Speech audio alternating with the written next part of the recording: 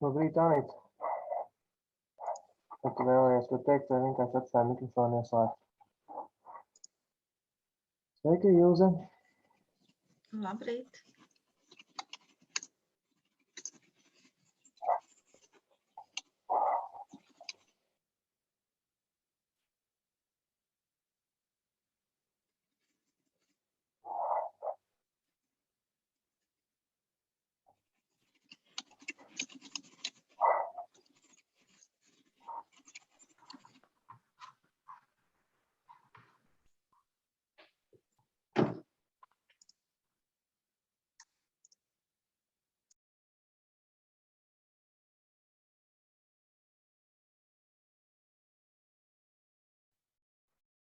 Šobrīd gaidām, kad tiks palaists tiešraidi YouTube, un tad arī sāksim.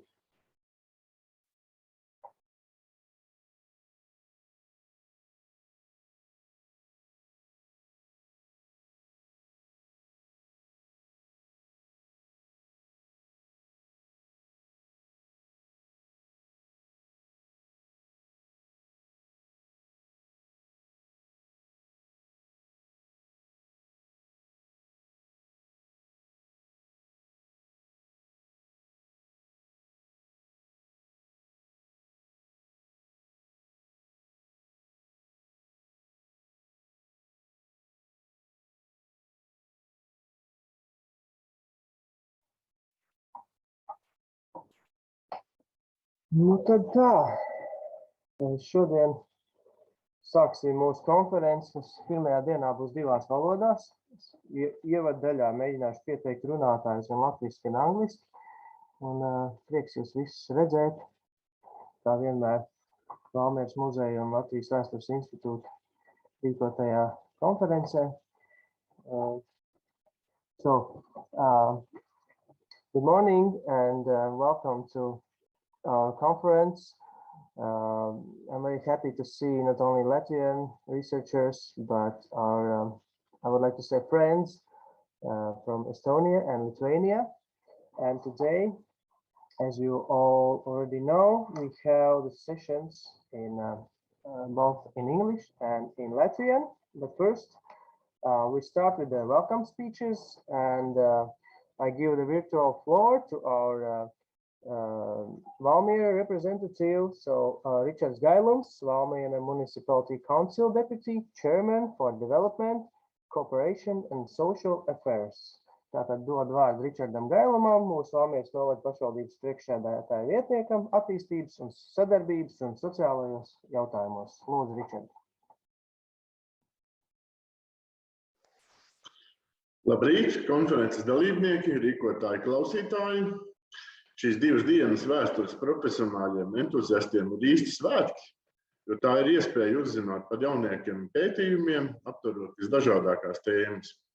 Bet jo īpaši es gribu uzsvērt, ka tā ir lieliski iespēja visiem, kuriem ikdienā nav tik cieši saita ar vēstures jautājumiem, uzzināt kaut ko jaunu. Šādā veidā mēs ērtā veidā uzzinām tiešām daudz jauna un interesanta, turklāt paša autora izpildījumā. Šobrīd Valmiera un Valmieras novads ir ceļā uz Eiropas kultūras galvaspilsētas titulu. Sagatavojot pieteikumu, mēs ļoti labi redzam, cik būtiski ietekmi uz attīstību, uz mūsu vērtībām, pat skatījumu uz dzīvi ir atstājuši mūsu senči un dažādi vēstures līkloči. Tikai to pētot un mēģinot saprast, mēs veidojam ko jaunu, mēs augam paši. Tas palīdz mums iztēloties, ko varam paveikt, un to, ko varam iztēloties, to mēs varam arī īstenot. Tāpēc arī liels paldies par jūsu darbu, drosmi piedalīties ekspertiem par vērtējumu un ieteikumiem. Šis ir būtisks veikums ne tikai jūsu kā jauno profesionāļu personīgajā izaugsmē, bet arī sabiedrībai kopumā. Valmieras novada pašvaldības vārdā pateicība organizētājiem, Latvijas Universitātes Latvijas vēstures institūtam un Valmieras muzejam sadarbībā ar Vytauta Dižā universitāti Kaunijā, Lietuvas vēstures institūtu un Tartu Universitātes vēstures un arheoloģijas institūtu. Lai vērtīgs un iedvesmojošs šīs 2 konferences dienas, un es ļoti ceru, ka nākamgad mēs tiekamies aci pret aci klātienē. So, now English. Dear conference participants, organizers and listeners, these 2 days are a real festival for history professionals and enthusiasts. It is the opportunity to learn about the latest studies covering a wide range of topics. In particular, I would like to emphasize that this is a great opportunity for everyone who may not have such a close connection to historical issues on a daily basis. In this way, we easily learn a lot of new and interesting things presented by the author himself or herself. Currently, Valmiera and Valmiera Municipality are on their way to the title of the European Capital of Culture. During the process of preparing the application, we can see very well the significant impact that our ancestors, the various twists and turns of history, have had on the development, our values, and even of views of life. Only by studying and trying to understand it, we create something new, we grow. It helps us imagine what we can do, and the things we can imagine, we can also accomplish. Thank you very much for your work, courage to participate, and thanks to the experts for assessment and recommendations. This is an important achievement not only for your professional growth as young professionals, but also for society as a whole. On behalf of Valmiera Municipality, I would like to thank the organizers, the Institute of Latvian History of the University of Latvia and Valmiera Museum in cooperation with Vytautas Magnus University in Kaunas, the Lithuanian Institute of History and the Institute of History and Archaeology, the University of Tartu. May these 2 days of the conference be valuable and inspiring. See you next year, hopefully in person. Thank you very much.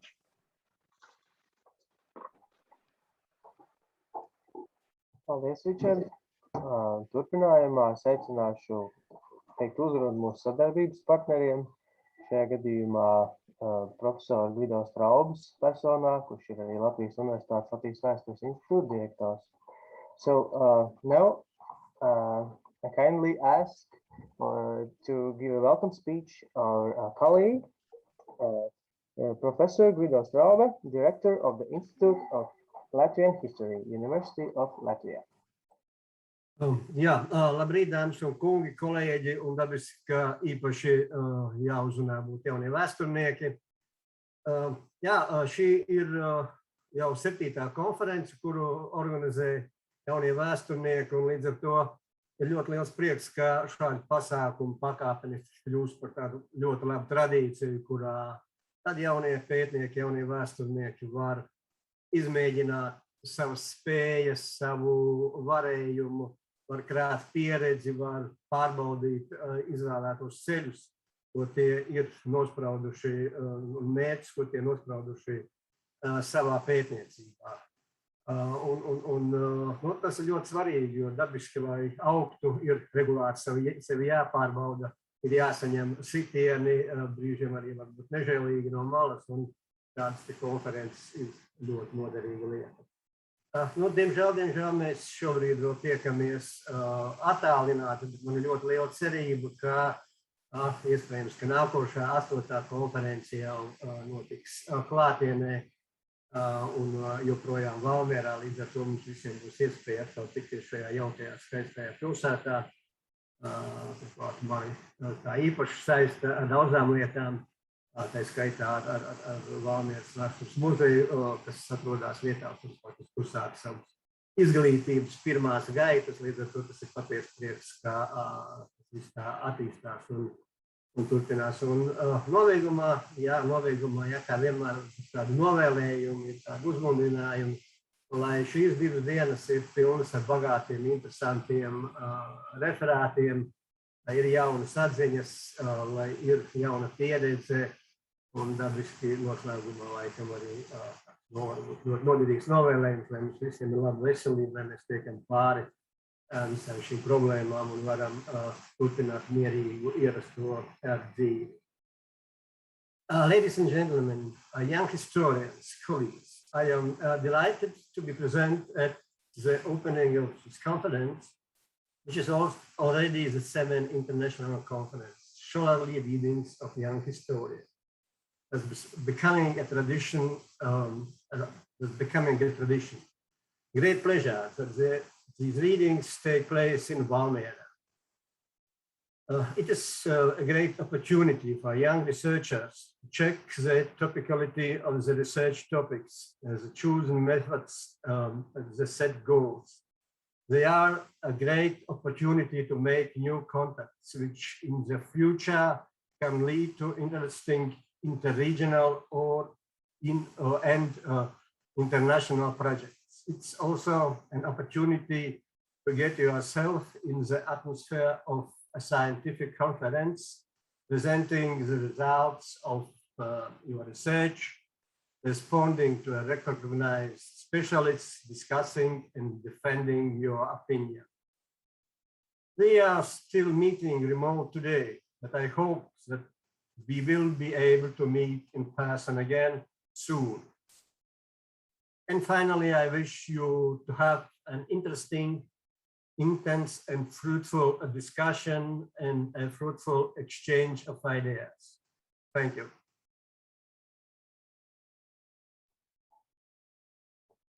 Paldies, profesoram Straubam.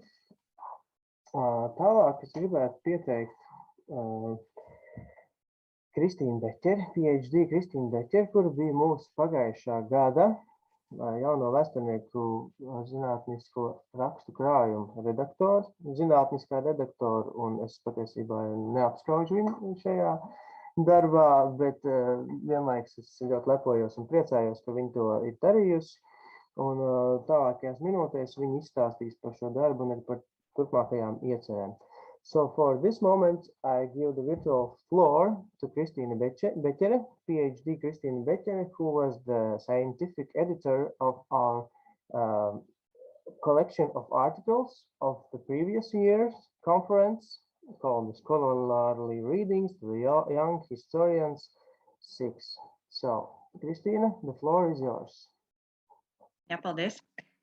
Labrīt, man ir liels prieks vismaz jūs vārdus šodien šeit redzēt, šajā dalībnieku listē, un prieks redzēt gan pazīstamus vārdus, gan arī vēl tādus neredzētākus.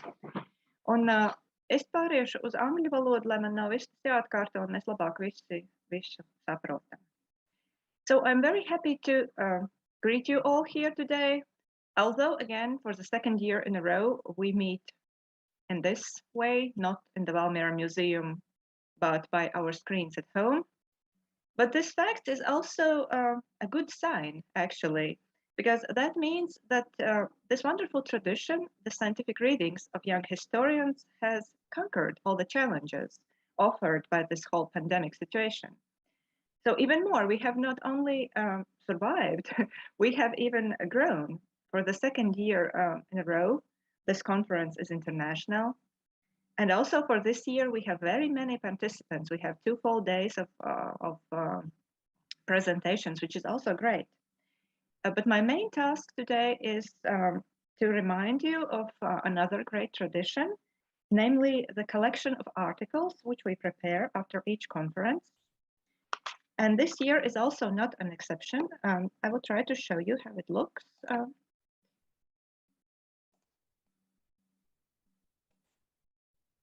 So you should be able to see the cover of this year's volume. And I'm proud to announce that this volume has been received from print a few days ago. I will, of course, write a letter to all authors of the articles how you can get this volume, but it is done. There are 11 articles in this volume from topics range from Middle Ages to basically to the end of the 20th century, which is interesting. Archaeology is missing this time. That is an interesting development because for the previous years, archaeology was always quite a prominent topic among both presentations at the conference and also among the articles. This volume is different, so no archaeology here. Also, interestingly, I didn't see any archaeology topics in our today's and tomorrow's conference. So maybe it is some new change of focus observable here, or maybe it's just a coincidence. Anyway, the tradition to prepare such a volume of scientific articles after the conference will continue also after this conference. After it, of course, some of us will send you the details, how to proceed if you want to publish. But I would encourage you to use this opportunity to continue this tradition and also to participate. So wishing us all very interesting presentations for these 2 days and fruitful discussions, and just enjoy what you do because your research is great. Thank you.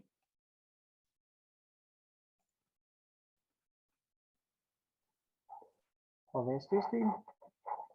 Kamēr mēs gaidām tehniski iemeslu dēļ, mums paredzētā Laura Bužinska šobrīd nav vēl pieslēgusies. Es gribētu pateikt arī to, ka mēs šai konferencei tika sagatavots tēžu krājums. Tas nozīmē, ka arī tie, kuri izvēlēsies rakstu nerakstīt rakstu krājumā, viņu nolasīto referātu tēzes jau šobrīd tiek publicētas Latvijas Universitātes repozitorijā, kas nozīmē datubāzē, tie būs pieejami ar visu konferences norises aprakstu programmu, tātad rīcības komiteju un zinātnisko komisiju, ieskaitot par to, kāda bija šīs konferences noris.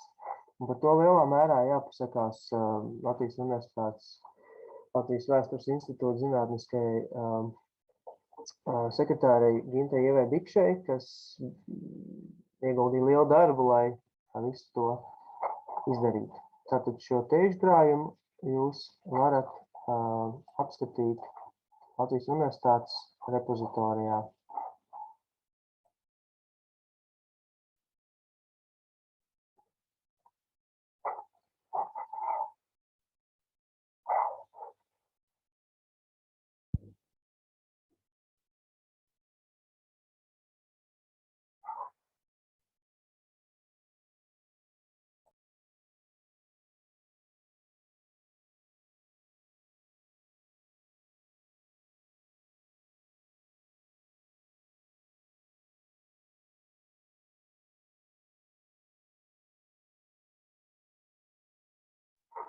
So as we are still waiting for Laura to join us, I will repeat the previous text in English. So as you already noticed, we managed to create the abstract collection for this conference, and it's going to be located in the University of Latvia in the virtual databases, repositories, where you can easily access it anytime. And I hope it's going to stay there as long as the database will be just to see how the conference was taken, what kind of presentations were done, and all the abstracts are there. Okay. Right now, I see Laura Bužinska is already here, and hopefully she has the microphone on and everything is good. So let me introduce you with Laura Bužinska. She is a board member of Association of Latvian Young Scientists, and she agreed to give a welcome speech to our young historians. Laura, can you hear us? Are you with us now? Yes, hi. Do you see my screen? I think no. Right now we don't see your screen. Okay, I will try to share with you. I'm happy to be here. Sorry, I had some technical difficulties in the morning, but I hope now you can hear and see me. Yes, we can. Okay. Let's see. Do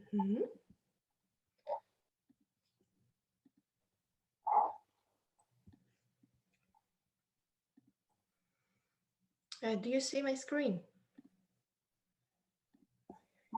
Yes, we do. Super. So here it is.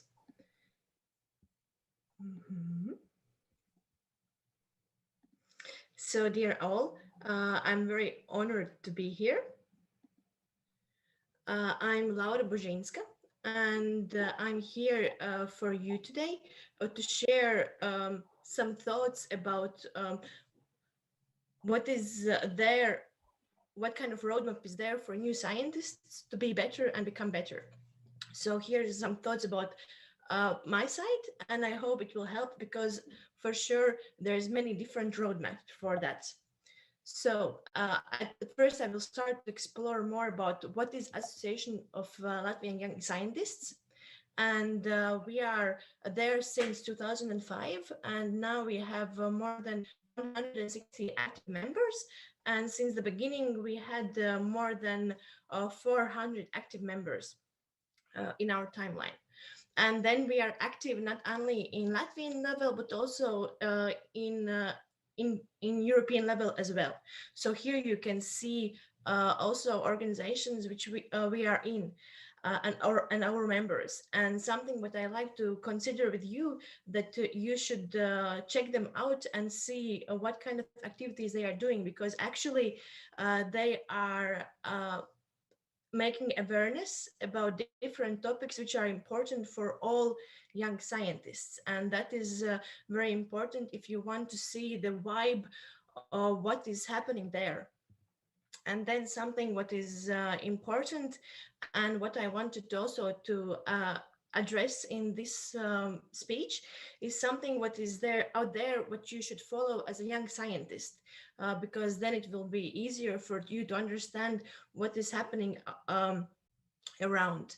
And something what I wanted to share is, so here's like, because what we need as young scientists, of course, is like all kind of resources to boost our understanding about what is happening also in our own level, like in national level, and also what is happening internationally. So here I will share more some ideas where you can follow information.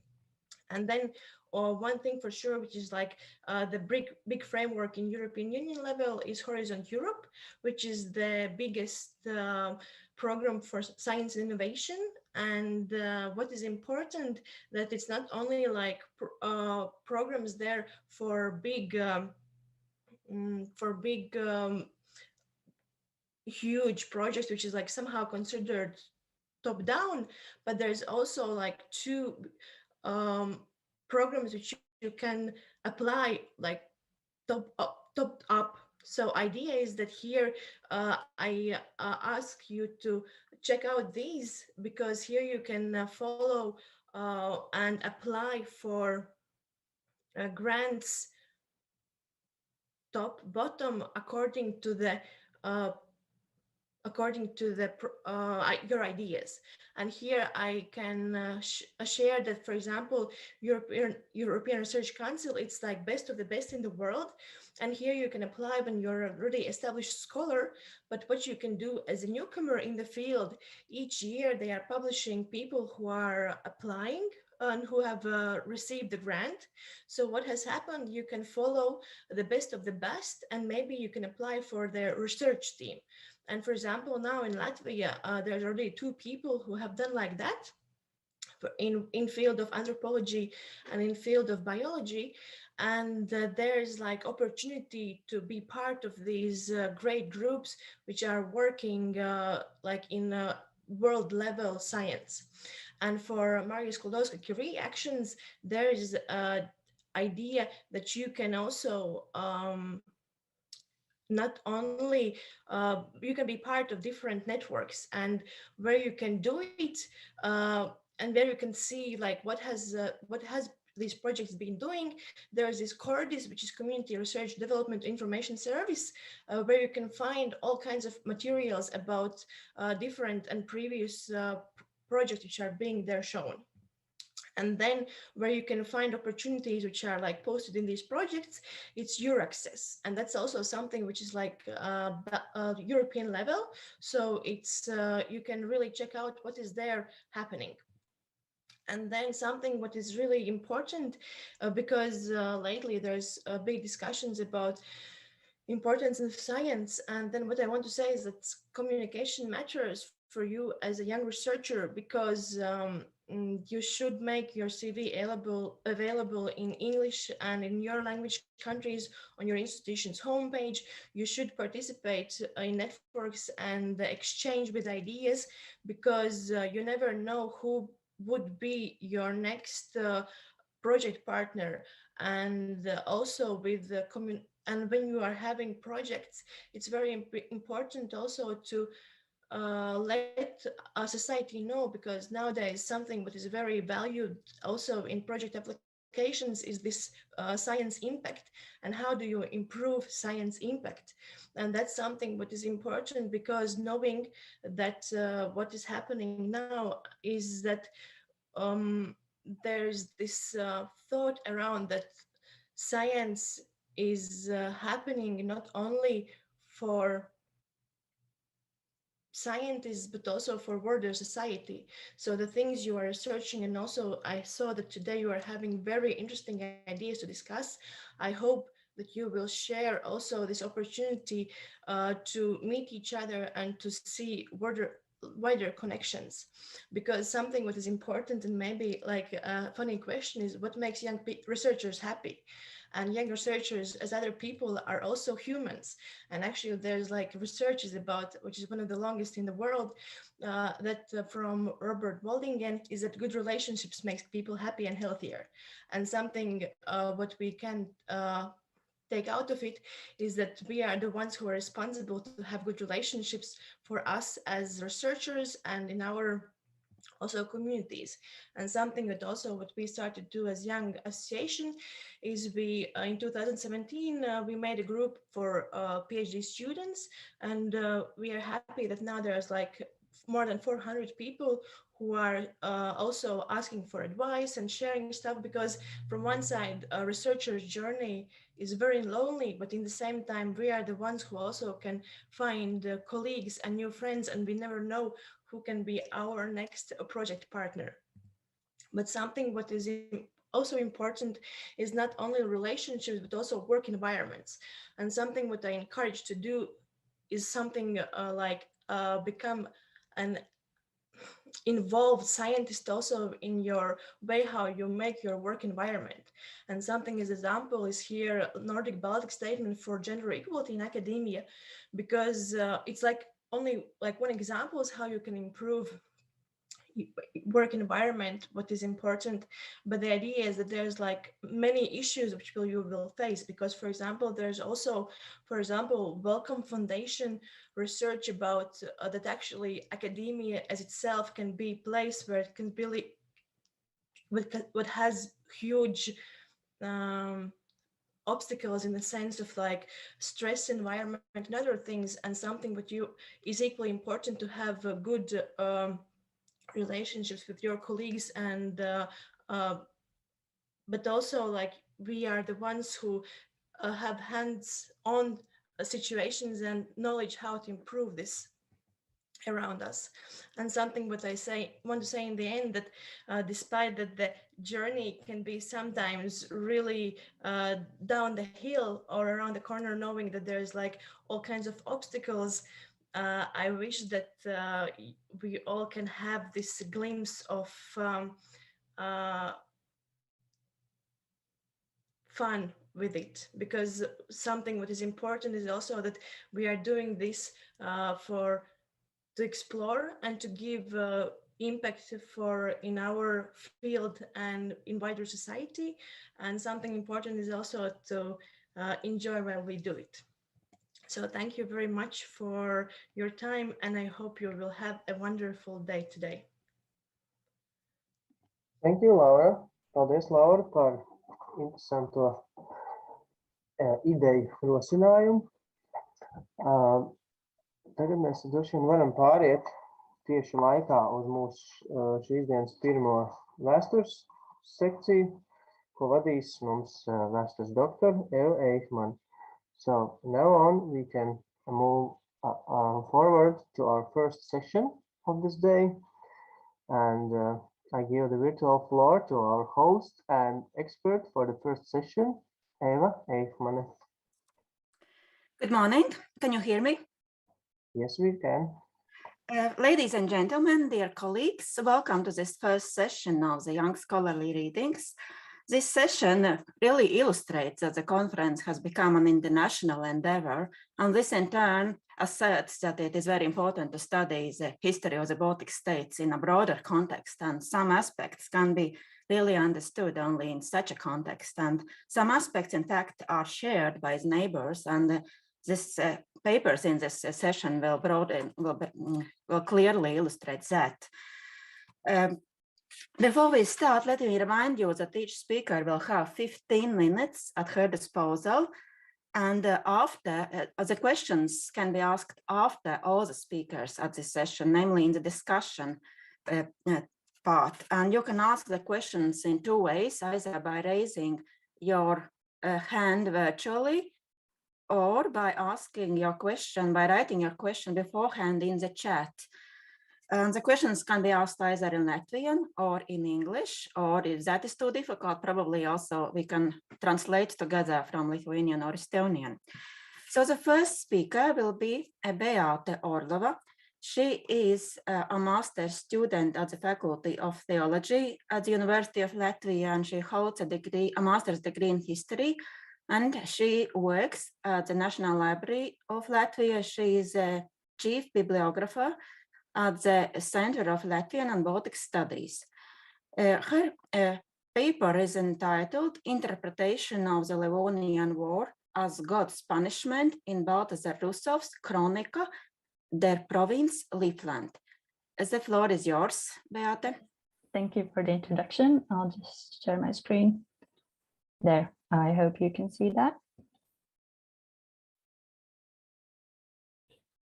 So, the Chronika der Provinz Livland, or the Chronicle of Livonia, was written by Lutheran pastor Balthazar Russo in Thailand, first published in 1578 and then edited and reprinted again in 1584. The Chronicle gives an overview of the history of Livonia since its establishment in the 13th century and focuses on describing the events of the Livonian War, which was a military conflict lasting from 1558 to 1583. While some scholars have named Russo the most important 16th century chronicler of Livonia, his work, compared to some other texts produced in medieval Livonia, has not enjoyed great attention from researchers, at least not so much in Latvian historiography.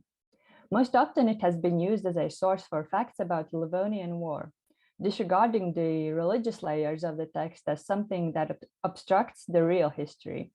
So it is my purpose to look at Russo's chronicle not so much as a text that may or may not depict true historical facts, but more so as a work of Protestant political theology, focusing on, in this presentation, on Russo's interpretation of the Livonian War as God's punishment.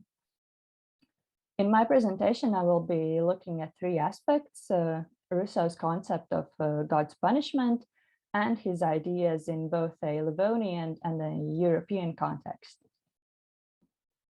So right from the beginning, from information Russo provides in the introduction of his chronicle, we see that this is not only a work of history, but also a work of political theology. Russo writes about political events in great detail and does so by taking a clear political and religious stance himself. His presentation of the events in Livonia is deeply rooted in his religious views. We learn that in his view, the basis for the well-being of any state is having a good rulership. And this is an idea that is central to many early Reformation theologians' works as well. If the rulers obey God and fulfill their duties, everything will go well. He states that originally Livonia had such good rulers, but eventually they fell into sin, and by being a terrible example, led the rest of Livonians into sin as well. Then, because the Livonians were stubborn, ignored God's warnings and continued to sin, God had no choice but to send punishment in the form of foreign soldiers to teach the Livonians a lesson and make an example out of them so that others would see and not make the same mistakes. As Russo puts it, the invading Russian armies are just instruments in God's hands to carry out this punishment. And he also gives us an insight into how he understands the concept of God's punishment. He believes that God uses punishment only as a last resort to help people understand they must repent from sin, and God's aim is never to destroy the people or any state or city. And Rousseau sees God as a father figure who wants to bring his children back to him. And we even see that Rousseau seems to understand it as a sort of his mission to warn the future generations and for them to avoid incurring God's punishment again. And he claims that this is his motivation for writing this chronicle. While Rousseau is clearly influenced by religious ideas, only once throughout the text does he refer to very specific verses of the Bible, which is the 4th book of Moses, chapter 26, and the 5th book of Moses, chapter 28. In other cases, even if he quotes or paraphrases the Bible, no reference to a particular book or chapter is given. And these particular Old Testament verses speak about the people of Israel and their relationship with God, reminding them to be obedient and not to incur God's punishment. And by making this reference to these particular Bible verses and to various historical events, as you can see in this quote, Rousseau places Livonia in a long list of cities or states that have experienced God's just punishment throughout history, including biblical Sodom and Constantinople, which fell to foreign invaders in 1453. So, in a sense, what happens to Livonia is a logical sequence of events because the same has already happened to so many other states in history. Integral to Rousseau's interpretation of the Livonian War as God's punishment is also his belief in God sending various warning signs to humanity, such as celestial objects, weather events, or strange animal appearances. While Rousseau mentions all 3 types of these signs, he seems to be most interested in describing and interpreting various comets that appeared in Livonia during the years of the war. It must be noted that in Rousseau's chronicle, the appearance of comets and other strange apparitions is always interpreted in connection with some kind of misfortune, especially with battles or other aspects of war. In Rousseau's view, a comet which appeared in Livonia during the Lent of 1566 seems to be the most significant celestial object out of the 3 he mentions altogether. The comet of 1566 is mentioned 3 times throughout the text, including right in the very introduction. He believes it to be one of the final warnings sent by God to the people of Livonia, giving them opportunity to repent before the war truly takes its course. After some territories in Estonia are ravaged by soldiers, he says that this is what the comet was warning about. The other 2 comets he mentions are interpreted respectively to mean misfortune for the Russian soldiers as the war turns its tide in 1577, and misfortune for many parts of the world as a comet appears in 1580, shortly before an epidemic spreads in many parts of Europe and Asia. Now I would like to take a look at Rousseau's ideas from a Livonian context to see whether his contemporaries interpreted events in the same manner he did. The Chronicle of Solomon Henning, published in 1594, which might be an even more obvious example of Lutheran political theology than Rousseau's text, not surprisingly understands the events of the Livonian War quite in the same way as Rousseau. The war is sent as punishment by God for the sins of both the previous Catholic rulers and the general population of Livonia. Henning even mentions the comet of 1566 and states that it was a sign clearly pointing to the coming troubles of Livonia. He even calls it a finger pointing to the coming disasters. However, Rousseau's interest in celestial bodies as warning signs seems to be deeper than his counterparts, and Henning does not mention such a sign more than once.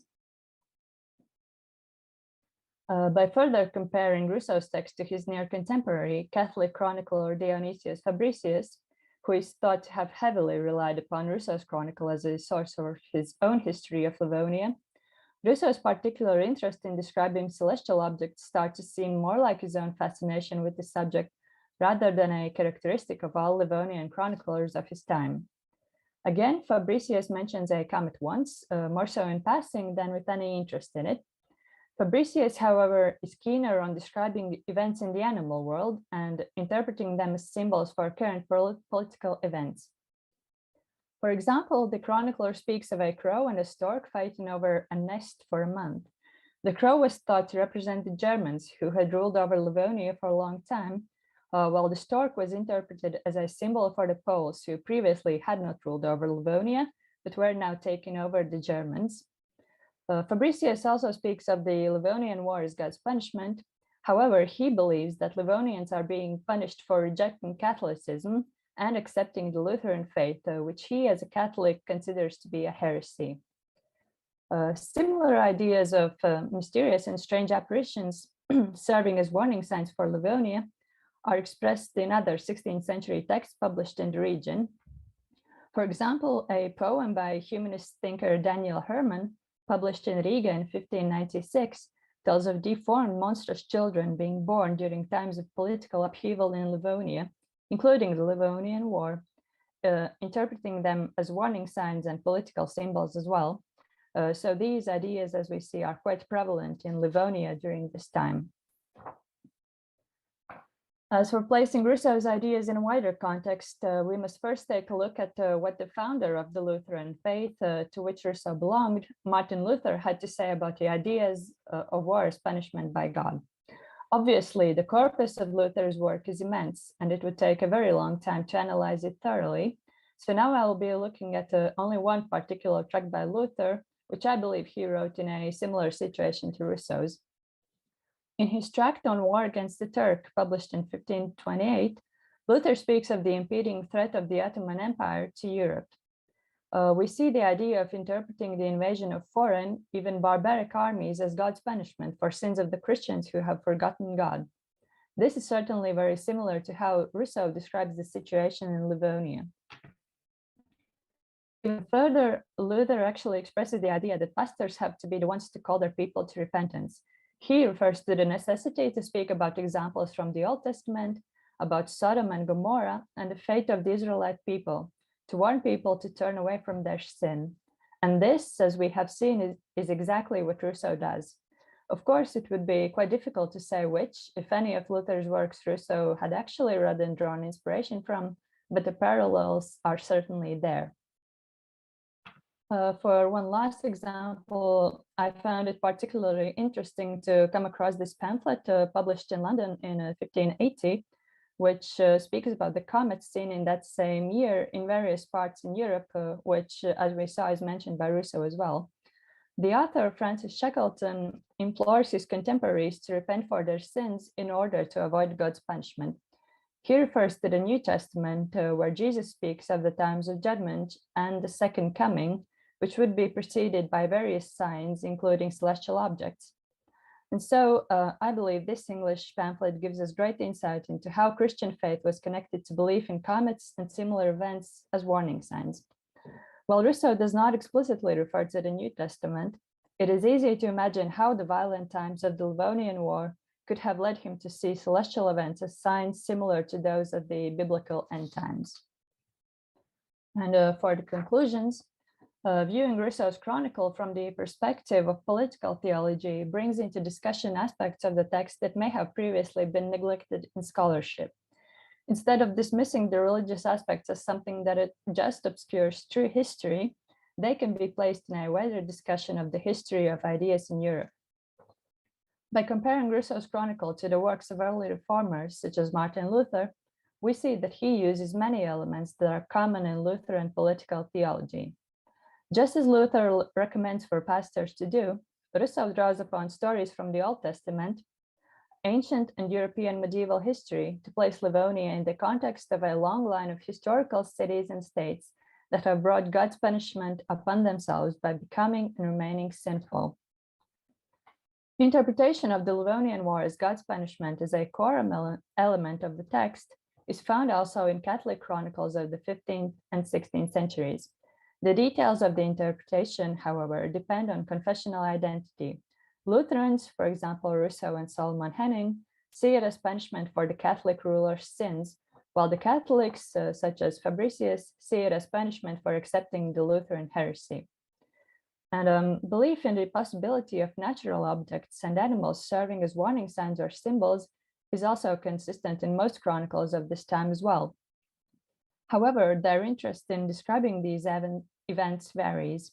We are possibly seeing Rousseau's particular personal fascination with celestial objects, or his belief that repeatedly describing these events underscores his messages of morality and necessity to repent. So, thank you for your attention.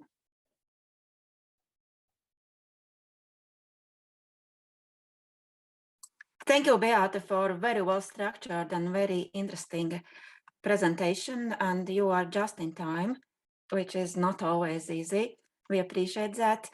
Beate has given us the mind frame of the 16th century inhabitants of Livonia, and from the same time frame, we now turn from Livonia to Lithuania. The next speaker will be Justīna Šumilova.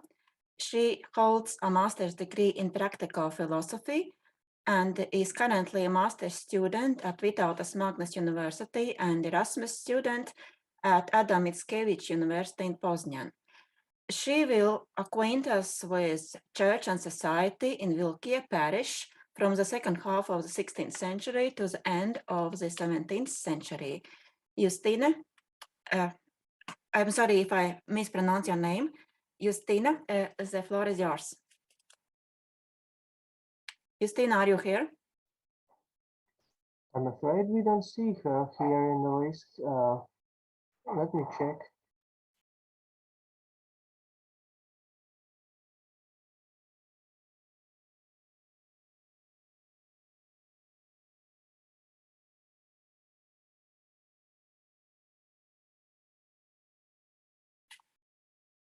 Well, maybe we can move forward to Alice. Yes, if Justīna joins us later, we can change the sequence of speakers. Now we remain in Livonia, but in the territory of present-day Estonia, and we move to the 18th and 19th century. The next speaker will be Alice Pērn from Tartu University. She is a master's student there and art history assistant. She will acquaint us with the main focus of her research, which is the forgotten wooden manor houses of Baltic nobility, or Baltic German nobility, and their research perspectives. She will focus on the architectural handbooks and treatises written in used in Estonia during the time period from 1700s to 1850. Alice, are you here? The floor is yours. Yes, can you hear me? Yes, we can. Yeah, that's wonderful. I'm going to share my screen now. Just 1 second.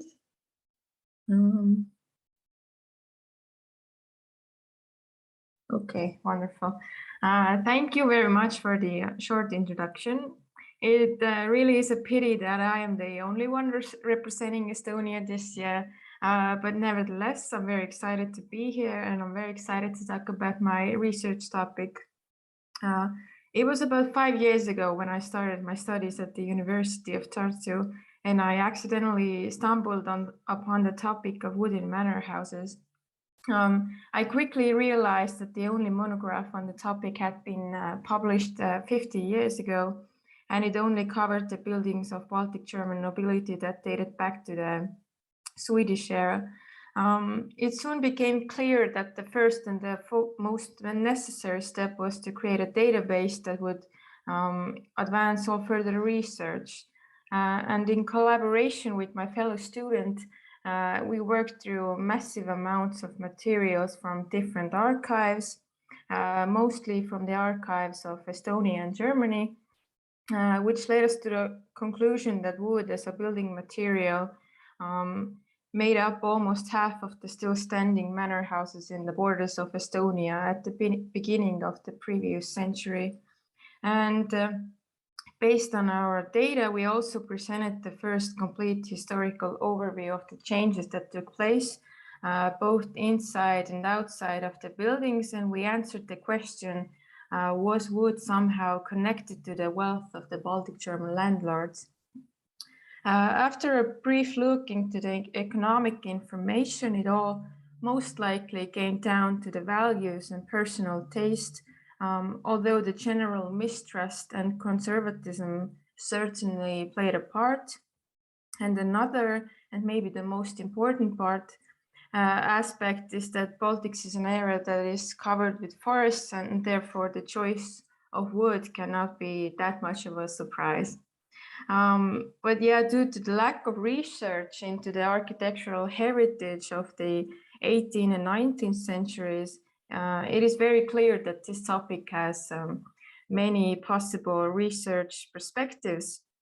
And in my opinion, the most logical next step at this point is to look into the time period after the Great Northern War up to the heyday of manorial culture in the first decades of the 19th century, mark the architectural changes and find out the influences that turned simple residences into markers of high culture.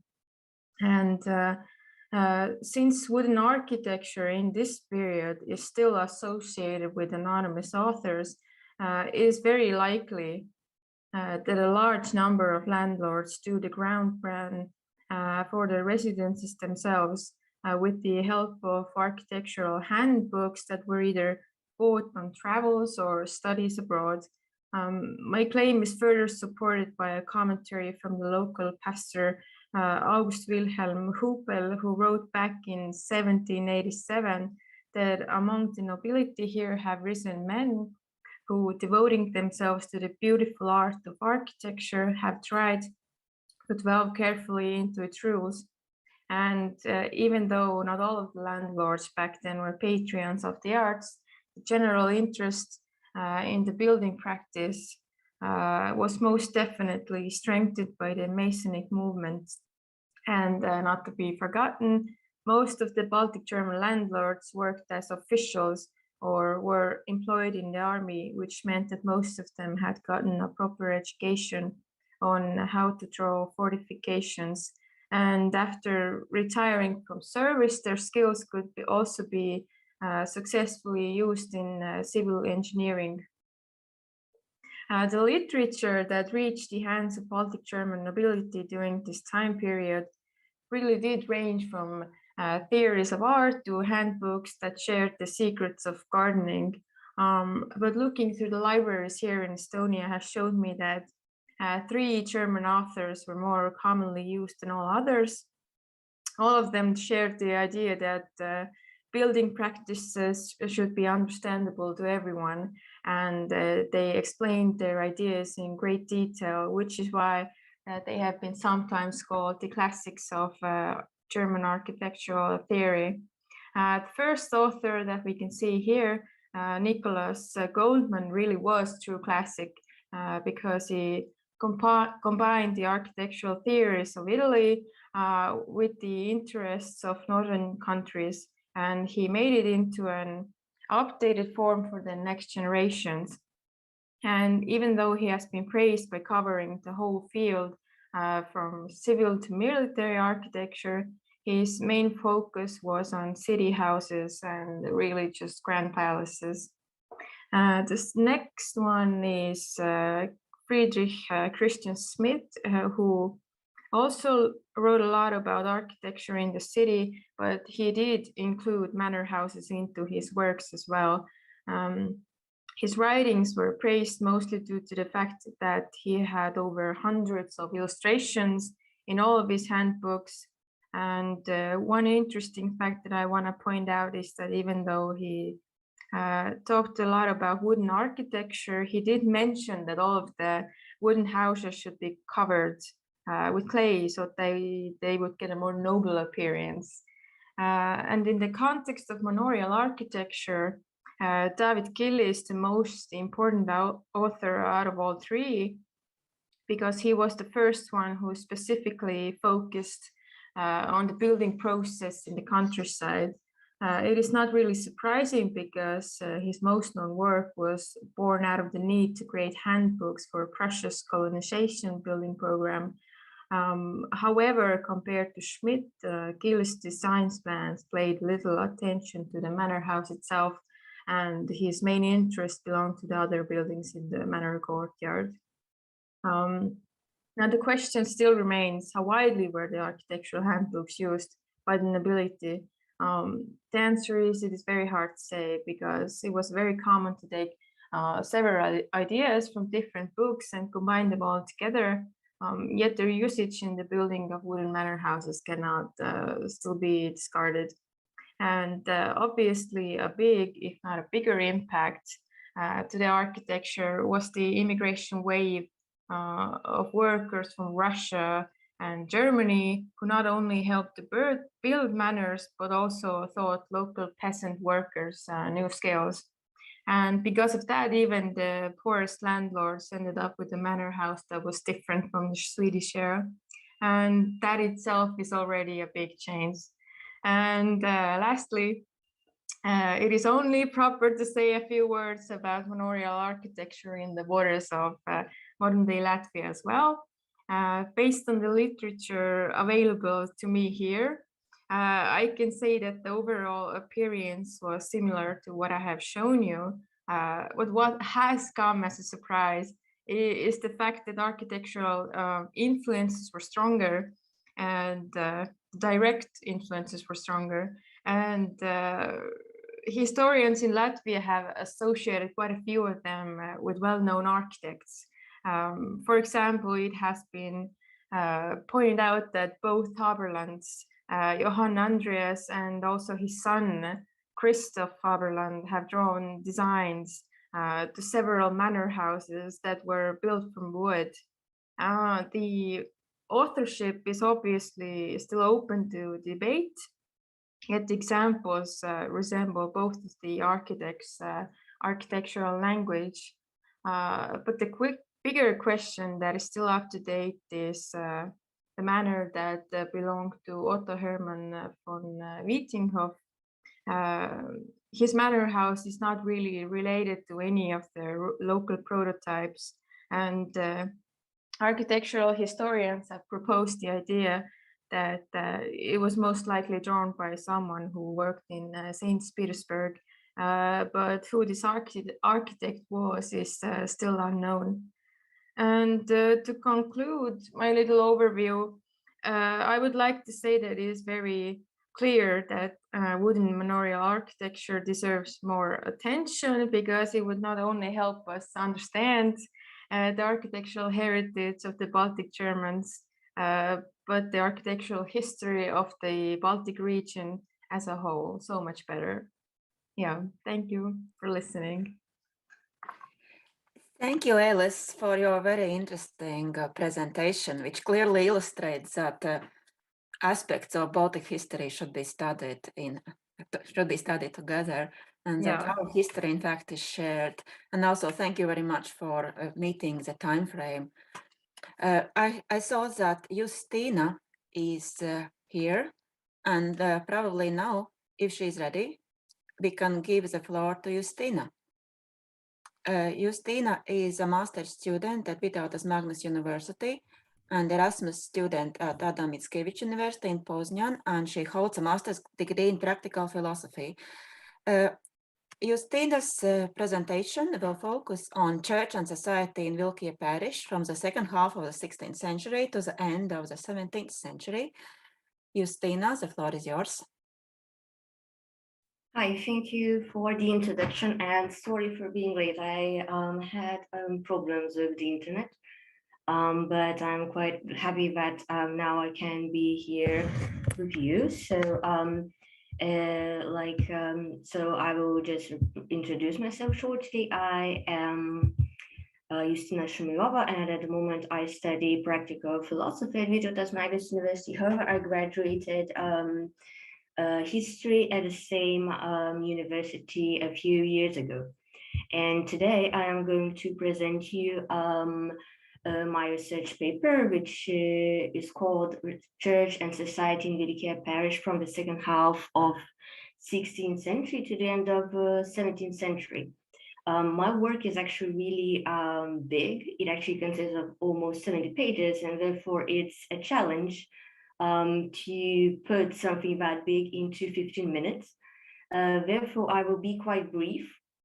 And like, if you have any questions, like, please let me know during the discussion time.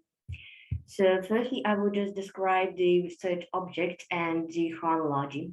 So research object was chosen to be Valmiera parish.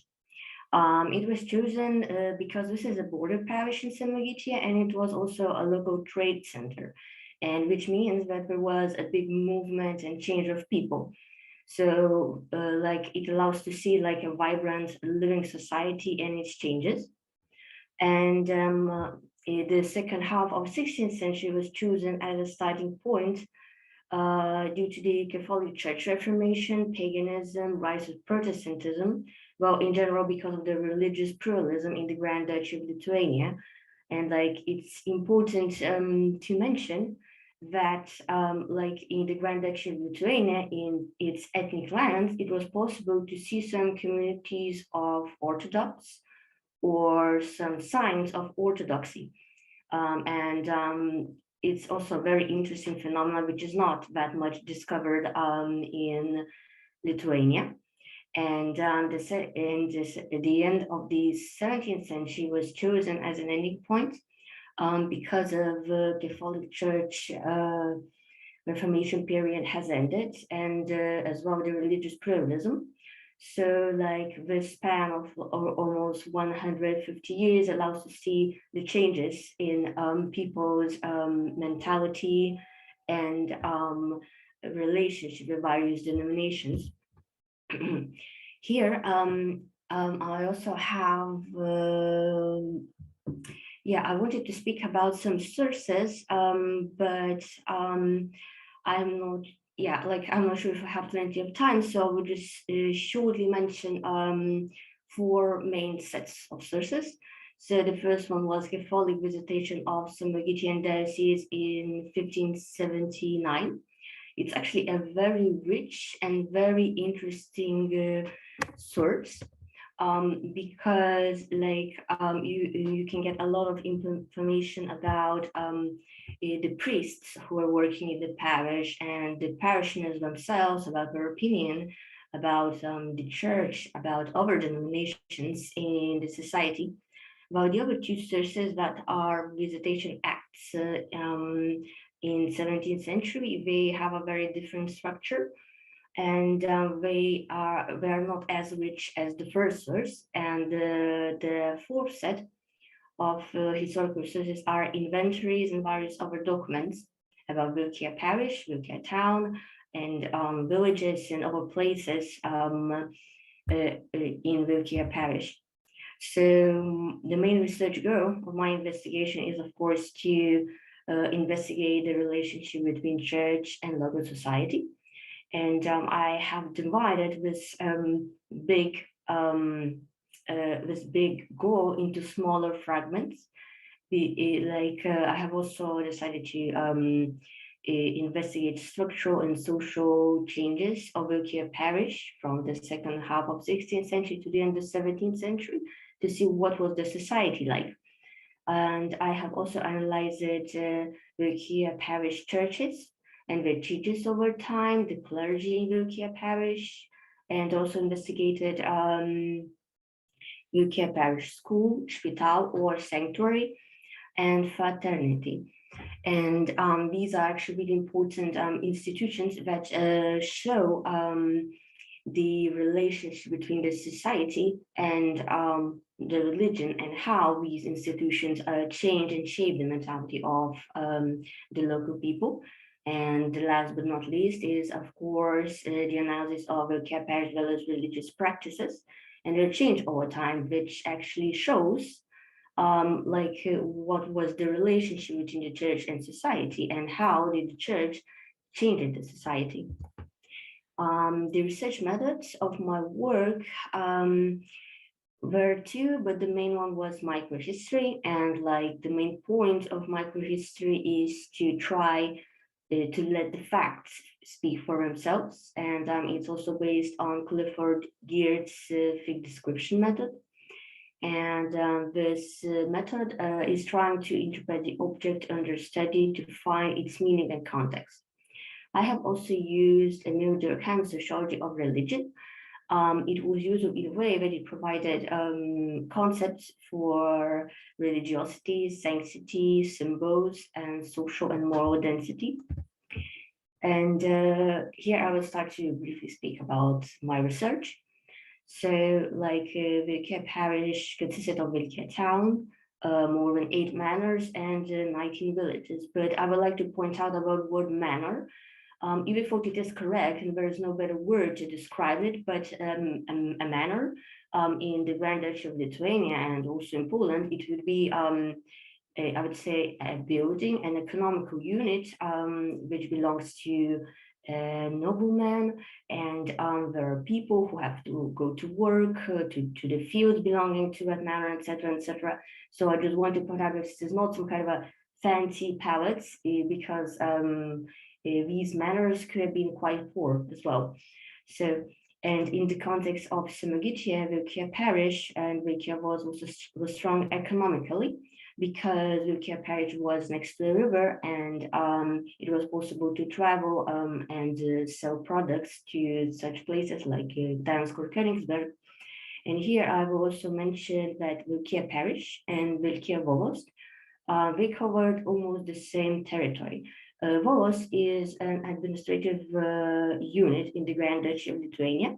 And here I actually got really lucky, because I didn't have to look for sources in different parishes or different Volosť districts, because these two territories are almost basically the same. And speaking about Valmiera politically, in the second half of 16th century, it hosted 4 gatherings of Samogitian Sejm. So it was an important place, an important political place. And it was unclear whether Valmiera had a filial church or parish in the second half in the 16th century. The sources here are quite confusing, because some of them mention that Valmiera was an independent parish, but some of them also mentioned that it was a filial church of Veliona, another parish, and it's quite unclear here. However, in 17th century, it was an independent parish, and the sources also prove that. And now briefly talking about the Valmiera parish social structure. So szlachta, like this is the term used in Poland, and well, it kind of applies to Lithuania as well, or the nobility. This group was quite numerous in Valmiera parish, however, they were not rich. Some of the szlachta had land or forest, and they could sell it to Gdańsk or Königsberg. And there were actually 2 Slavic Orthodox families who settled down in the Valmiera parish for some time. So it was Palubinsky family and Wojna family. Town people, town dwellers, this was a numerous group in Valmiera town in the second half of 16th century. However, after the wars in the middle of 17th century, the group of town people have decreased a lot, and this is when the Jewish people started to settle down in the town, in general in the parish. And peasants, on the other hand, they actually had better conditions to sell their productions and actually to compete with the szlachta, because serfdom was not as well developed and not as strong in Samogitia as in the Grand Duchy of Lithuania. And the clergy, of course, as a layer, was the most scarce group that took a longest time to develop in the parish and in general in Samogitia. So Valmiera parish churches. It is clear that in the second half of the 16th century, Valmiera parish had 2 churches, so one Catholic and one Protestant.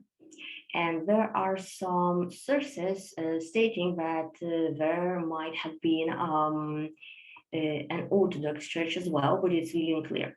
So according to the vicar in the visitation of Smolgitia in 1579, he mentioned that rich Lachta Shimon Wojna forced to baptize children at the Orthodox Church, but it's not clear where is this Orthodox Church. Is it in the parish? Is it somewhere else? And it's most likely that Shimon Wojna might have had an Orthodox Church in his own lands that also are in the parish, or there is another version, because like there is a nearby parish to Kiev, which is called Ričards, and we actually there was actually an Orthodox church. So it's possible that people were forced to go to that church. And briefly speaking about Shimon Wojna, it's really interesting because his son, Abraham Wojna, he actually became a Catholic bishop, a bishop of Smolgitia. So as you can see, like the father is Orthodox, but the son is Catholic, and this is a very common scenario in the second half of 16th century. So coming back to the churches, so the Catholic Church in the second half of 16th century was in a very bad condition. It had a broken roof, the water had worms, and pigs were running around and digging bones in the church cemetery. And in 17th century, there is no further information about Orthodox Church or Orthodoxes in Rukia Parish in general. However, it is known that a Protestant church still existed in the first half of 17th century. Catholic sources, because this is what has mainly survived and this is what I mainly work with, tend to hide the existence of Protestant churches. And there's another interesting point. Protestants actually use it to have their prayers not like in buildings like churches, but at their houses. And therefore, this could be the reason why we don't have much information about them. However, it's clear right in the 17th century, the situation changed a little bit to the Catholic side, and we actually had a building, the main building in the parish in general, and it was well preserved. And speaking about the clergy, so I could say a lot about them, but I will be very brief here. So Rukia Parish had a parson and a vicar, but only vicar was always present in the parish.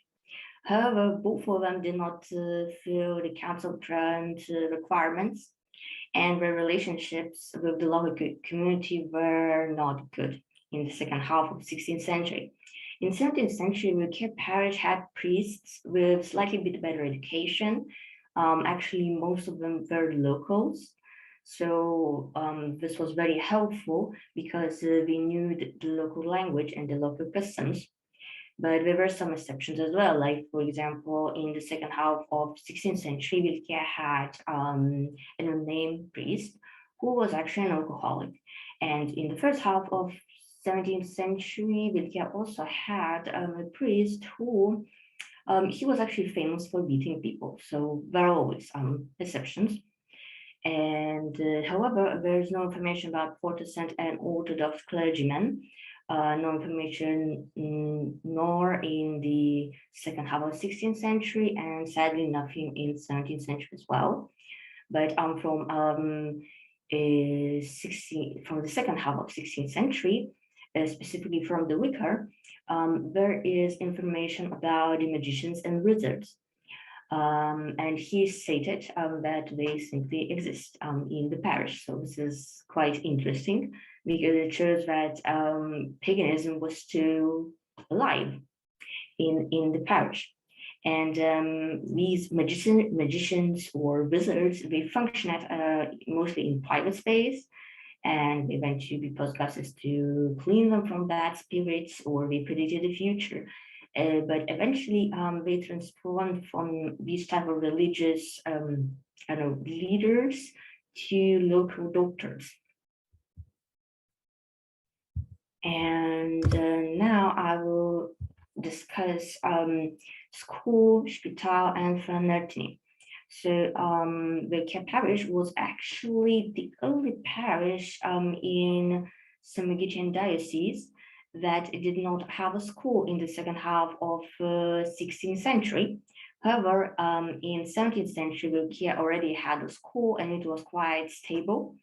And there were documents pointing out that the teacher should speak Lithuanian and Samogitian, which means that this could have been the influence of Protestantism. Valmiera had a spital in the second half of 16th century and later in the 17th century. Kristīne, sorry to interrupt you. You have to round up. Okay. So basically, A few minutes. So I will do it very shortly. So so spital existed in the second half of 17th century, and it was actually really helpful for changing the mentality of the people. The same could be said about fraternity, because people started to actually offer money to this fraternity, and also help it to equalize the social habits of many of the whole people in the parish. So I must finish now, and there's not enough time for the religious practices in the parish. So very briefly, so in the second half of 16th century, it was still possible to see pagan rituals, and some of the rituals that were connected with the Christianity, they were still very much pagan-like. But in 17th century, the situation started to improve and change. Okay, so so I think I should end now, because I could speak more and more. So still thank you for attention, and sorry for this disturbance and delay. And it's still nice to participate here. Thank you, Justina, for your very interesting presentation and for acquainting us with the Estonian history, with a part of Estonian history of Lithuania. It is not very broadly studied and very well known in Latvia in detail, as you may have understood from our discussion about the administrative division in Lithuania. However, your presentation clearly showed us the research perspectives that could be done also in other countries, including Latvia.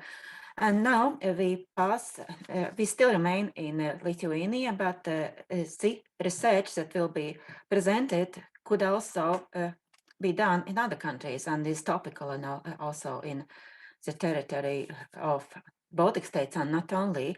However, the next presenter will not be able to join us personally, but she has sent us a video presentation which will be played from Albert's computer. The next speaker is Nijole Vailjonaite. She is currently a doctoral student at the Department of Cultural Studies and Ethnology at Vytautas Magnus University. And she will speak about the research of the childlessness phenomenon in Lithuania from sources to research studies.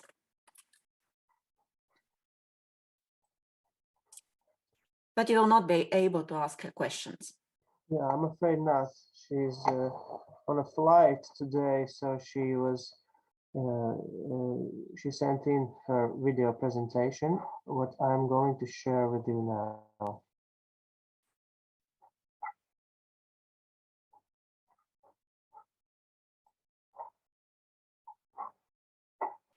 Hello everyone, I'm Nijole Vailjonaite from Vytautas Magnus University. Just a sec. Let's go again.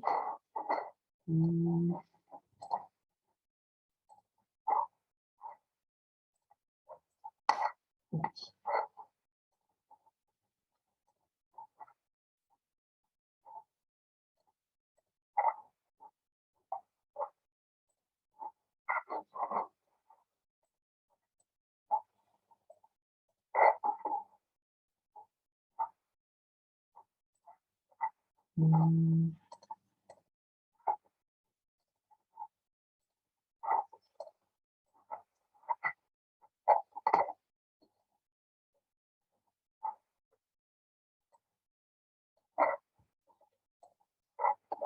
So,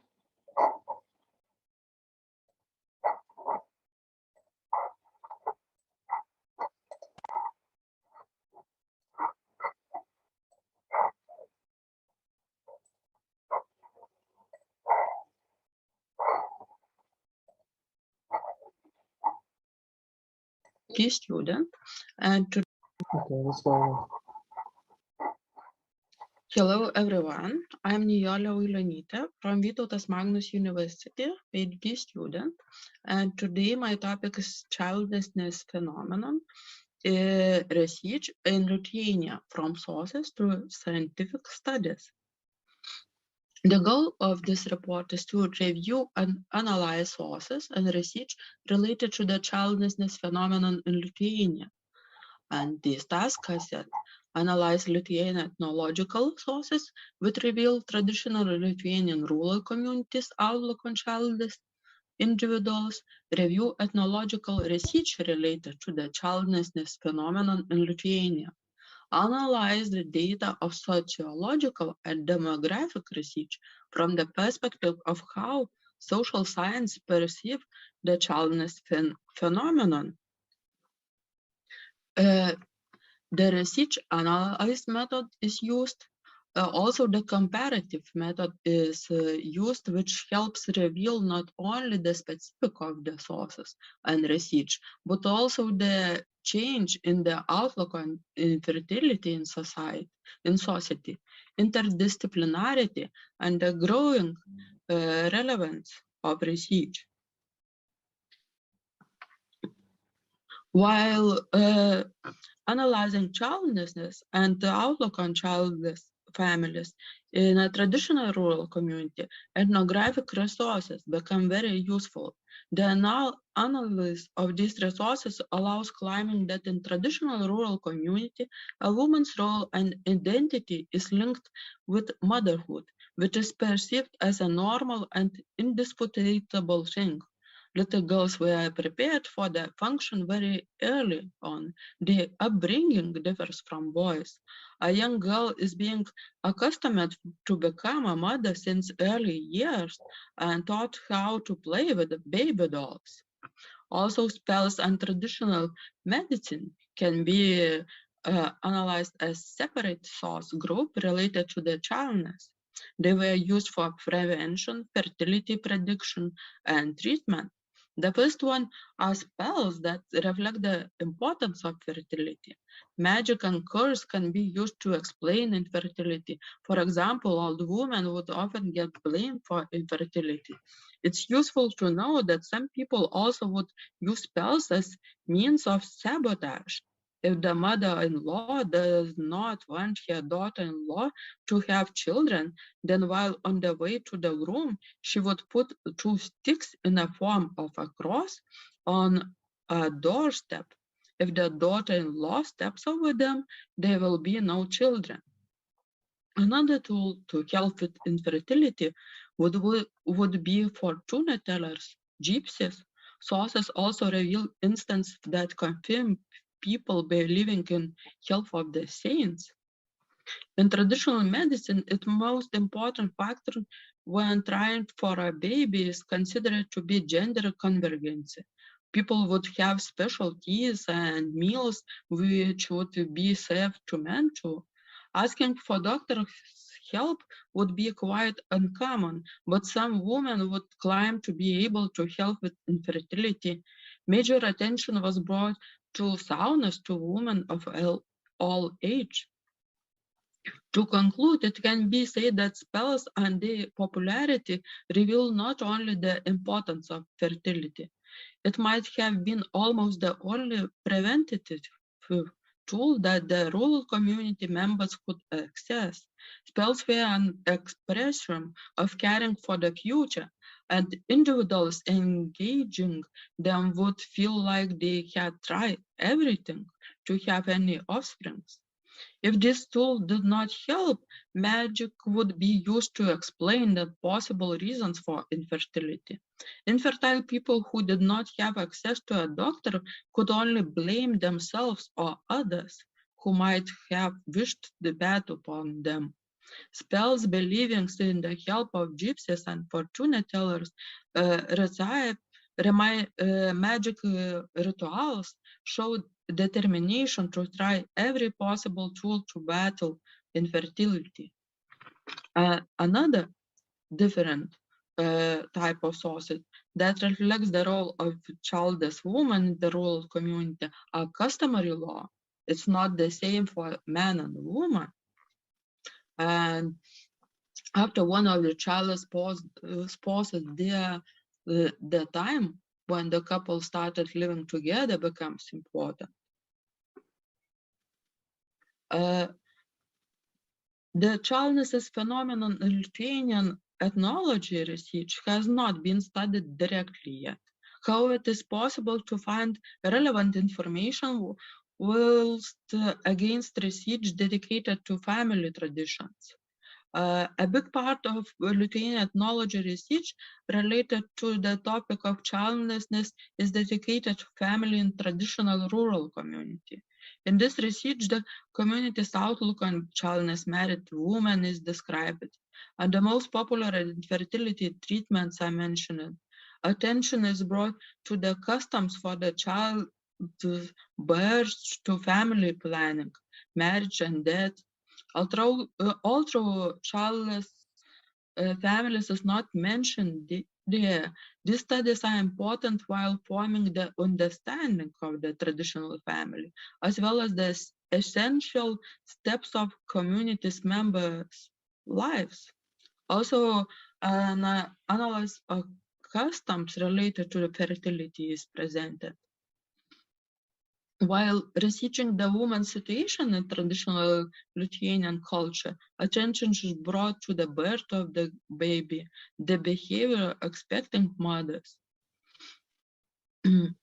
Also, research analyzes a woman's role that is influenced by the church in the rural community. The second category of Lithuanian ethnologist childlessness research is research done on urban city families.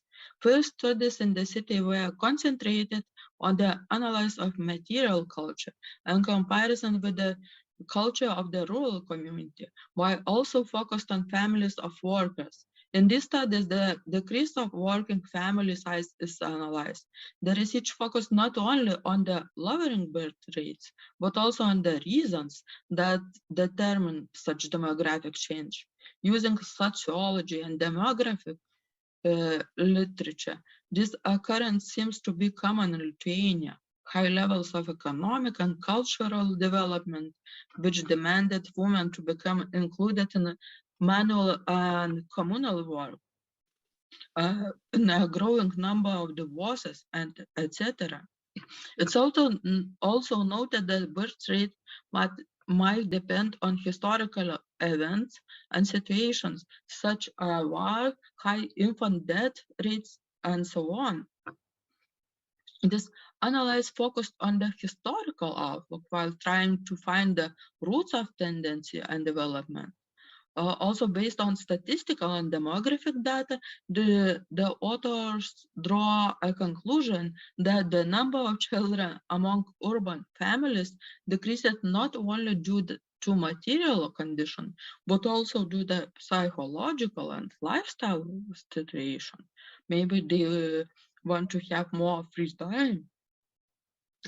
In other research, the objectives Lithuanian family values and the analysis of them reveals a change in the outlook on women as a mother, family traditions.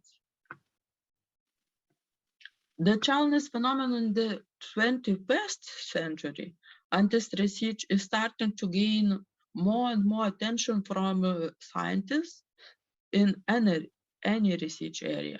A part of the research is dedicated to the childless analysis with the demographic context. The phenomenon is also interesting for sociologists. The tendencies of permanent childlessness are being analyzed. How the absence of children is positioned on personal or cultural levels. women's reflections about the current childlessness status.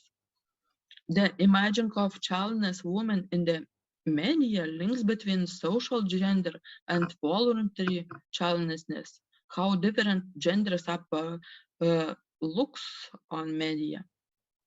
Depending on the cause, childlessness in current research is separated into three conditional groups: voluntary, involuntary, determined by life circumstances, and caused by biological infertility. However, it is noted that all these conditional types of childlessness can occur together and impact each other. Also, research shows that the attitude toward childlessness is changing. Moreover, a variety of circumstances become important, from personal family experiences in childhood, support from the environment, relationship with the partner to gender stereotypes, and the interdisciplinarity is needed. And very short conclusions. Childlessness is often called the phenomenon of postmodern society. However, historical demography research shows that for one reason or another, there have always been childless individuals. This is supported by ethnographic sources that shows the importance of fertility within the traditional rural community, outlook on motherhood as an separable part of woman's identity. Additionally, traditional medicine and spells for infertility make up another part of resources. Although there is no childlessness-specific research within the ethnology field, other relevant research reflects the tradition of traditional rural families, as well as the community's outlook on childless families. Traditional development research rural and urban families, as well as reasons for decreasing birth rates, is also being analyzed. Research on the 21st century childless phenomenon is gaining more attention from researchers and becoming interdisciplinary, taking demographics, statistics, sociology, and ethnology into consideration.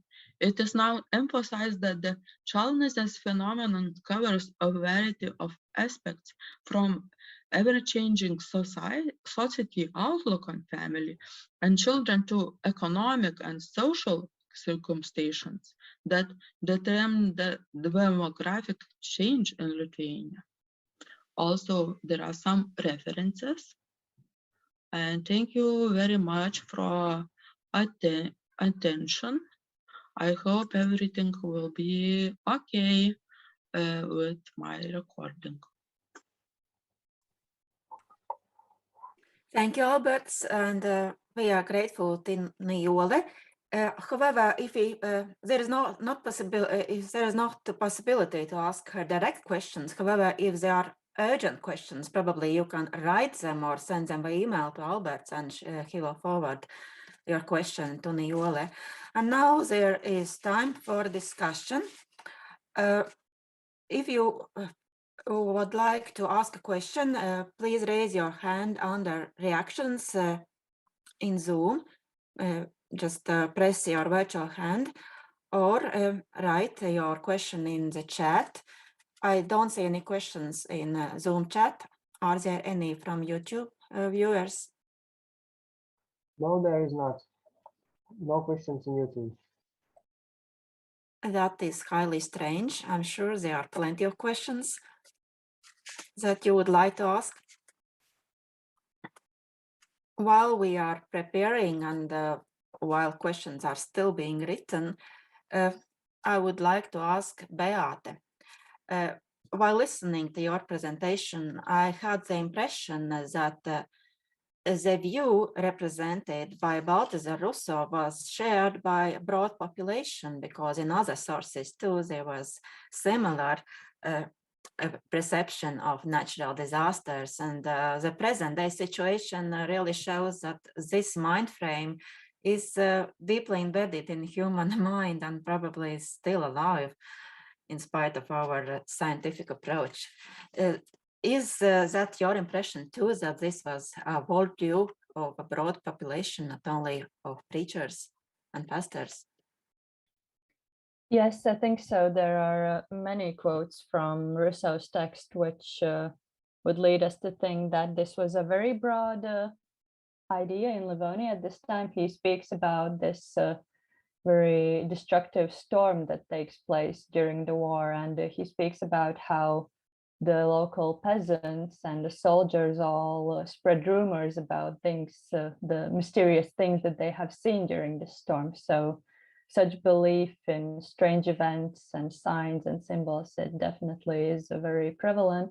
And I also was very interested to read about this plague and epidemic that he speaks about, and it's certainly so topical to what we are experiencing right now. So it's very interesting to think about all of this. Yes, thus your presentation in fact revealed what the 16th century people thought about Livonian War in general. Are there still no questions? While the questions are surely being written, I would like to ask Alice, have you, I'm just interested in about this wooden manners being researched also in Latvia. You gave us a very brief insight into this topic in Latvia.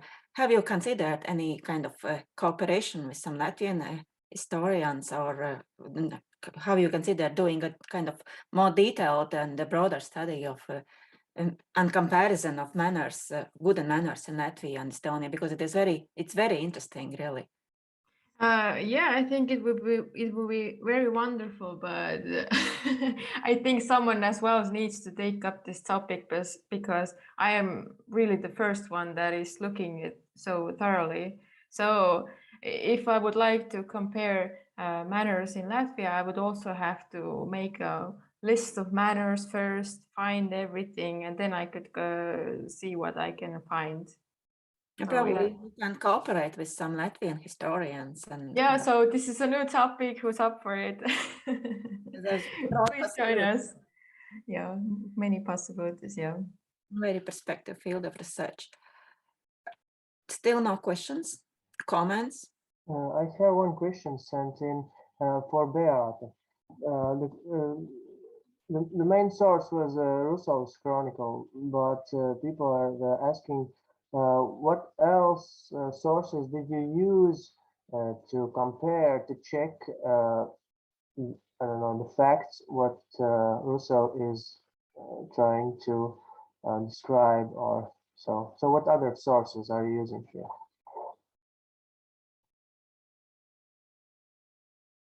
Please turn on your microphone. Sorry. This is quite new research for me, so all of the main sources I've used, I included in this presentation. Obviously, I used his contemporary chroniclers such as Solomon Henning and Dionysius Fabricius. I did not speak about them in the presentation, but I obviously also looked at earlier chronicles in Livonia, such as Henry of Livonia, and his ideas about war and God's punishment are not exactly the same as Rousseau. So there has been a change, an evolution in how these ideas were expressed during the times of Livonian history. I think the main difference would be that Henry views it in a more positive light. War is a tool to bring Christianity to the pagan people, but by the time of the Livonian War, it's viewed more in this sort of apocalyptical light. So the views have changed.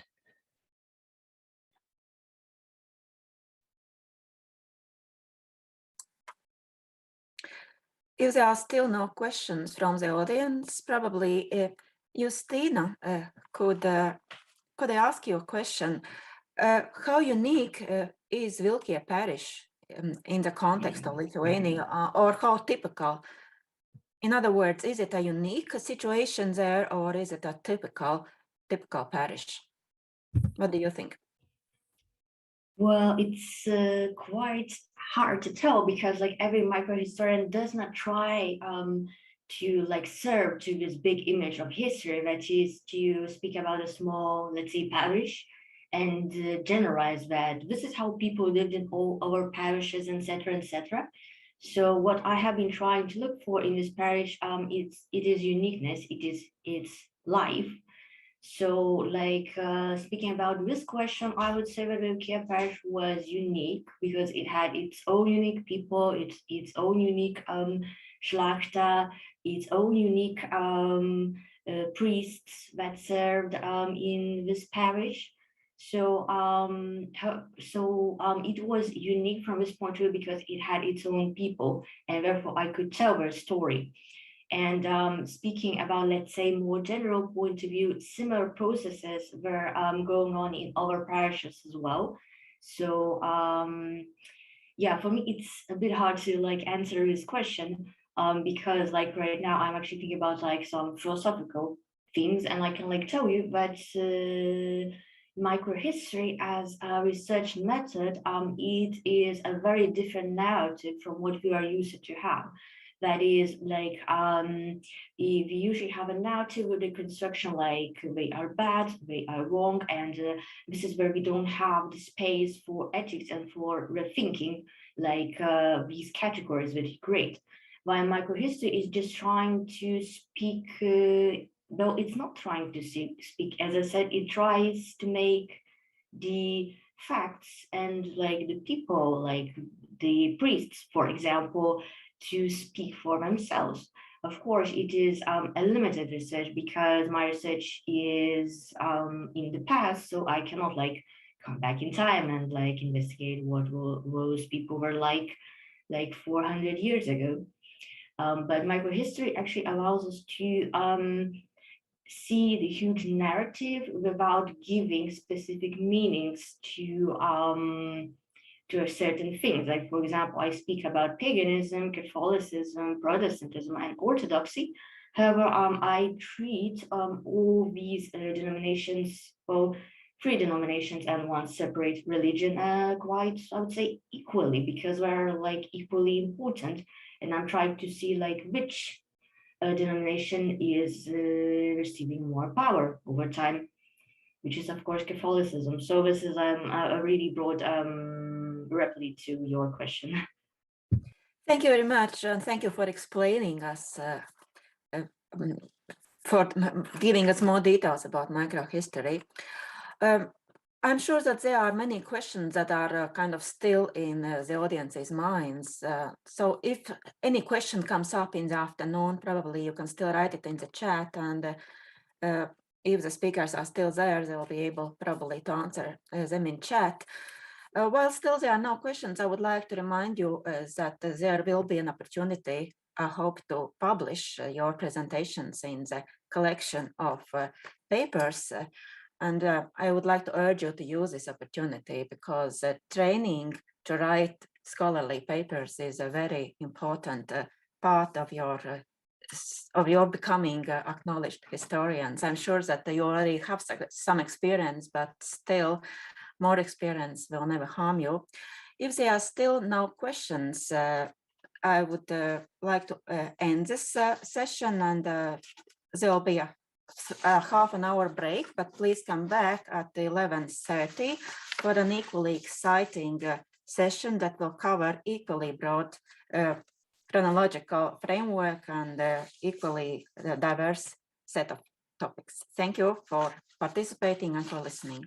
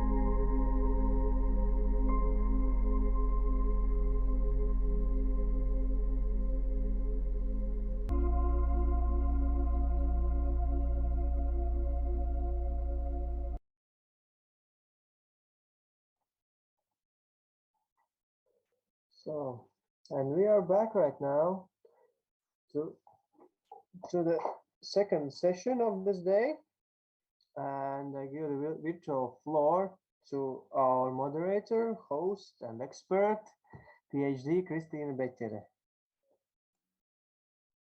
Yes, thank you, Albert. So once more, hello to everyone. We have a lot to do in this session. We have 6 presentations to hear. So I will not take up time with idle talk. I will just remind that please keep to the time limit, so 15 minutes for presentation. And if you have any questions, either save them for later, or you can just type them in a chat when you have them. So the presenters will answer the questions after all 6 presentations are done.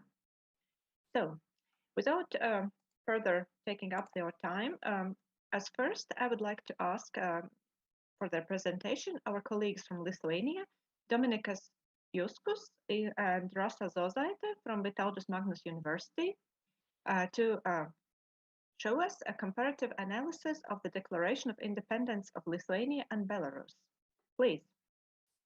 Thank you for and thank you for possibility to present our topic.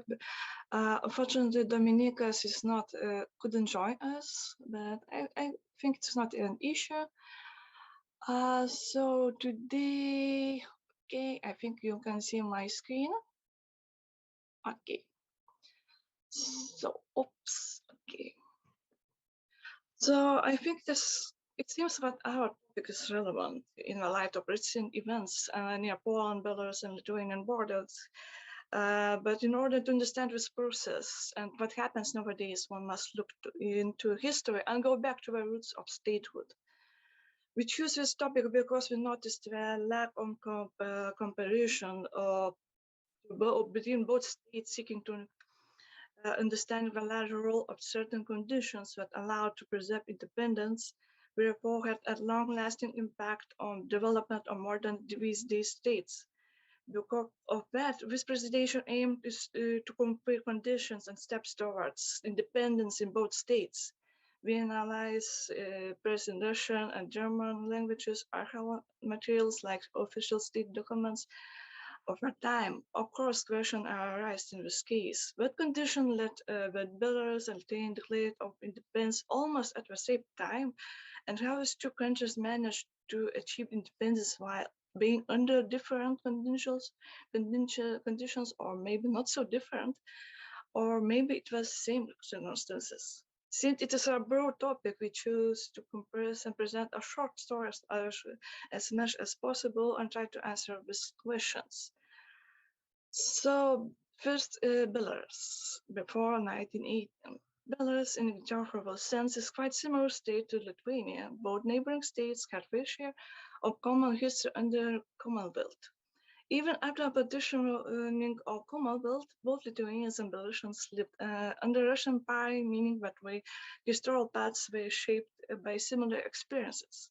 However, general conditions drastically changed when First World War breached out in 1914, and not only change of the balance of international powers emerged, but both countries had to face quite different casualties, loss in the war that impacted both state building in 1918.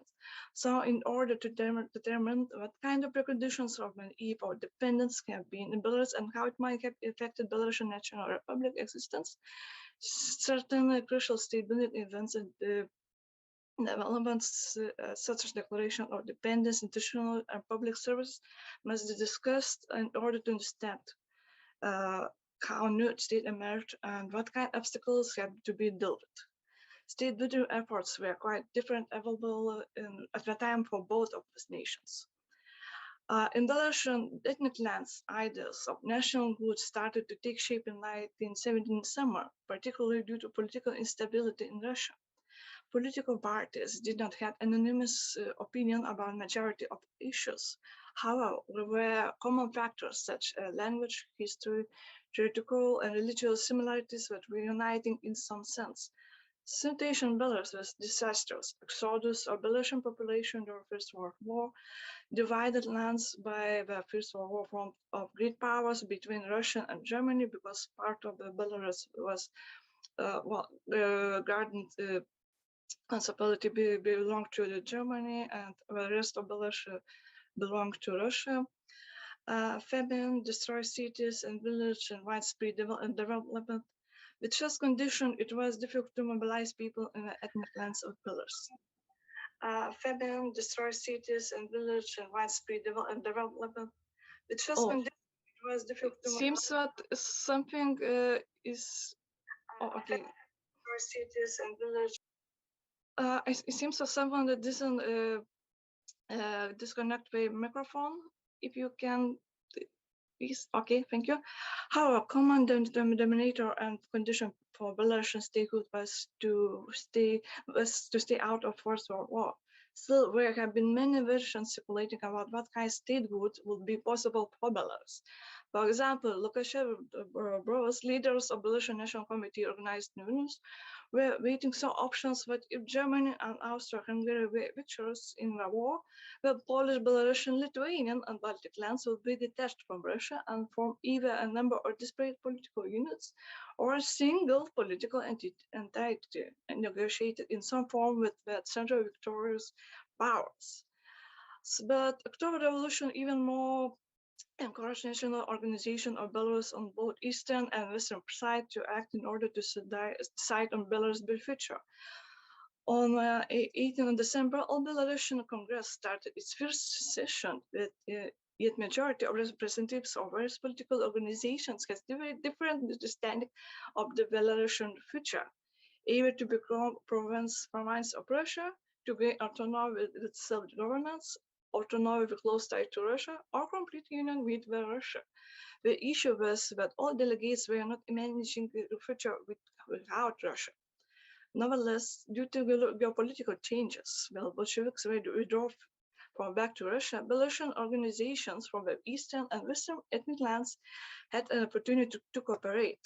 Therefore, the resolutions of which were published on 21st of February in 1918 mentioned neither national independence nor Belarusian autonomy, while generally failed to come to understand of it.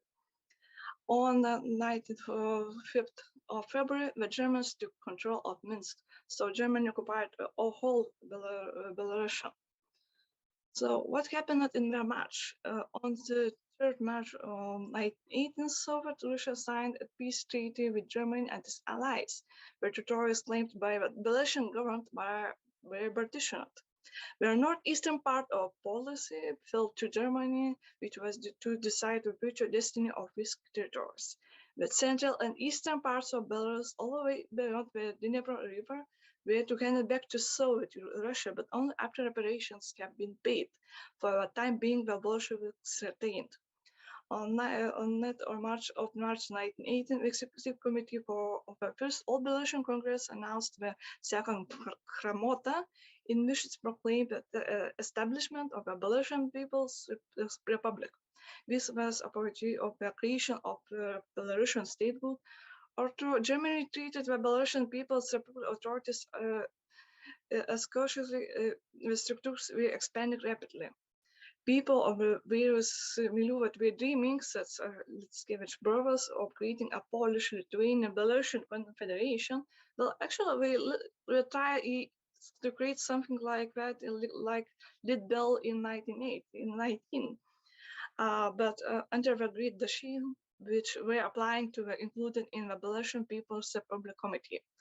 And on 25th of March 1918, the Council of the Belarusian People's Republic declared the independence of Belarus, which henceforth was to include the regions Mogilев, Minsk, Vitebsk, Grodno, Vilnius, Smolensk, and Chernihiv.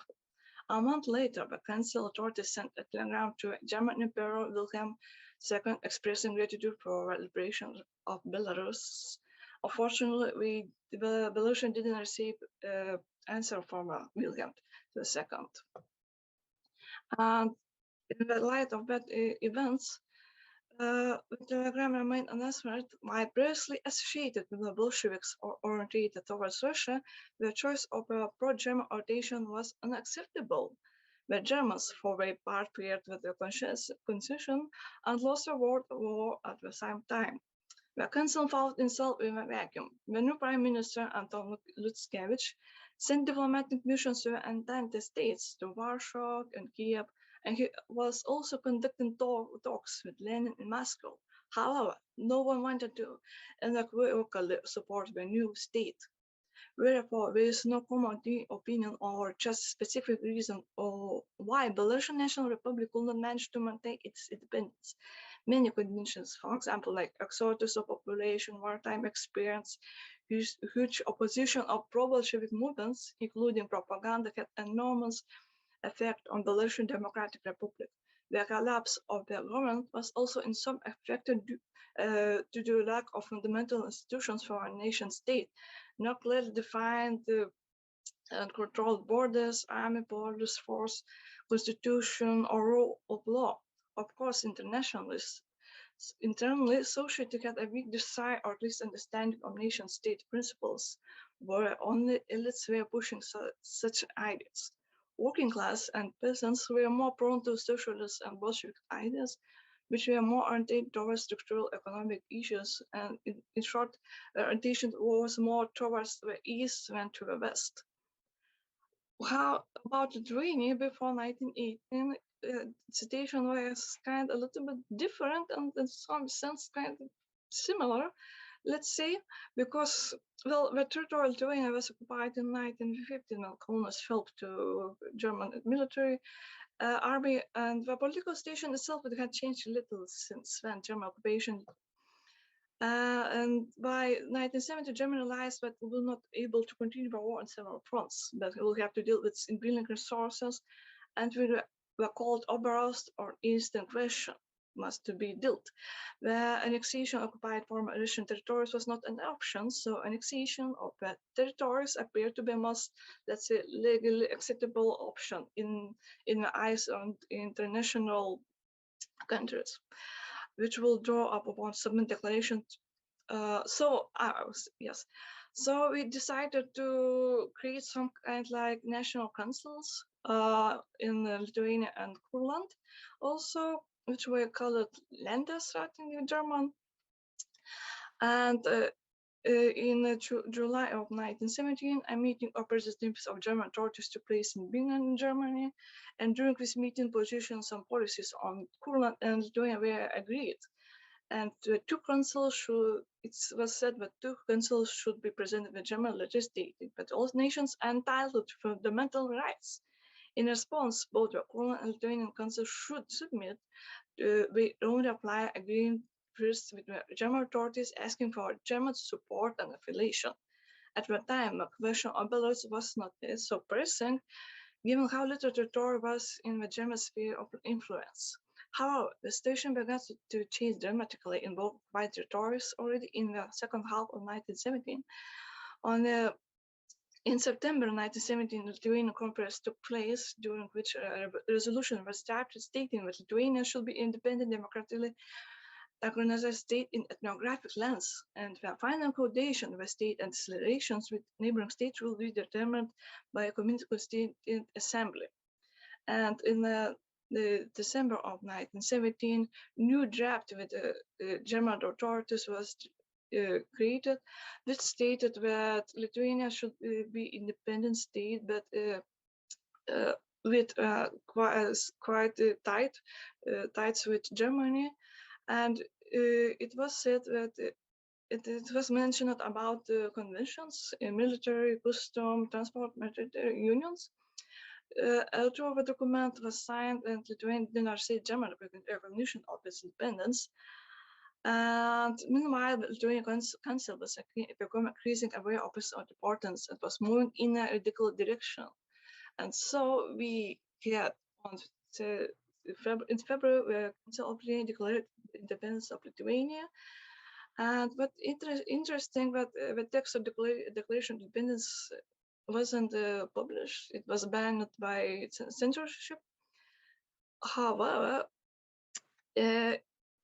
should be stressed that the Council of the Lithuania didn't repeat the statements of the Declaration of Independence, and it didn't not repeat the unions with or ties with Germany, name affiliation nor support or assistance to Germany, and the indication of the Council of Lithuania to the German authorities on 23rd March do not mention the later statements. However, the censorship allowed the dissemination of a statement or allowed to publish just a statement, and it was actually quite hard to achieve that because the German military didn't wanted with Lithuanian representatives will come to Berlin to receive documents about and recognition of Lithuania from German side. However, it is not the ending of it is not a happy ending because the war was still going, and the Council of Lithuania tried to wasn't unable to form a government over this or other institution because the German troops were still present in the state. However, they asked Wilhelm von Urach to be the Lithuanian king with the approval of German politician Riksdag member Matthias Erzberger, who surely is a legend in German politics. So Wilhelm became some kind of like a king or monarch for a short very time, but when it became clear that Germany is losing war, the Council then decided to reject monarchy, and Wilhelm von Urach sent to home. So he said Urach came to home, but it was declared that political rotation is to west. In the Russian declared that is going to the east and Lithuania going to the west. So it's a very important difference. And here I try to present a timeline, in visualized timeline, some kind of sort, because how all the events led to almost a certain point, and then both states went to the different paths again. So it's kind of, even when I visualize it, it's kind of interesting, well, at least for me. Well, there's kind of many differences between both states. Because, for example, Belarus was kind of neglected in German eyes, and Germany took many more attention to Lithuania and Courland cases or issues than to Belarus, and Belarus was kind of left to for Russia to deal with. And but it is interesting that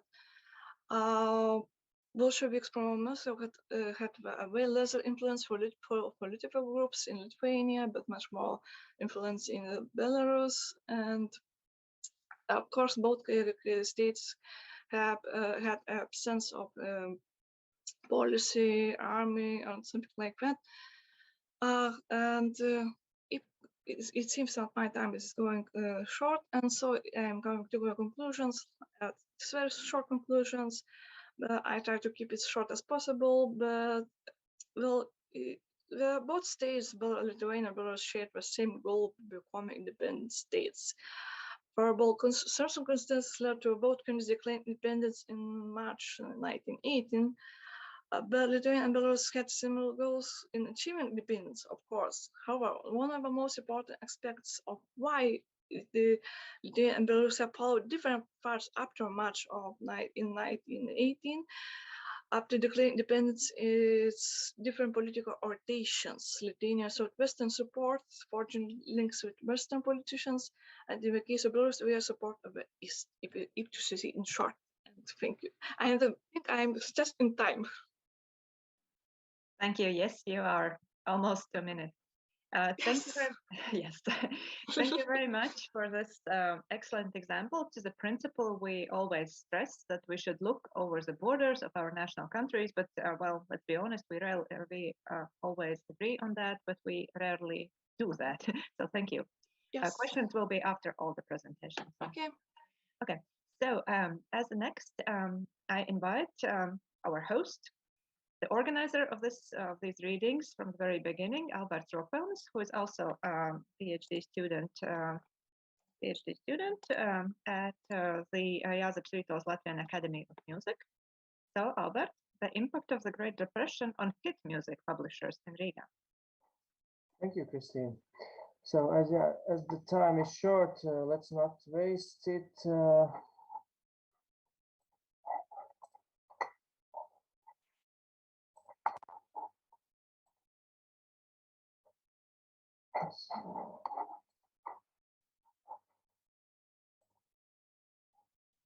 So, can you see my presentation now? Yes, we do. Okay. All good. In this presentation with a quite ambitious title, I would like to discuss processes and trends that I have noticed when researching published interwar hits, or as we call it in Latvia, the Schlager music. At the moment, it would be better not to use the term impact of the crisis, but maybe simply the changes in the work of the hit music publishers during the crisis. But let it be how it is. So I just want to remind that the economic recession in Europe began as early as in 1927-28, but at that time it did not yet seriously affected Latvia. But it was not until 1930 when prosperity declined, unemployment rate and rates of bankruptcies increased. Large export industries have suffered particularly, and the most difficult period was at the end of the 1931 and in 1932. But in the second half of the 1933, the crisis began to subside. Although the sheet music publishing is not considered to be an important industry in Latvia on that time, however, I have identified a number of processes in this field at the turn of the 1930s that I would like to discuss today. So I'm going to divide the following presentation in two parts. First, I will look into the graphics of dynamics of sheet music publishers. And secondly, I will mark an important turning point in sound record industry during the crisis. Okay, let's go. So what is Schlager and how does the publishers work? In interwar Latvia and elsewhere in Central, Eastern and Northern Europe, the concept of Schlager was referred to operetta music, the title songs of musicals and other popular songs composed in party dance rhythms such as foxtrot, tango, also waltz, and so on. They were available to the general public as a sheet music. A typical Schlager edition format was an arrangement for vocal and piano. And other format was the shellac or gramophone records. So here it is. It is difficult to estimate the number of copies of all imported Schlagers in Latvia, as there were no import restrictions on the printed music, as well as no obligation to hand them over to the state national library. However, several 100,000 foreign Schlager publications are kept in our national library today.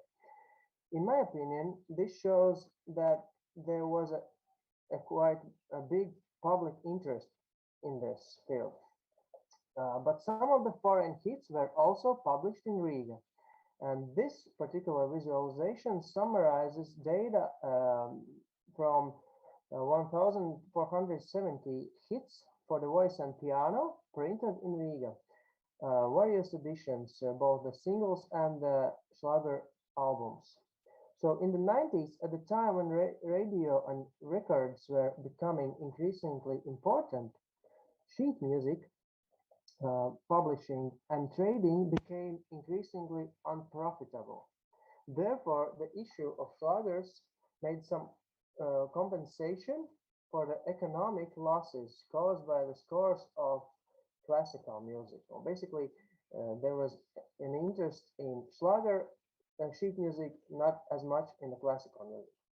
Only a few publishing houses established in Riga during the Russian Empire were operated in Latvia during the interwar period. For example, Carlos Reinholds, who took over the Blasfield publishing house and continued his work throughout all the crises up until the Second World War. In the 1920s, some new music publishers also emerged that operated for the longer period of time. For example, the edition Accord, which also survived the crisis and lasted until 1939. When looking at this table, the blank fields during the operation of any publishing house do not necessarily mean that hits have not been issued that year. Rather, it shows that precisely dated expenditure for these years has not been maintained.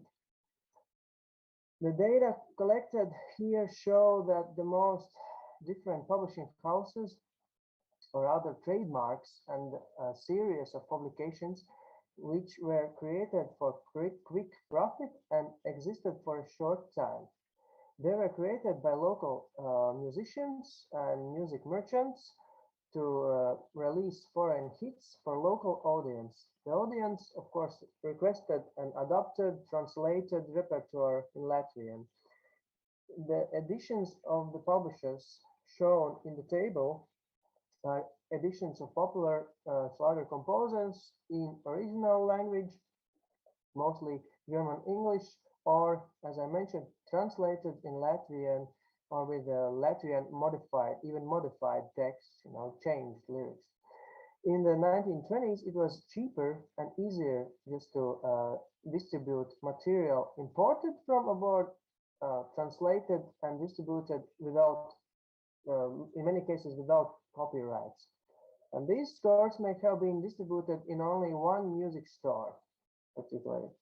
As these were not original works for professional local composers, possibly without copyright permissions, many of them were not transferred to the state's national library. Of course, such publications were not included in the published lists of national bibliography, too. Therefore, the editions of this series have most often remained incomplete and many of them unknown. So we can trace that there should be a series of printed Schlagers, but we can't find the exact pieces. So as you can see, only a few major publishers continued to work after the crisis. We are talking, but in this presentation, we are talking not only about the foreign authors, about foreign author hit publications in Latvian context. Since the end of the 1920s, Latvian composers such as Oskars Stroks, Marks Marinovskis, later Alfreds Winters, and others have also published in sheet music editions and, of course, the records too. Their stylistics, as you can see in the slide, follow foreign examples in terms of both the musical form, the content of the texts, and the looks of the covers too. Contrary to the previous table, this shows only the dynamics of 317 dated local hits in the different publishing houses. For example, the composer, pianist Oskars Stroks worked very purposefully. He also published his own hits, and other publishers also released Stroks' first dance hits, and it was up until the turn of the 20s and 30s. And he is the one of the first pioneers of hit music in Latvia, both in composing and publishing. A slightly wider number of hit authors emerged only at the turn of the 1920s and 30s, as you can see. When the first local authors appeared, their works were published by publishers who already were working on republishing foreign Schlagers. Well, basically, the important publishers published both the foreign Schlagers and the local. This contributed to a gradual increase in the publications of the local slagers forward in the 1930s. However, as you can see on the scale on your left, quite a few publications are not precisely dated. Although most of them are contextually dated to the 1930s, there's no actual date year what we could identify. So, and here's the dynamics of all accurately dated hit sheet editions over the years. So basically about 1,700 editions in total, summarizing all the trademarks of publishers that publish hits on both foreign and local authors in Riga. These empty gaps, as we saw in previous tables, are filled. In my opinion, it means that in some cases the issuance of hits has taken place continuously, only I don't have these issues, hit issues in the certain years to prove it. So maybe I can find them somewhere in the museums. As for the hits of the Latvian composers, they were published in the 30s and were provided mainly by larger publishers. I think I already mentioned that. So in this slide, you can see that in the first years of crisis, several publishers were visible, but the number of publications was relatively smaller. Some publications may not have survived. It is possible that not all of the previously planned pieces were released at all. Some are not precisely dated, but in general, it can be seen that the deepest point of the crisis in the 1931, the number of publishers fell. So on the other hand, in the 1934, the big breakthrough, what you can see, come only from the music albums and foreign film albums released by only one publishing house, Casanova. It must be considered that the activity of one company in such a small market as in Latvia can play an important role in these indicators and lead the trends in general. Towards the end of my presentation, I would also like to the second part of my presentation, I would like to focus a little more on the issues of the hit records during the crisis. And so the statistics show a sharp decline in imports during the crisis. As can be seen, import volumes did not recover. This was due to the increase in import duties, the introduction of import quotas or restrictions on certain goods, including records. The crisis in the world market, this disintegration of the economy and economic isolation of countries, as most of us already know that. What I see as a positive turn for Latvia is that these conditions gave an impetus or a push to the development of the local record industry within the Latvian economy. So, and it is possible that we can even talk about the formation of a local music industry. Based on the research of the gramophone researcher who recently passed away, Artis Bērtiņš, I have created this table of sound record companies that provided Latvian music performers, Slager music in interval Latvia. So not only foreign records were imported to Latvia in 1920s, but starting from the second half of 20s, our performers went to Berlin and other European cities to record foreign slagers for Latvian audience, in Latvian or in Russian. And then these records were distributed back to Latvia under the trademark of foreign record companies. At the beginning of 1930s, just during the crisis, several local companies were established, as you can see,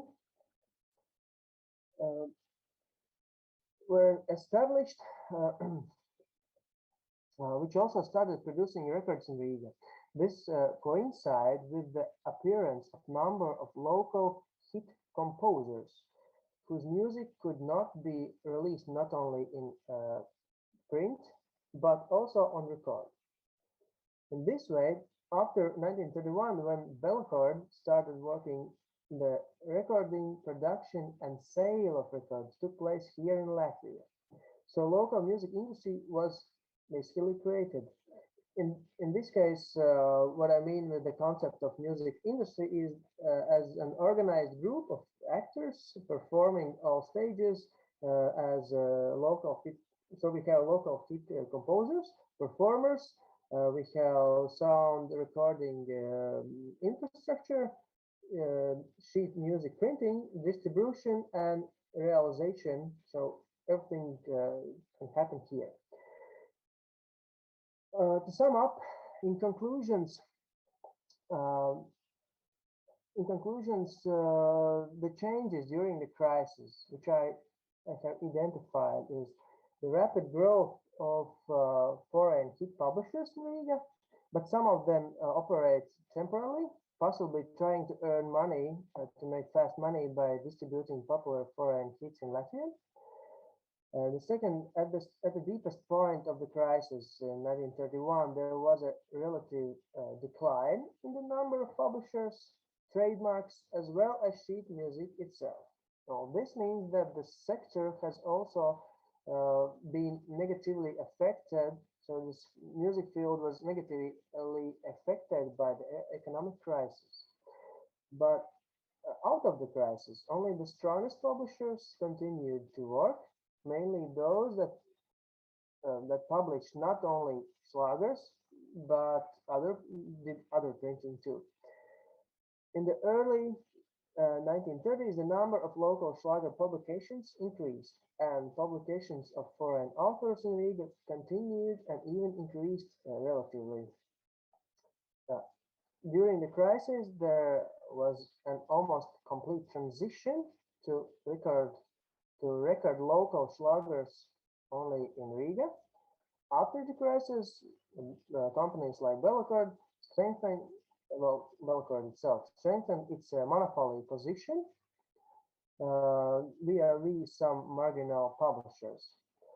The role of the Latvian state's economic policy. Specific import restrictions must also be assessed here. With the closure of the countries, so basically ending my presentation, I would like to say that with the closure of the country's external economic borders, the concentration of Schlager publishers on the internal market began. Almost all of the Schlagers were produced, printed, and recorded in Riga, and this leads me to the conclusion that it created the local music industry. Thank you for your attention. Yes, thank you, Albert. So we keep questions, as I told, we keep questions to ask at the end after all the presentations, and we move forward now to the next presenter, which is also our colleague from Lithuania, from Vytautas University, Evaldas Vilkončius, who will tell us a bit about the architecture of the buildings designed by an architect, Karlis Reisons, or Karolis Reisonas in Lithuanian, or an architect of Latvian origin. So Evaldas, please.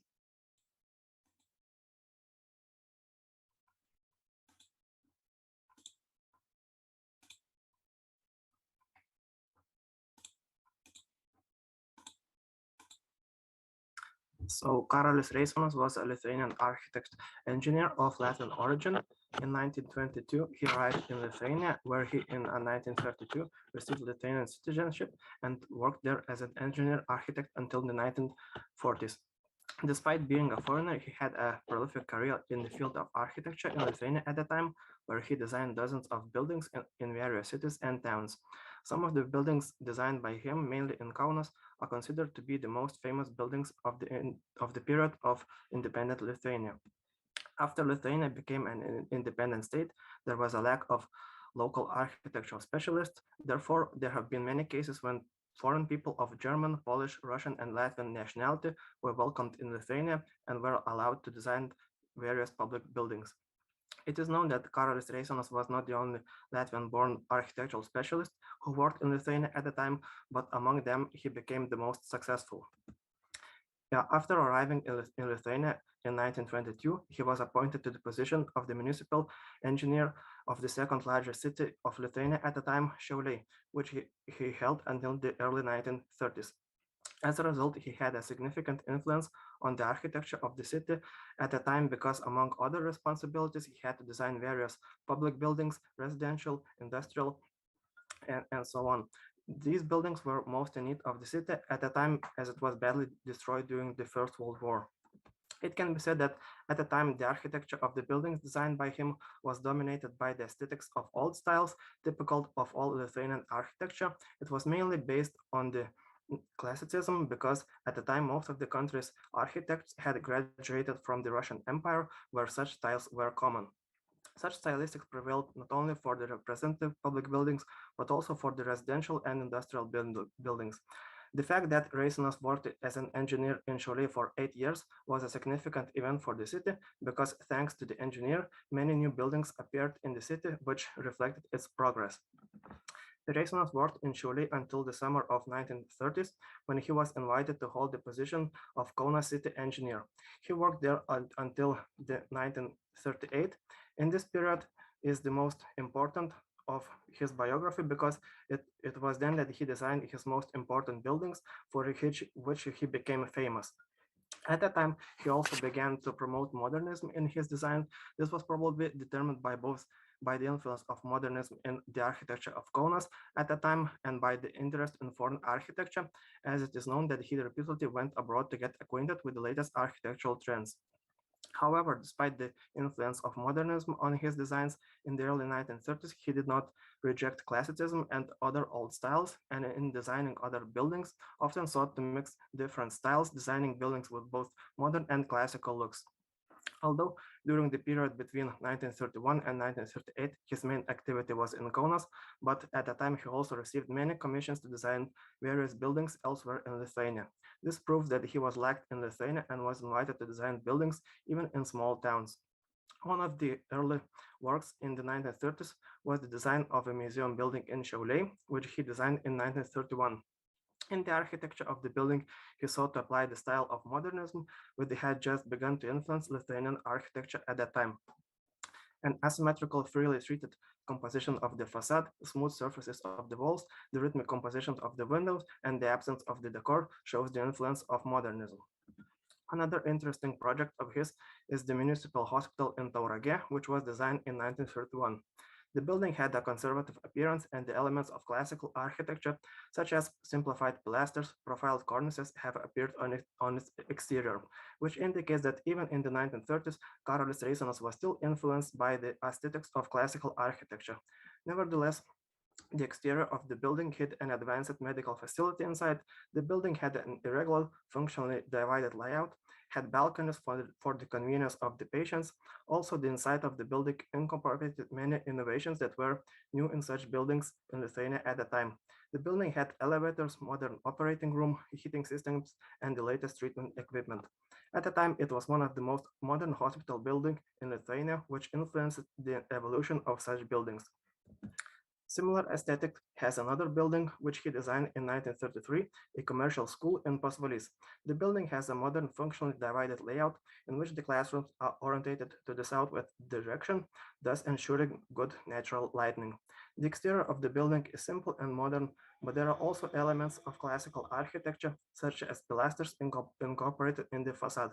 At the time, it was one of the first public buildings to be built in this small town of about 3,000 inhabitants. The building was considered to be the most beautiful in Pasvalys, next to which it was even forbidden to build poor-looking buildings. In the 1930s, Karolis Reisonas designed buildings in other towns of Lithuania. It is known that between 1933 and 1938, he designed at least 4 buildings, 3 of which were built in Biržai, a small town of 8,000 inhabitants. One of the best-known buildings designed by him in Biržai is a 2-story building for a small credit bank. The exterior of the building is designed simple, without decorative elements, which shows the influence of modernism. The main accent of the building is the corner part, which is designed to be angular and higher than other parts of the building. The press of that time praised the appearance of the building. It was written that it was the most beautiful building in town. Thus, modern look allowed the building to be a representative object in the city.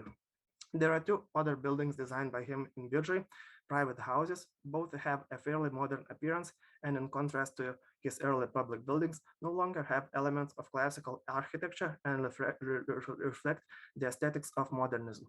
This is reflected in an irregular asymmetrical volumes, curved shapes, simple geometrical elements of decor. These are one of the most expressive private buildings of the interior period in Biržai. Despite the fact that in the 1930s he began to apply modernist forms in his designs, the classical aesthetics that dominated his works in the 1920s were also applied in some of the buildings he designed. Therefore, in the 1930s, the architecture of the buildings he designed was not dominated by a single style, but by a rather of mixture of modernism and classicism. It is known that in the 1930s, Karolis Reisonas also actively participated in architectural competitions. In 1939, the architectural competition for the design of Lithuanian Riflemen's Union building in Marijampolė was announced. The project submitted by Reisonas won the prize, and he was entrusted with the preparation of the final design of the building. The building was designed with an eclectic look, which the aesthetics of modernism and classicism is evident. The modernity of the building was to be reflected in an irregular volume, a simple rational appearance. As a result, the building could have been one of the most interesting objects of that type. Although the construction of the building began in the 1940s, it was not built. After a period of purely private practice and participation in architectural compositions for several years, in the summer of 1940s, he was invited to hold the position of municipal engineer in the city of Panevėžys. This period is one of the most unproductive in his biography, because at the time Lithuania was already occupied by the Soviet Union, and after the change of government, the constructions of new buildings practically stopped. It is known that only one building was designed by him, at the time a 600-bed city hospital. Although there was a hospital in Panevėžys at that time, it was considered too small for the growing city of 20,000 inhabitants, and it was planned to build a new building for it. The design of the building was prepared in 1941. It was proposed to build the building in several stages.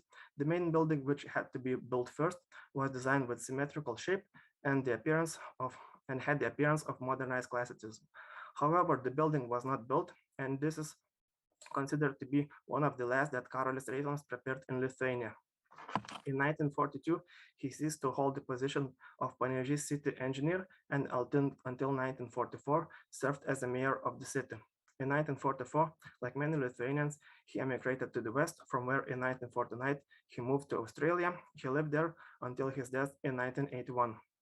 And to conclude, it is known that between 1922 and 1941, Karolis Reisonas designed buildings in at least 9 Lithuanian cities and towns. A large part of them were private commissions, which shows that he was well liked in Lithuania. Buildings designed by him in smaller Lithuanian towns are of exceptional architectural quality. Some of the buildings in their use of classical forms are relatively conservative, while others appear to be more modern. Such duality indicates that he propagated highly eclectic style, which combined forms and elements of both modernism and classicism. And thank you for your attention. Thank you. I find it always very interesting to see, like designs or sketches for buildings that were not built. They were projected but not built. So it kind of stirs up the imagination of what could have been. So thank you for your presentation. So, and as next, I would like to ask another Lithuanian colleague, Akvilė Kabašinskaitė, who will tell us the view of a French Communist Party newspaper on Lithuania. Please.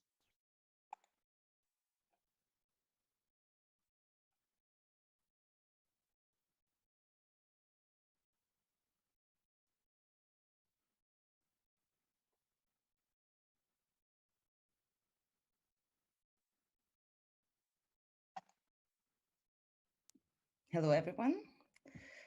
Just a second.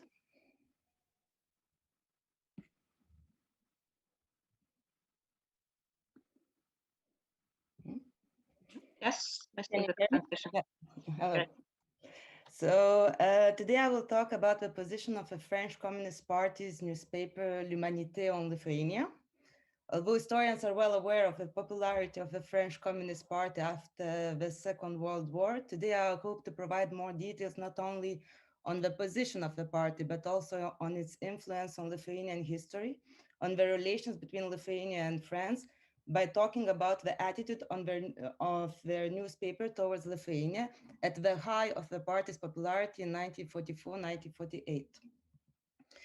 First of all, I would like to remind the historical context. Lithuania was first occupied by the Soviet Union on June 15, 1940. During a short period of 1 year, an estimated 23,000 people were imprisoned, exiled, or killed. The Germans occupied Lithuania in 1941.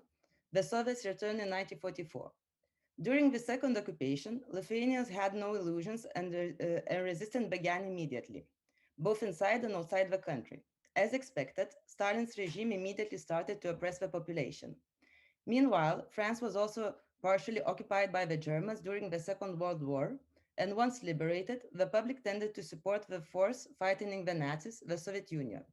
This led to the emergence of the French Communist Party, which became the most popular party in France in post-war period. At the time of the liberation, Charles de Gaulle, who led France, pardoned Maurice Thorez, who had been in exile in the Soviet Union since 1939. Before returning to France, he met Stalin and continued to support him loyally in his country where he headed the French Communist Party. In the autumn of 1945, his party won 26.23% of the vote.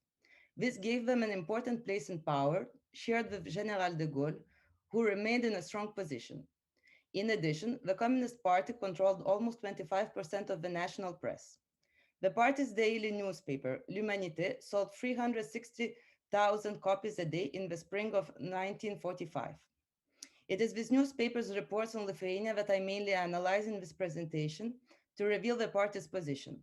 I also use the archives of the French Ministry of Foreign Affairs to reveal how the party's position actually influenced French policy towards Lithuania. To justify their action, the Soviets from the beginning used the argument of fighting the Germans as the only evil party. At the end of 1944, L'Humanité reported the discovery of the Soviets in Lithuania of a huge mass grave containing 2,000 Lithuanians, among them many women and children killed by the retreating Germans. It also published a report from Moscow on the 500,000 Soviet citizens killed by the Germans in the Baltic states. In the summer of 1948, an article entitled "The Falsifiers of History" was published, which claimed that all Soviet actions were and are intended to protect the Baltic states, and added that although there is a treaty between the Soviets and the Finns, it was not enough to protect the West, and the Soviets had to penetrate the Baltic territory. Although L'Humanité systematically reported on German war crimes, it never mentioned once Soviet repressions, although other French newspapers did. It can therefore be considered that this was not due to a lack of information, but to systematic support of the Soviet regime. Meanwhile, the Soviets also spread stories about the incredible economy and about Lithuanians being free and enjoying the changes. In 1945, the newspaper published articles claiming that Lithuania's budget had increased by 350%. After the February 1947 elections, L'Humanité quoted a statement from Radio Moscow describing an atmosphere of a great patriotic enthusiasm, and closed with a sentence taken from the Pravda newspaper: "The citizens of the USSR have proved to the whole world that the policies of the Soviet government have the support of the people in absolute terms." The Soviets and L'Humanité hypocrisy did not disappear even after the mass deportation of May 22 and 23 in 1948, during which about 40,000 people were deported from Lithuania. Only a few months after these events, L'Humanité announced that Lithuanians have freely chosen the path of freedom, socialism, true independence, progress by joining the great family of the Soviet Union. Although France did not immediately recover completely after the liberation, by 1946, many journalists already had access to different sources of information about the practices of Stalin regime.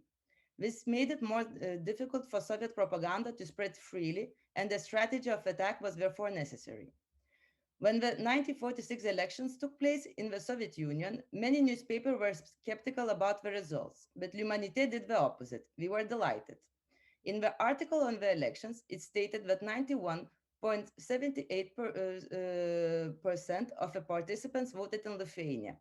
The aim of the article was also to discredit other newspapers, in particular Le Monde, a newspaper known for its skeptical attitude towards the Soviets and its journalistic independence. To their doubts about such a radical change in voter opinion since 1937, L'Humanité replied that Le Monde forgets that there was a war going on, that the unity of all those who surrounded the party and the government to defend the motherland to win was growing. Later in the year, when there was talks about that because of the paper shortage, newspapers should only be allowed to print 4-page issues, L'Humanité again attacked its competitors, claiming that the reason for the paper shortage is the multiplication of weeklies, especially those intended to influence opinion and which waste paper. It gives the example of the newspaper Voir, which published, and I quote, an undated, lavish, and expensive special issue whose editor's name is an enigma in itself, and which contains a map of Europe in which Estonia, Latvia, and Lithuania are identified as independent states. Another Soviet problem that emerges from the Communist Party's struggles over Lithuanian issues is the immigrants and refugees who remained outside of the Soviet Union.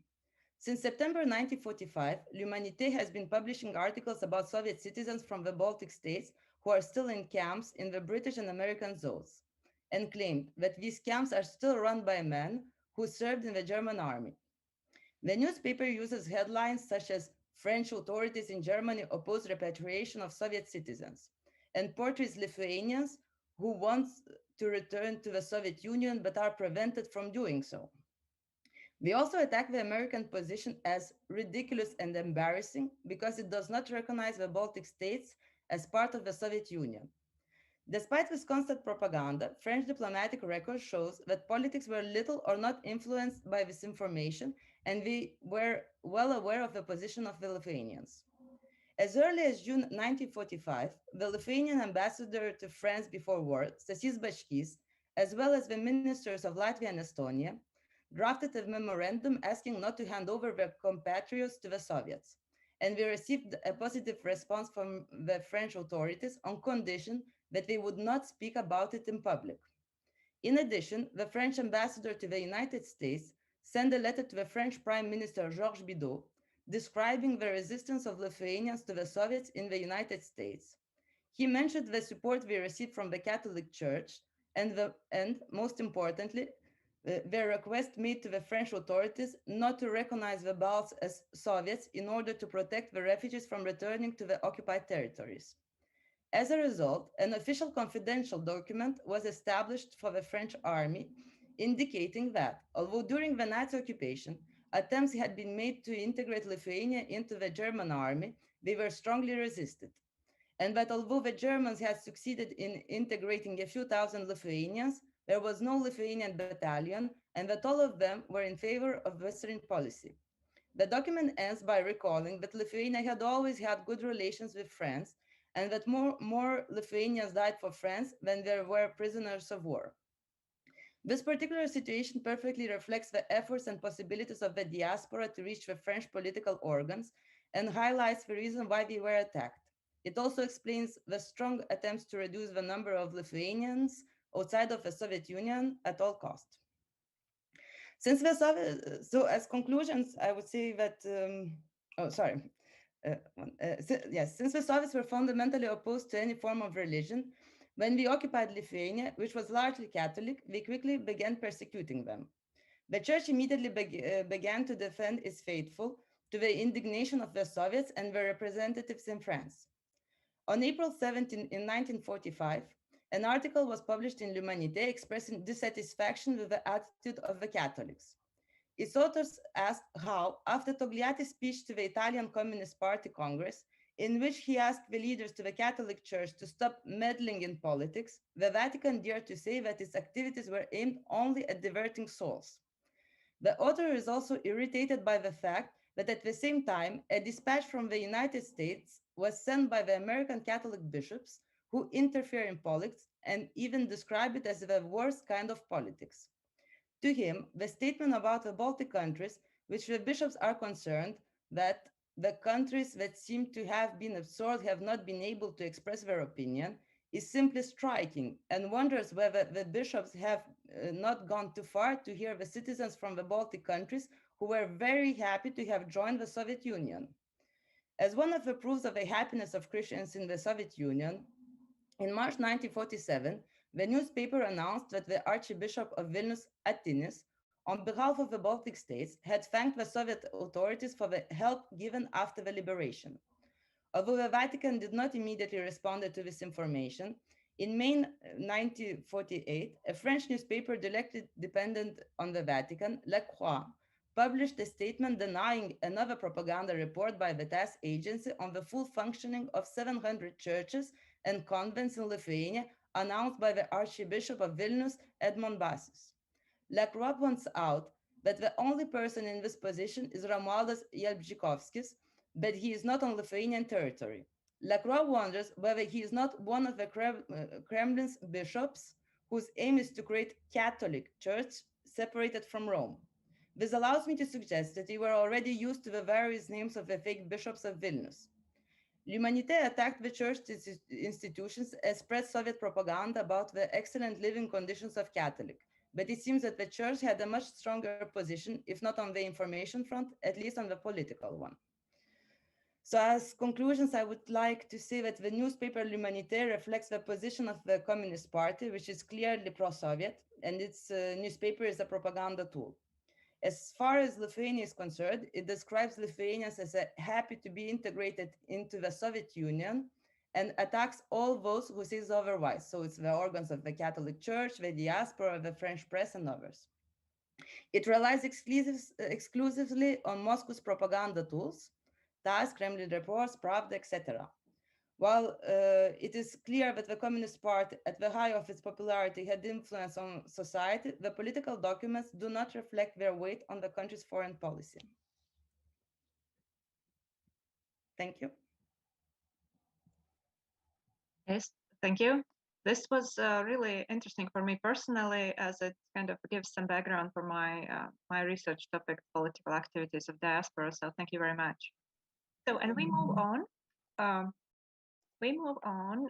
And the next speaker is Rita Liekčīgina-Broka from the Art Academy of Latvia.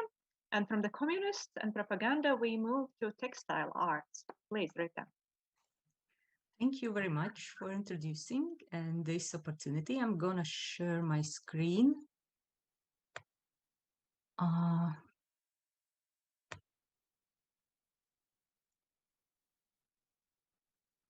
Do anybody here see me? Yes, we see you, we hear you, and screen is also. Thank you. So no wasting the time, let's start. My PhD research theme is landscape in Latvian textile art. The starting point of the study is the period of 50s, 80s of the last century. In the depressing situation of that period caused by official ideology and related censorship of abstract imagery in fine art, the woven picture became the field of alternative approach.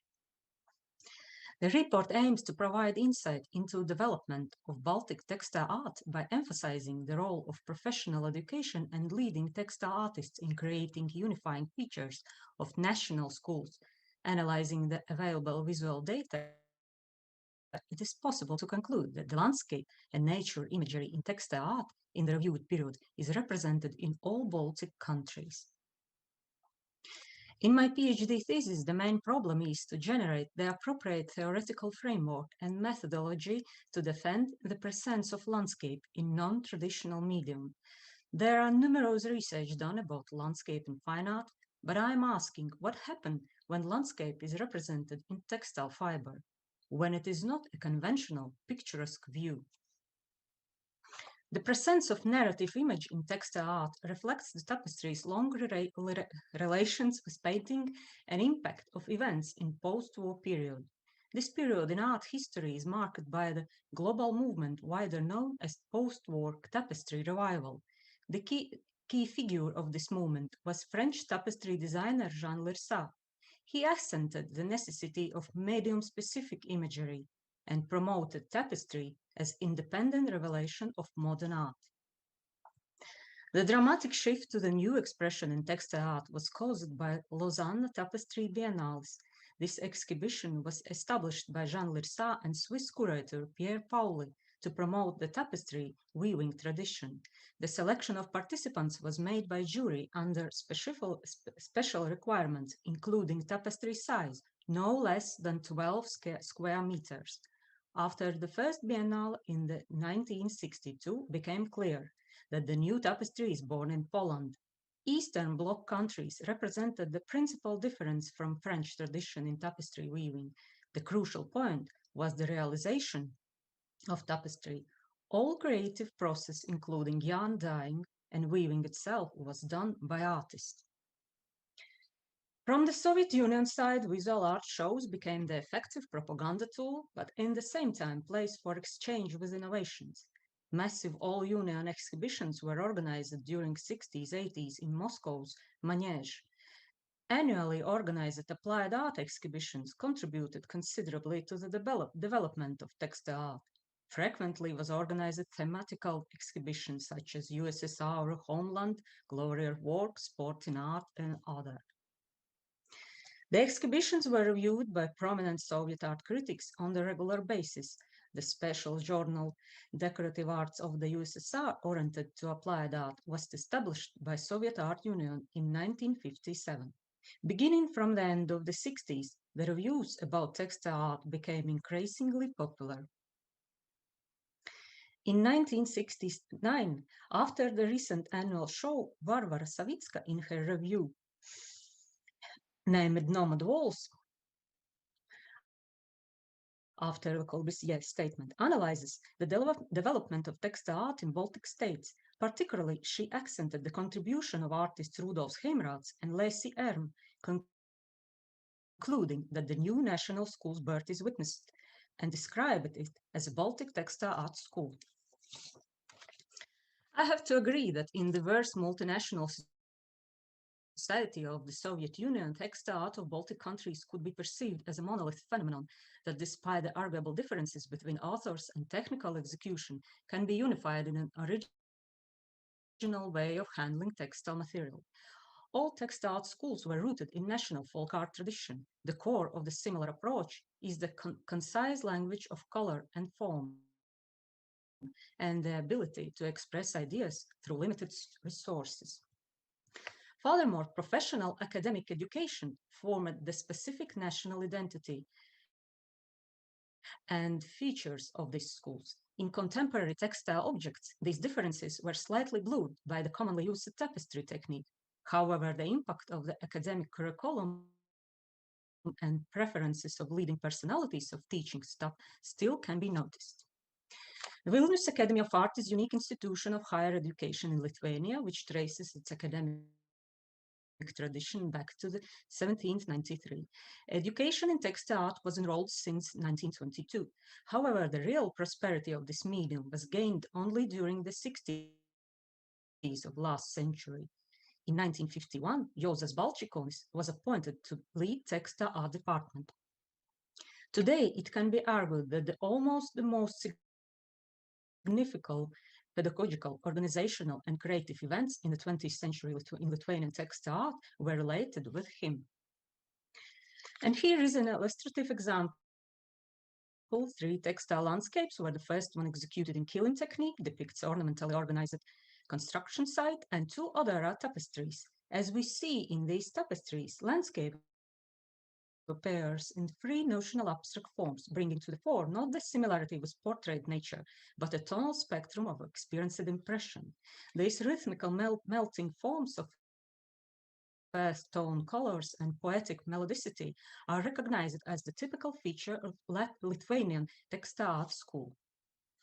Ramute Jasudīte is one of the prominent Lithuanian textile artists of the 60s, 80s.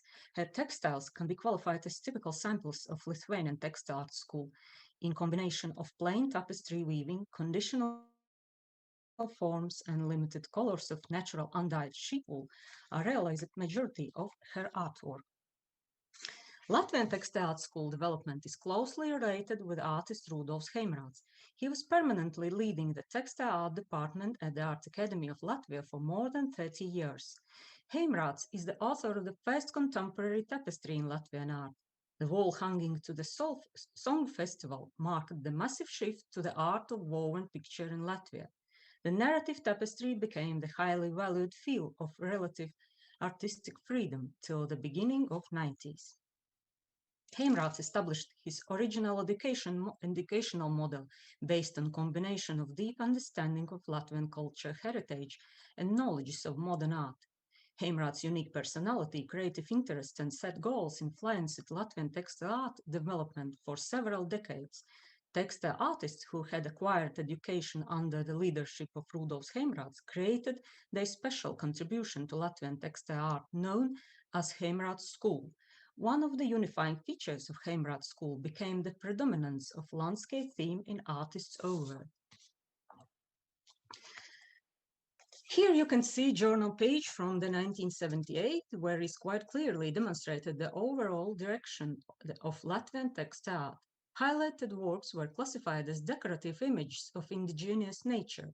Despite the insistent promotion of figural tapestries, the notional language of organic forms and natural scenery became increasingly popular between textile artists of Latvian textile art school. A distinct feature of this school is experimenting with various textile forms and textures, creating fiber reliefs and sculptures. In this context, as the leading artist must be mentioned Aija Baumane, the author of the first spatial tapestry in Latvia made in 1971. Also, here is represented the work of Edīte Pauls-Vīgnere, Destinies, the textile landscape made after the walks through the parks of Riga city center. Professional education in textile art in Estonia was available from 1940s. In the second half of the 1940s, the state school was headed by Adamson Erik, who made significant contribution to the applied arts. At the end of 40s and the beginning of 50s, the dominant fashion was tapestry in national motifs.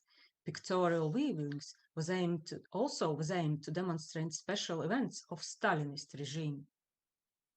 In collaboration of Mary Adamson, Adamson Erik and Evald Okas was made the large-scale tapestry, The Sons of Color.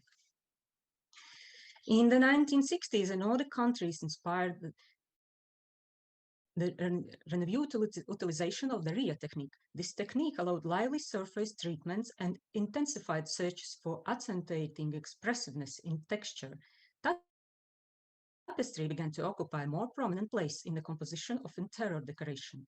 Trailblazers of this process were Mary Adamson and Lacey Arm. The central theme of Lacey Arm's creative work became nature and the lyrical poetic experience derived from it. Lacey Arm is recognized as one of the most delicate and refined colorists of Estonian textile art.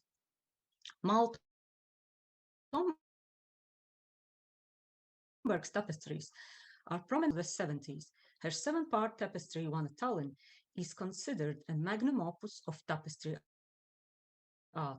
Moscow Olympic Games are denoted in the Tomberg's tapestry cycle race.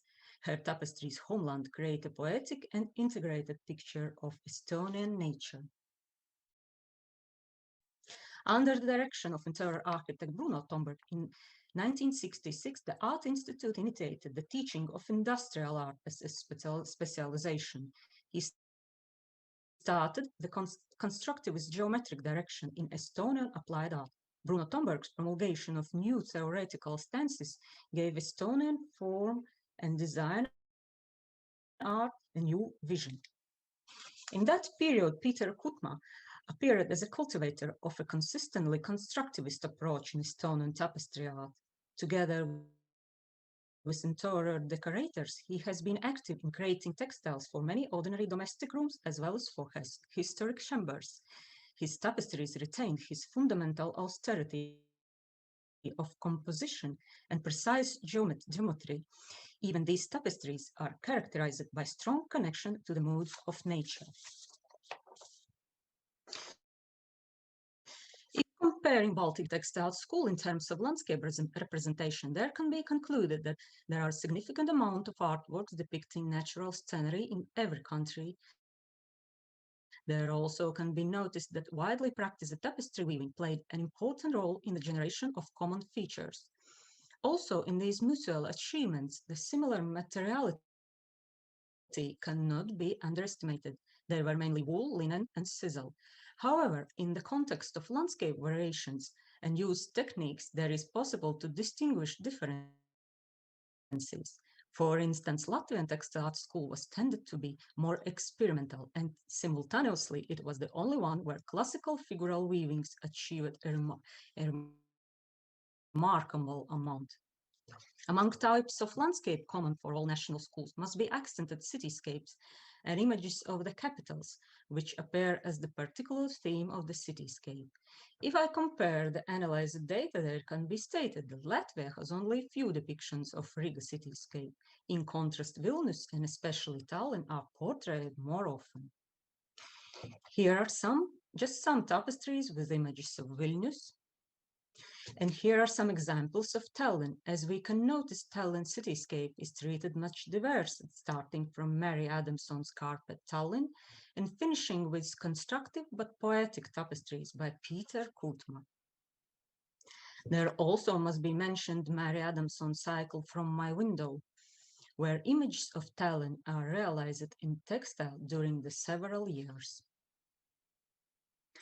Landscape can also be represented as a theme of seasonal impressions. According to the examined visual sources, the most significant number of season depictions appear in Lithuanian textile art.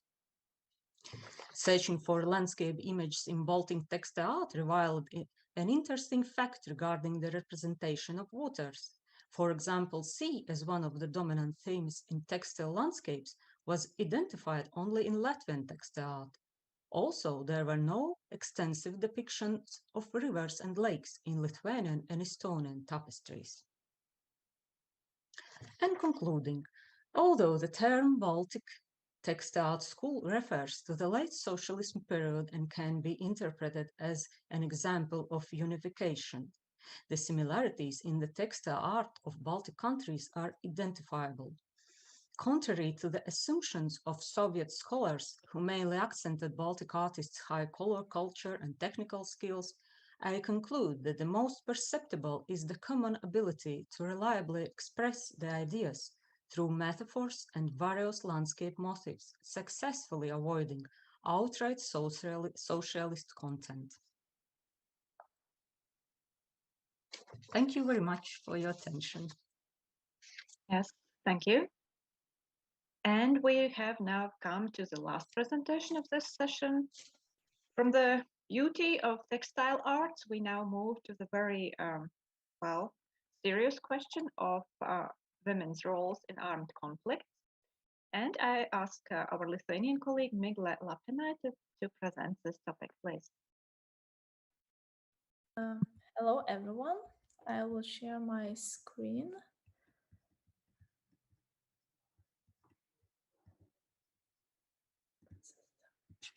Sorry.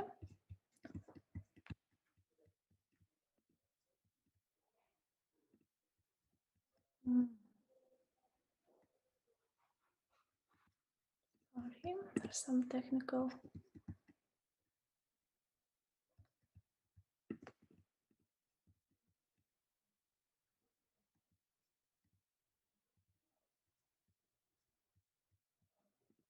Can you see my slides?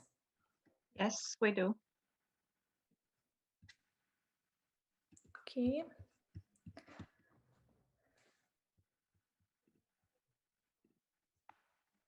You see my slides and my title of presentation, yes? Yes, we see a white screen with title of presentation. Okay. So my title of presentation is Women's Roles in Armed Conflicts, Past and Present. And firstly, I will make a short introduction about women's participation in war. So generally, women's participation in armed conflicts is not a new phenomenon, and it is most visible in armed conflicts of 20th and 21st centuries. But historically and traditionally, women's participation in armed conflicts reflects relation between war and gender. And as feminist academics argue, the gender is an expression of power relations, and a lot of analysis reveal that war is a man's game, and military has been defined as a masculine institution. So strong links between masculinities and the military are crucial in argumentation that women are physically and mentally weaker, and they are not capable to take action in war, and also they can disrupt the institution and unit cohesion in the military. So we can see masculinity as dominance and femininity as weakness in the topic of women's participation in war. Also, there are some traditional and specific theses which represent how women participate and what roles they have in armed conflicts. And as one of academic Laura Vogel says, the picture of women as victims of male-instigated violence is more familiar and enduring. Also, in this context, women are considered victims. They are raped, widowed, internally displaced, and this role as victim in war symbolizes that rape and sexual violence are one of the most gendered aspects. And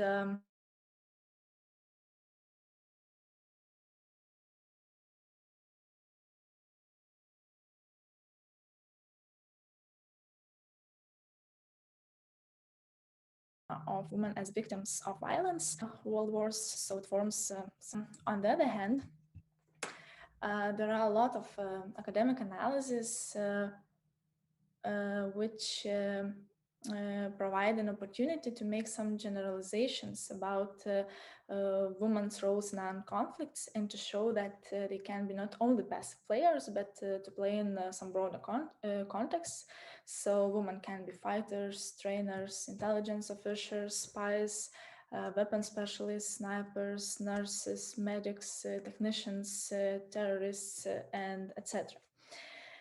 So now I will take some historical examples in context on how women can participate and what roles they have in armed conflicts. And firstly, during First World War, in the United States, women served as nurses in clerical roles. They were telephone operators, instructors.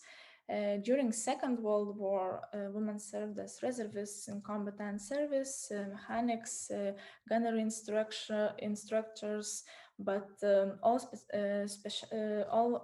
roles they had was in some kind administrative and military support areas, but not in direct combat. Furthermore, women in Germany, also during Second World War, were into what were labeled as civilian jobs, even though women wore uniforms, were under military authorities. In United Kingdom, women volunteered, were in civilian and in military service, performed all tasks associated with the firing of anti-aircraft weapons, but also it was except the actual firing. So the roles identified indicate that while women are actively involved in military action, this is practically related not to direct combat, but with military support, logistical, administrative, or medical tasks. And on the one hand, it reflects that yes, war is not for women, and they cannot play in some dangerous and unstable positions. But on the other hand, there are some examples which demonstrate that women can be active players, and there are some examples which provide an opportunity to see that every case and every case and context is unique, and we need some sensitive, context-sensitive investigations, which depends on institutional and other levels of different states. So this third group demonstrates that women can be active players. And for example, the first female officers were observed in Canada in the 19th century. In American Civil War, women fought for their state and served as combatants in the war. Also in the Middle East, women participated as active players in Al-Qaeda organization, and this tendency is growing. We see a lot of women terrorists who play in different roles and perform criminal acts. And also in Rwanda genocide, this significant event, women contributed to violence and other criminal acts. I have mentioned some historical examples which provide an opportunity to see how women participated historically. For this purpose, now I will present my own research about women's participation in the Russian-Ukrainian armed conflict that began in 2014. And firstly, I will say that women in this conflict from the beginning was a distinct group who actively participated in the defense of country, and they participated in voluntary battalions, official military service, or women's rights and empowerment organization. So the ongoing conflict of the 21st century encourages us to look at how women participate in war in these days. And I think that the Ukrainian case is a good example.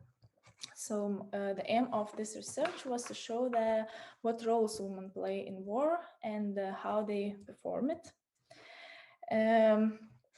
Research methodology reflects that this research draws on semi-structured interviews with 20 female participants in pro-Ukrainian side. I will keep the anonymity of my respondents. And interviews were conducted from 2019 to 2020 via digital means, and it was conducted in Russia because it was the only language that could be spoken by both the respondents and the researcher. And my research questions in order to understand how women participate in armed conflicts was what roles you performed or perform and how you can describe it. Results show that mostly mentioned roles in Ukrainian women's stories was soldiers, medics, scouts, snipers, women who work at the headquarters, chefs, also there were several artillery specialists, women who provided more psychological help for others, and also there were some women who said that and presented themselves as officers in the first positions. They were in the lead in the first lines of military actions, but it's not the first positions. It's not the most mentioned roles. And here I want to illustrate real experience with some quotes from women's stories about their roles and how they can describe it by their own voices. In 2016, we had reform in the military, and most military specialties were finally open to women. In the past, snipers, attackers, or infantry instead of their specialties were formalized as clerks, chefs, and medics, and these were the only specialties where it was possible legally to accept for women. This quote reflects the institutional structure of Ukrainian that until 2016, women had to make some other specialties which are not related to military service. Second respondent said that it seems to me that I'm simply involved in the defense of my country against the aggressor. It's hard to name this as any special role, just as every soldier observes his sector, he does his job, so do I. This is our common cause. And the role is, of course, not big. The most important thing is that I'm in the battalion. And third quote illustrates that my task was to help the wounded in positions, to help in the evacuation, to take them to the hospital. I ran to the wounded soldier and gave him first aid, taking him by myself or with someone's help to the evacuation point. And from this point, we send the injured to the hospital for further medical care. And conclusions about women's participation in the Ukrainian war reflects some unique tendencies, but also it revealed some common aspects. The main roles women mentioned reflect general tendencies, as we can see. The mostly mentioned roles are medics, snipers, women who work with documents, or chefs. And also most Ukrainian women mentioned that sometimes they had different roles at the same moment, and it means complexity of war routine. But one interesting point in this research was that women did not present themselves directly as victims. And as I understood, it's important to note that this information is really sensitive, so maybe a woman did not want to disclose it. And in conclusions, historically, the main groups of women's roles in armed conflicts can be grouped in three parts. And first is passive players. It's conventional thinking about women as victims. Second group is related with women who work with administrative, logistical, and military support tasks. And third group reflects some active players. It means direct participation in military service, also in violence and criminal acts. And Ukrainian women's stories from comparative perspective support those who claim that women generally can take tasks in administrative, logistical, or medical areas, but traditional gender roles still exist despite the growing women's in combat roles. So thank you for your listening, and I think it was interesting. Thank you. Thank you for this reminder that the role of women in military conflicts is really much broader than just the usual victim narrative we are used to. So we have heard all 6 presentations of this session. So now it is the chance for everyone who was listening us to ask questions to any one of 6 presenters. If you want to ask somebody, I already see one hand. So if you want to ask someone something, just raise your hand and I will give you the floor. So Rasa, please, your question.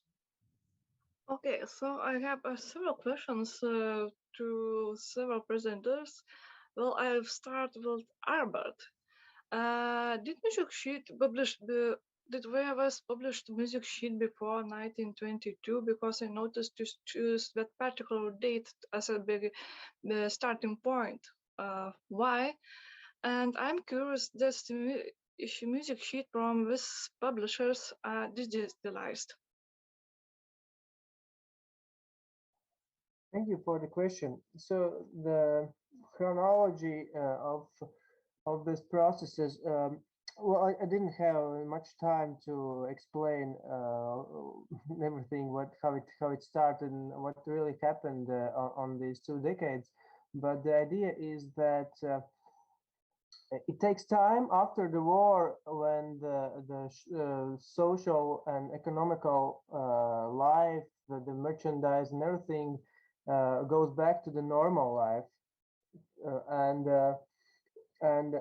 first we can see that, and in the same time, the idea of the modern Schlager, as it becomes acknowledged on that time, it evolves in a time. So it means that there's no certain starting point,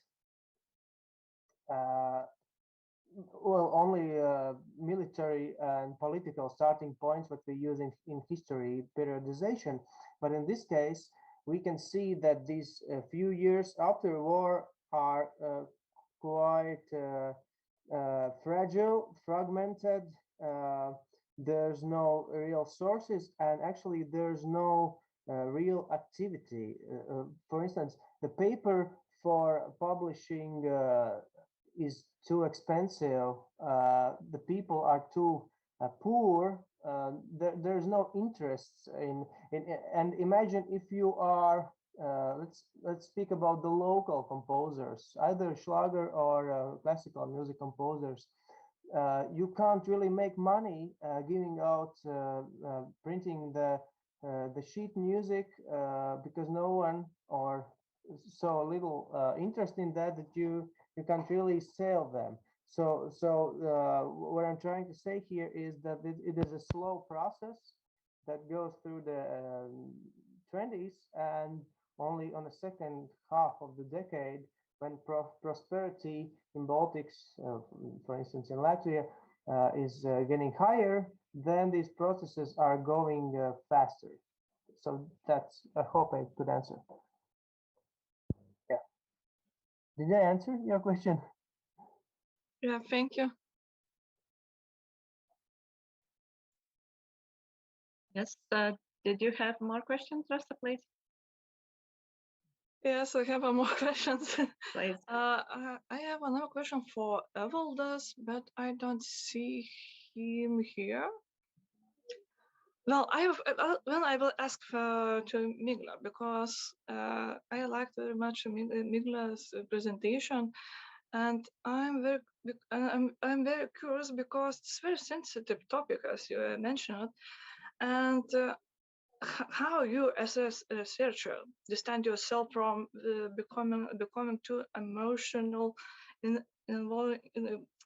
or too involved in this topic, because it's very sensitive issue, and we are all human beings, and then hears with stories, it might some kind became too much for us to listen. So how you do you some kind of self-care, because it's still, and it's still ongoing for, and this is hard to, I imagine it's hard to listen to this woman's stories. So how you distance yourself and to take care of yourself?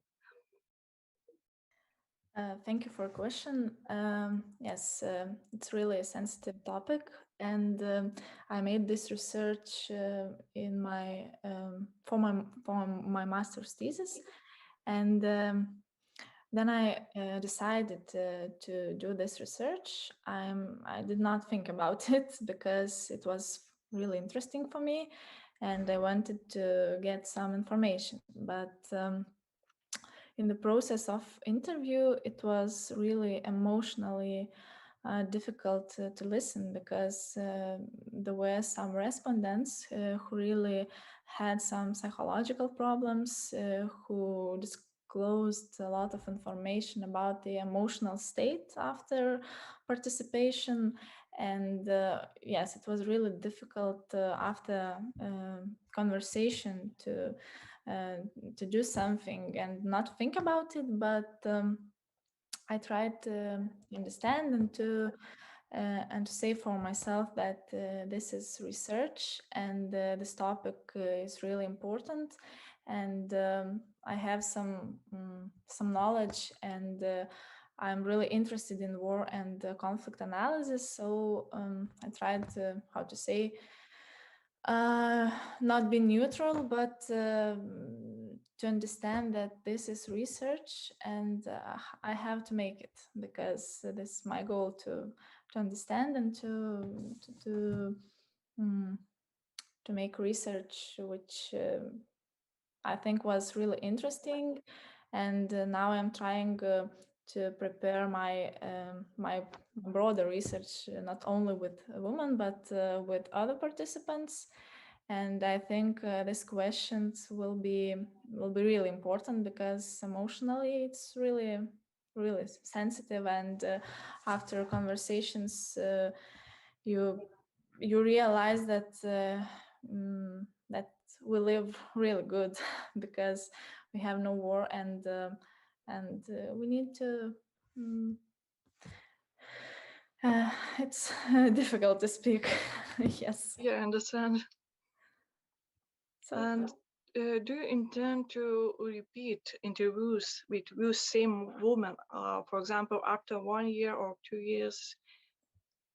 It will be interesting to see how the views on themselves maybe will be changed, or maybe not. But it's really interesting to repeat the interview after 1 year. Do you intend to do that? Yes, I thought about it, but I will add broader questions which are related with the cultural understanding of war from anthropological perspective. So I think it will be less politics and more culture. So I think answers can be different, because it will be from different perspective. Thank you. Thank you for questions. So, any more questions? Anyone? Okay, No. Albert, please. I have a question to Miguel. Pardon my stereotypical framing, but what I noticed in your presentation, that all the theoretical works, the literature with theories that you're using, they're made by ladies. Is that a problem, or is just how it is? What I'm asking is it really that this subject is interested only by ladies, female researchers, or how it is right now? That is one question. And another one is, does your researches include these hybrid war forms? For instance, what's happening right now at our borders, because there are women involved too. So yeah, these are two questions for you. Thank you. Thank you for questions. Yes, it's really interesting, because I have mentioned female academics and their works, and from my perspective, no, it's interesting not only for women. I think it just literature which I used when I prepared my presentation, but there are some points which are really important, because women in war are a topic which are analyzed by feminist academics. And as I mentioned, women's participation in war reflects the relationship between war and gender. So feminist academics are in the first positions who talk about it. So I have mentioned what they say and how they analyze this topic. So I think that it's not only for female academics, but Yes, war and gender are a topic which is interesting for feminists. They try to challenge stereotypes, try to say that women have capabilities. So I think it's related with trying to make some changes in this topic, and as I say, not to illustrate women just as passive players. I think maybe you have some questions more about it, or no, I was just thinking. You, as I hear you say that it's interesting for both men and women. Of course, it is. But I'm just wondering about the researchers. Maybe it's just my opinion. As in any kind of topic, I think the discussion between the genders, thinking or mind, I think I think it's more productive. Otherwise, it seems that it's only from the one perspective. You say this a feminist viewpoint, their arguments, and of course they're solid and they're academic, but at the same time, as we don't see another opinion, how it is. No, you don't see the problem there, I guess. Yes, it's a problem, but then I made my research. I read a lot of literature on this topic, and yes, where is woman and war? We can find feminist academics, because I don't want to say that this is. I don't want to say that this perspective is correct, but I made a research and I found a literature, and I observed that yes, it's female researchers, female feminist academics who promote this topic. So the main analyze the main articles is from women's side. But I think that this topic is interesting also for men, because I did not mention maybe, but there are Ukrainian academics who talk not only about men's participation, but they include all societies. So I think that it can be answered that there are no there are some generalizations which include women and men, and there are no differences between them. So I just analyzed women, so I talked about it. And the second question was about, could you repeat the second question? About what's happening right now on our borders, this hybrid war forms, yeah, women involved, how it correlates with your studies.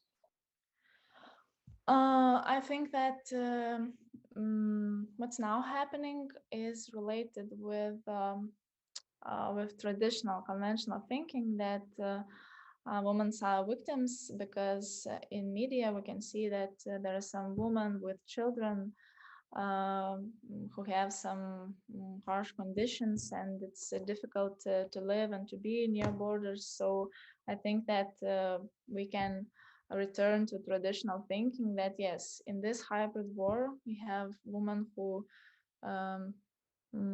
have some difficult challenges, and I think that it not corresponds with my research findings. Okay, thank you. Thank you. Do we have any more questions?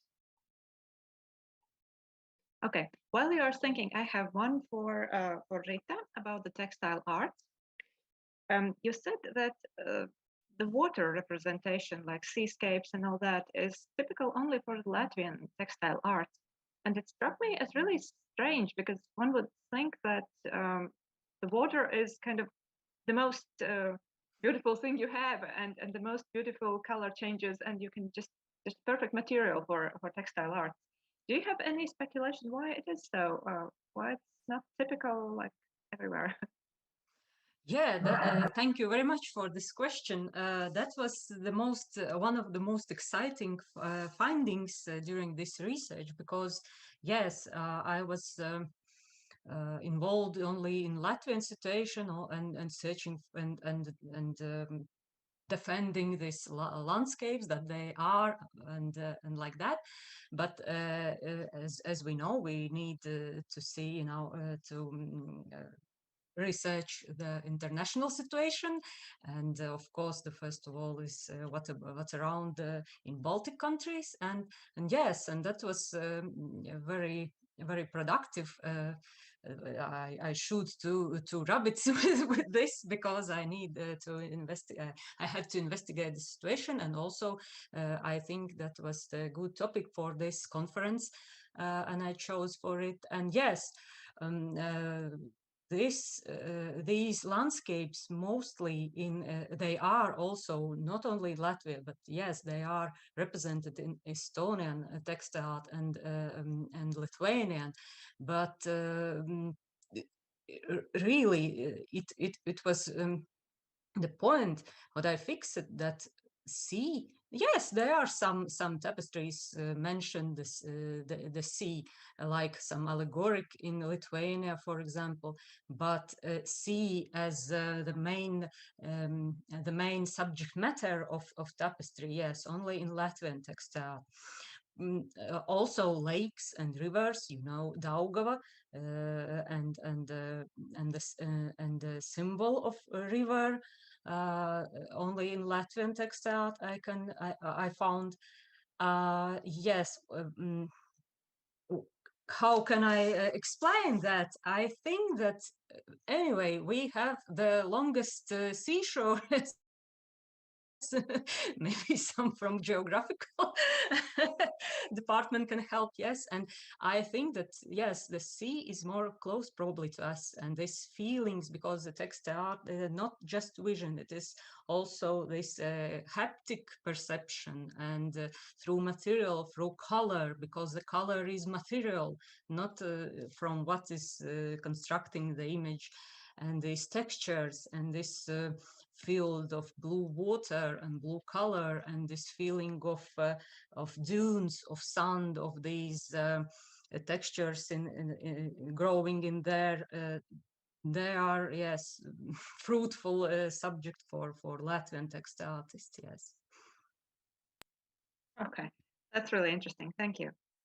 We have a question to Evaldas in the chat, but I don't see, I think Evaldas has left us already, so we can't really ask him. So maybe if he joins us back later. So any more questions, please?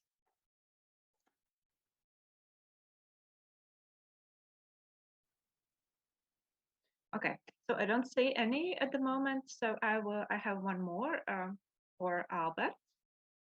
It's not really, well, it's not basically so really close to what you were talking about, but I just got curious. You mentioned copyright. We know that we have now, in Latvia, we have this agency, abbreviation AKA, who is like dealing with copyright issues, and these dealings are sometimes rather controversial. What was the system with copyright, music copyright, as in your case, in this time period? Thank you for the question. Well, it's a very tough question actually, because the period of time is quite long. As it would seem that it's only 20 years, but as we know, there are many crises and political changes and so on. So basically, Latvia joined the international copyrights copyrights agreement only in 1937, but until that there was a certain agencies, so the foreign companies, agents who worked here to protect their rights. So if they spotted that someone is doing something, they could sue them.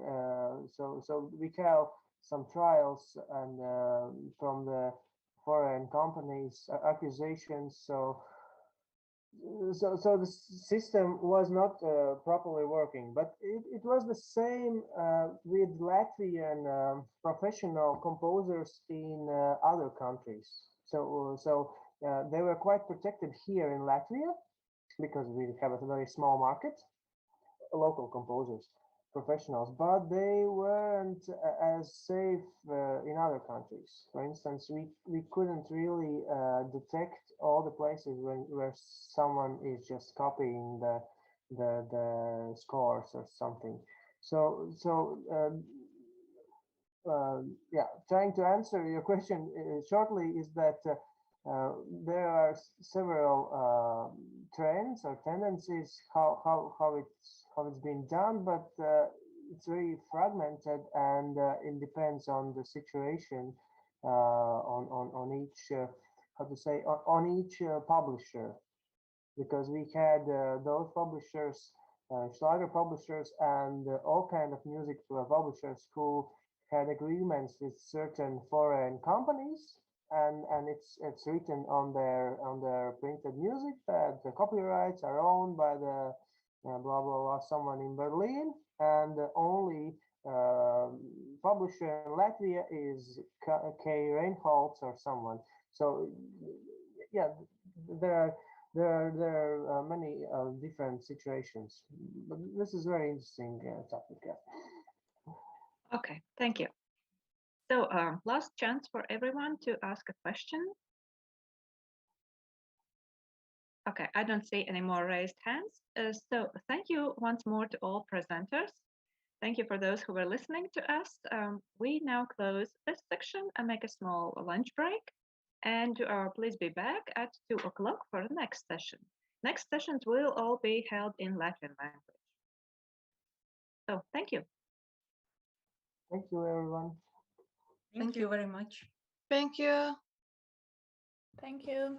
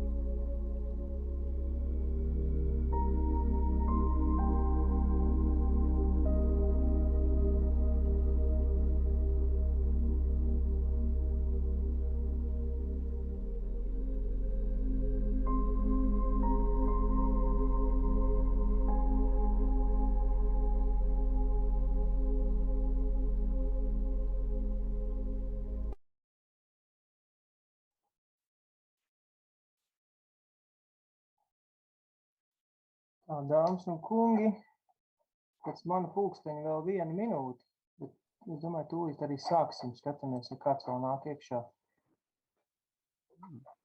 Labdien vēlreiz.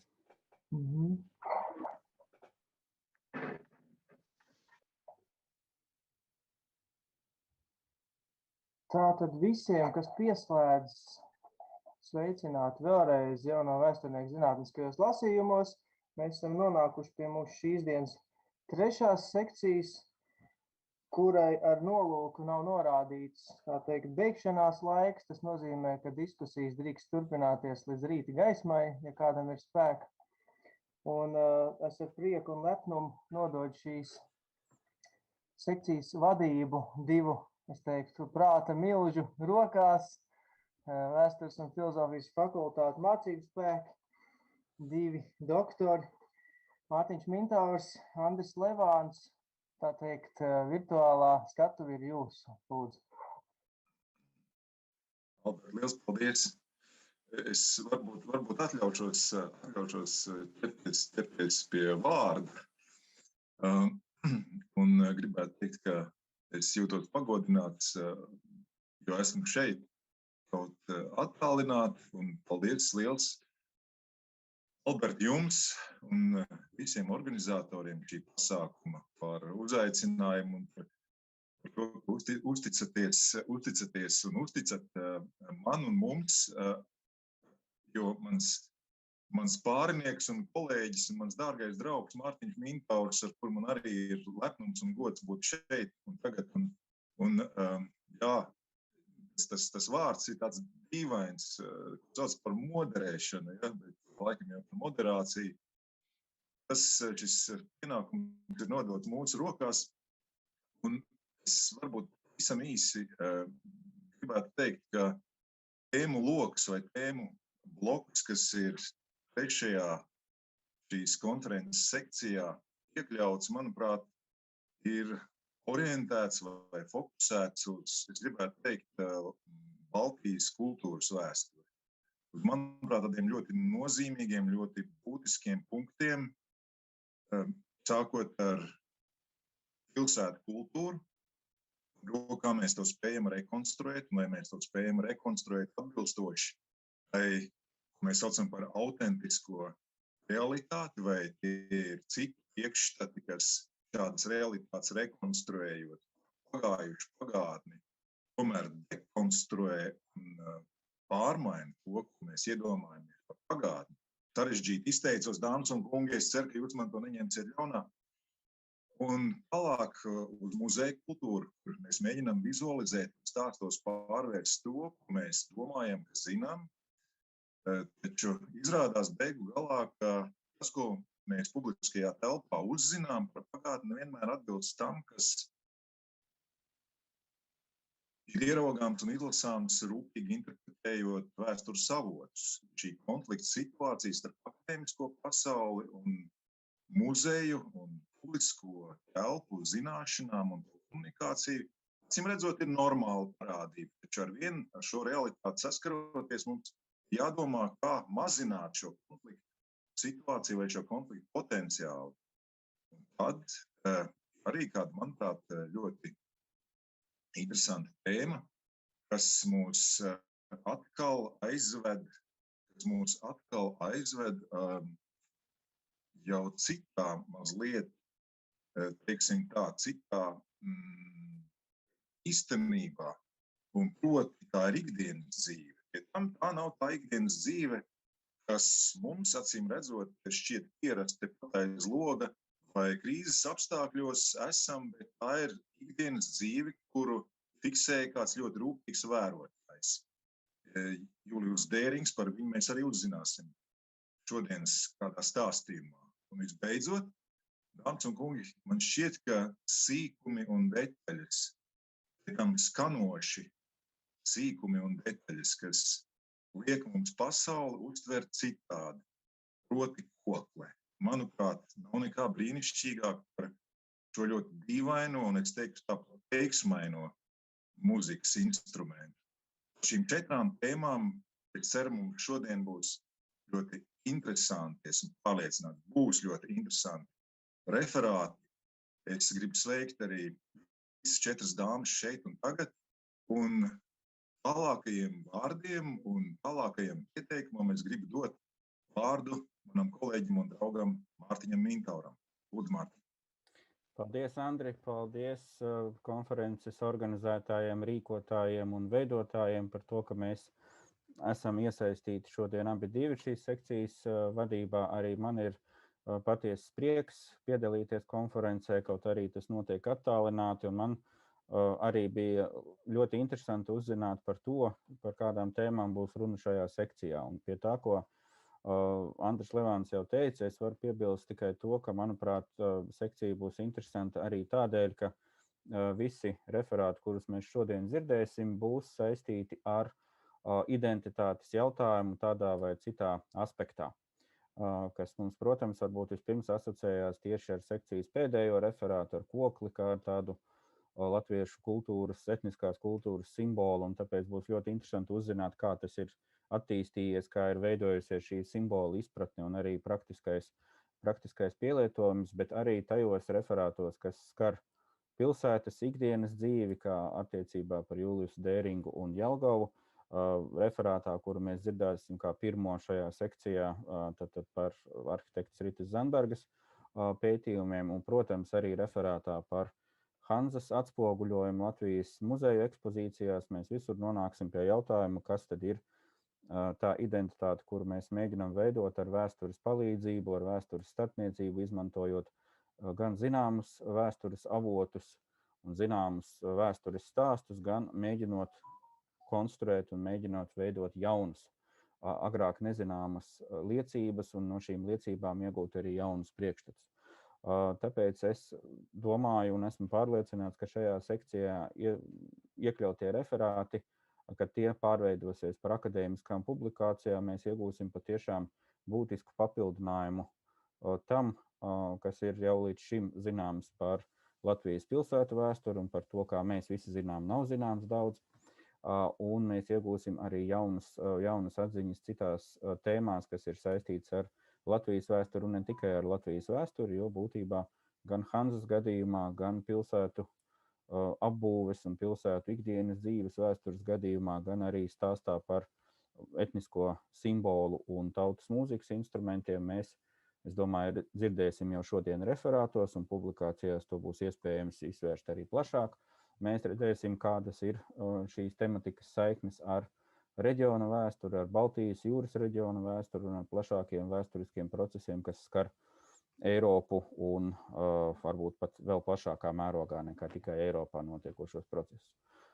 Bet šobrīd droši vien, ka ir laiks pienācis beigt pārbaudīt auditorijas pacietību ar ievadvārdiem un dot vārdu mūsu sekcijas cienījamām dalībniecēm, un kā pirmo referātu, kā pirmo prezentāciju mēs redzēsim šodien Latvijas Mākslas akadēmijas pārstāves Libertas Tomas referātu viduslaiku pilsētbūvniecību un arhitektūra Ritas Zandbergas skatījumā. Lūdzu, ekrāns jūsu rīcībā.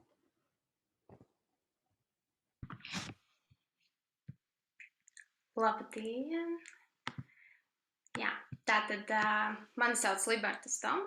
Esmu Latvijas Mākslas akadēmijas mākslas zinātnes maģistra pirmā kursa studente. Un man ir liels prieks būt šajā konferencē, kas ir arī mana pirmā konference. Un jūs vēlos šodien iepazīstināt ar savu referāta tēmu viduslaiku Rīgas pilsētbūvniecību un arhitektūra Ritas Zandbergas skatījumā. Par arhitektūras vēsturnieci Ritu Zandbergu un viņas veiktajiem pētījumiem ir maz rakstīts, lai gan norādes uz viņas paveikto ir daudzkārt minēts ar arhitektūras vēsturi saistītos izdevumos. Tomēr viņas izteiktās hipotēzes un veiktie pētījumi ir vērtēti pretrunīgi, kā arī izraisījuši diskusijas un asu kritiku pārsvarā arheologu vidū. Zandbergas ieguldītais darbs Rīgas pilsētbūvniecības un arhitektūras vēsturē ir nozīmīgs, jo arhitekta pievērsusies neizpētītām un arī ļoti nozīmīgām Rīgas vēstures tēmām. Un no Rīta Zandbergas plašā mantojuma es esmu aprobežojusies ar Rīgu, pievēršoties pilsētas veidošanās arhitektūras vēsturei, lai gan Zandbergas pētījuma loks ir bijis plašāks.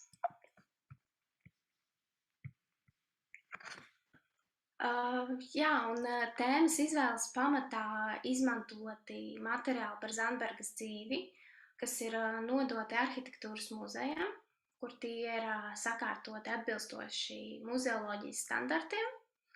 Un man bija lieliski iespēja ar tiem iepazīties, tos apgūt. Materiālu kopu veido Zandbergas pētījumi, nepublicētie raksti, citu vēsturnieku un arheologu atsauksmes par arhitektes paveikto, dienas grāmata 2 daļās, biogrāfijas apraksts, fotogrāfijas un citi nozīmīgi dokumenti. Pievēršoties sabiedrībā mazāk zināmajai Rīta Zandbergas personībai, ir jānorāda, ka viņa bija nodarbināta arhitektūras vēstures jomā, īpaši pilsētbūvniecības vēstures jomā. Viņa ir dzimusi Rīgā, nākusi no inteliģentas ģimenes, arhitekte labi pārvaldīja krievu, vācu, angļu valodas, kas ļāva viņai arī pievērsties dažādu pirmavotu rūpīgai izpētē. 50. gados viņa mācījusies Latvijas Valsts Universitātes arhitektūras nodaļā, un studijas gados Zandberga par arhitektūras vēsturi neinteresējās tik daudz, un viņas interešu lokā bija Latvijas vēsture. Studiju laikā Zandberga ar labiem vērtējumiem ir nokārtojusi eksāmenus, aizstāvējusi savu diplomu projektu, un viņai tika piešķirta arhitekta kvalifikācija. Un Latvijas Valsts Universitātes arhitektūras nodaļā Zandberga arī iepazinās ar savu vīru, ar Igo Zandbergu, ar kuru vēlāk viņa kopīgi veikusi vairākus pētījumus. Un lūk, kreisajā pusē jūs varat redzēt arhitektūras fakultātes 1. kursu, kur Rīta Zandberga ir pirmās rindas kreisajā pusē, un aiz viņas ir viņas vīrs Igo Zandbergs. Pēc universitātes beigšanas Zandberga strādājas par arhitekti vairākās iestādēs, piemēram, projektēšanas institūtā pilsētprojekts, projektēšanas institūtā Latkomuna projekts, vēlāk arī bijusi arhitekte pieminekļu restaurēšanas projektēšanas kantorī. Un šajā laikā tapa Zandbergas nozīmīgākie pētījumi par viduslaiku Rīgas arhitektūru un pilsētbūvniecību. Arhitektes atstātā mantojuma izpētes gaitā es centos chronoloģiskā secībā sakārtot un arī izzināt ar viduslaikiem saistītus Zandbergas publicētus un nepublicētus rakstus. Ar tiem ir iespējams iepazīties nevien Latvijas arhitektūras muzejā, bet arī Latvijas Nacionālajā bibliotēkā. Tos var arī apskatīt periodikā un citur. Un šeit ir publicētie raksti, daži no tiem. Un, manuprāt, viens no grūtākajiem uzdevumiem man pašai bija rokrakstā rakstīto manuskriptu lasīšana, kas saglabājušies lielā skaitā, un arī Zandbergas apjomīgā dienas grāmata 2 daļās un arhitektes pašas rakstītā biogrāfija. Lūk, šeit ir kreisajā pusē redzams fragments no arhitektes dienas grāmatas. Dienas grāmata ir ļoti apjomīga. Un labajā pusē ir arhitektes paša rakstīta biogrāfija. Jā, un strādājot par arhitekti dažādās institūcijās, Zandberga daudz pētījusi Rīgu, kas arī ļāva viņai uzkrāt nepieciešamo materiālu disertācijai, kuru viņa uzrakstījusi 1973. gadā krievu valodā, bet Maskavā nevarēja to aizstāvēt. Un man pašai sarežģījums radīja terminoloģiju krievu valodā, jo arhitekti lietoja diezgan specifiskus vārdus aprakstos.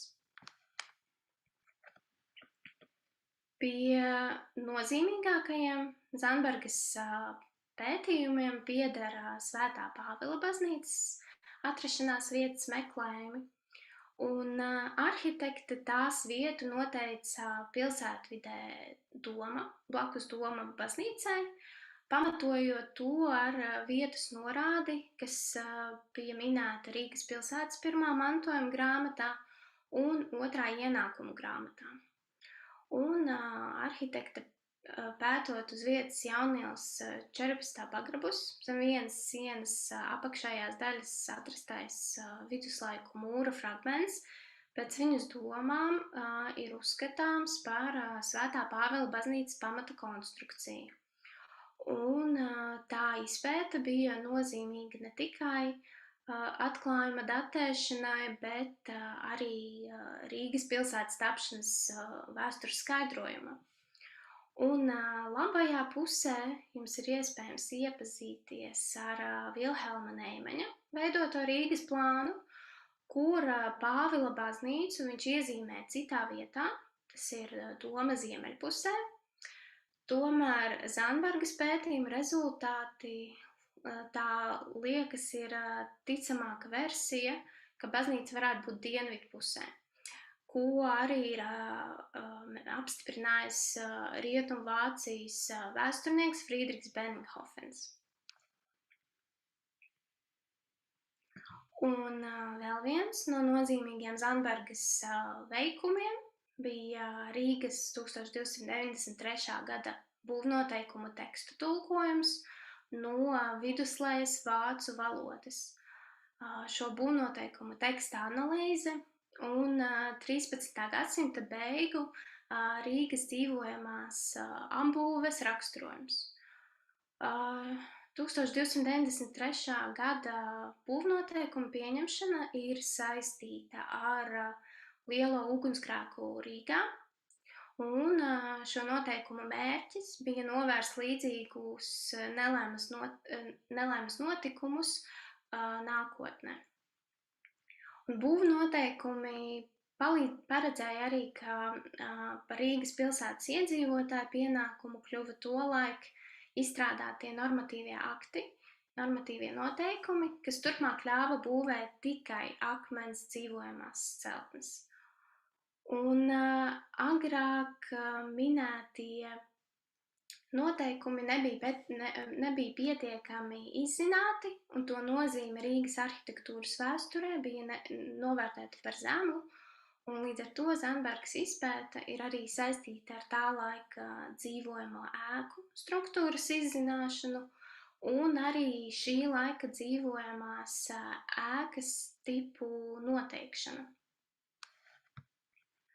Un, lai arī daudzas no Zandbergas izvirzītajām hipotēzēm tika negatīvi vērtētas, arī noliegtas, tas nav iemesls, lai bez ievērības atstātu pozitīvu vērtējumu arhitektes veikumu un ieguldījumu Latvijas arhitektūras vēsturē.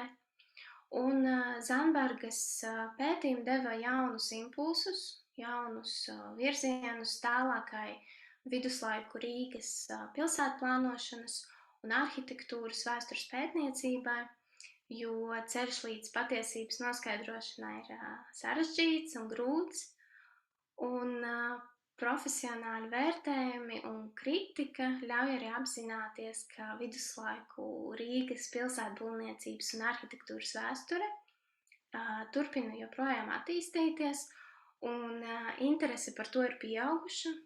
Un Zandbergas atstātais mantojums, tas vēl nav pilnībā izzināts, bet tas dod ierosmi jauniem viduslaiku pētījumiem, pilsētbūvniecības un arī arhitektūras jomā. Lielas paldies!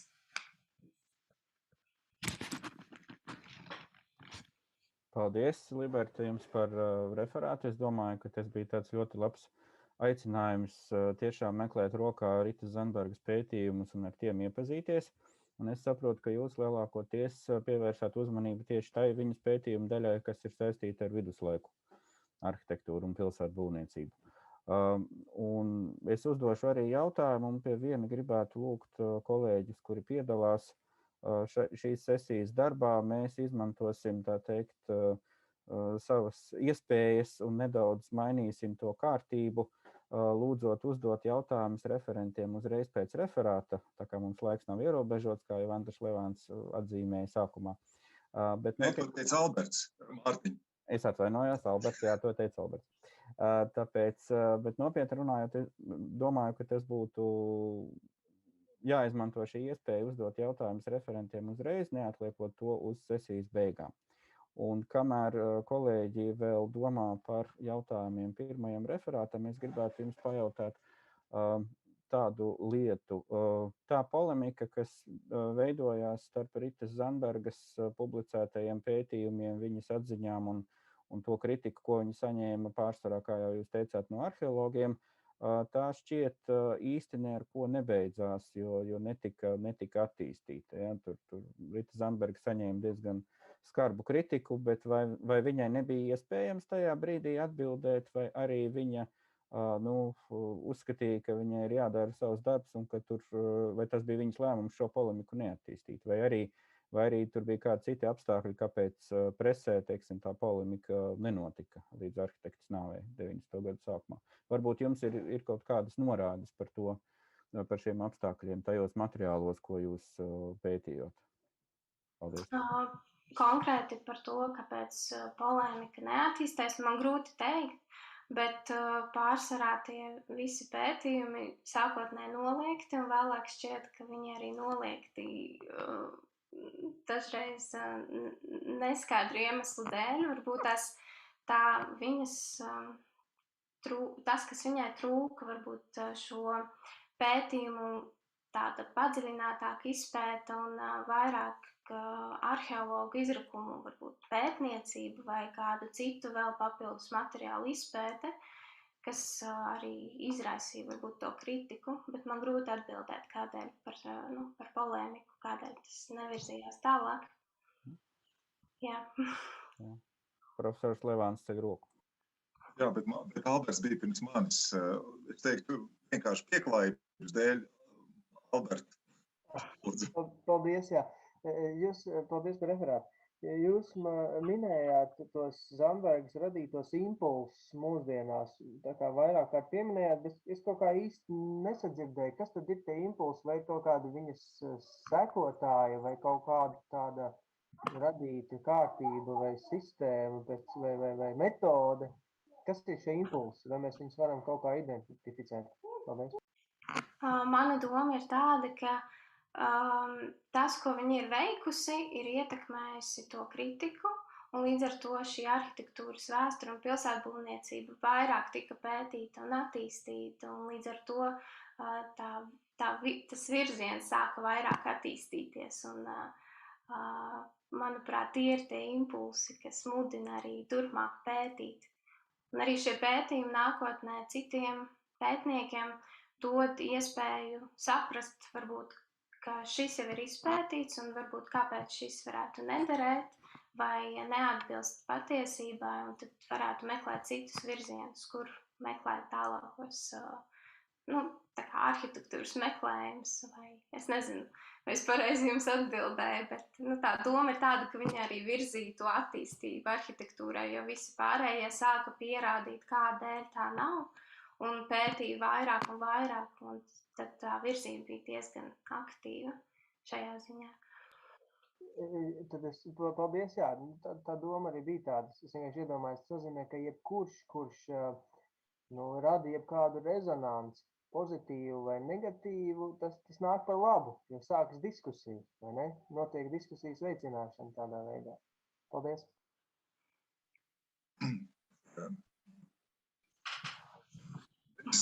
Es varbūt tagad atļaušos arī, kamēr nav neviens vēl pieteicies ar jautājumu vai komentāru, dāmas un kungi, Liberti, es gribētu teikt lielu paldies, man liekas ļoti, ļoti interesants un rosinošs bija jūsu referāts par patiesībā, Mārtiņš man neļaus samēlot, par daļai aizmirst lapas pusi.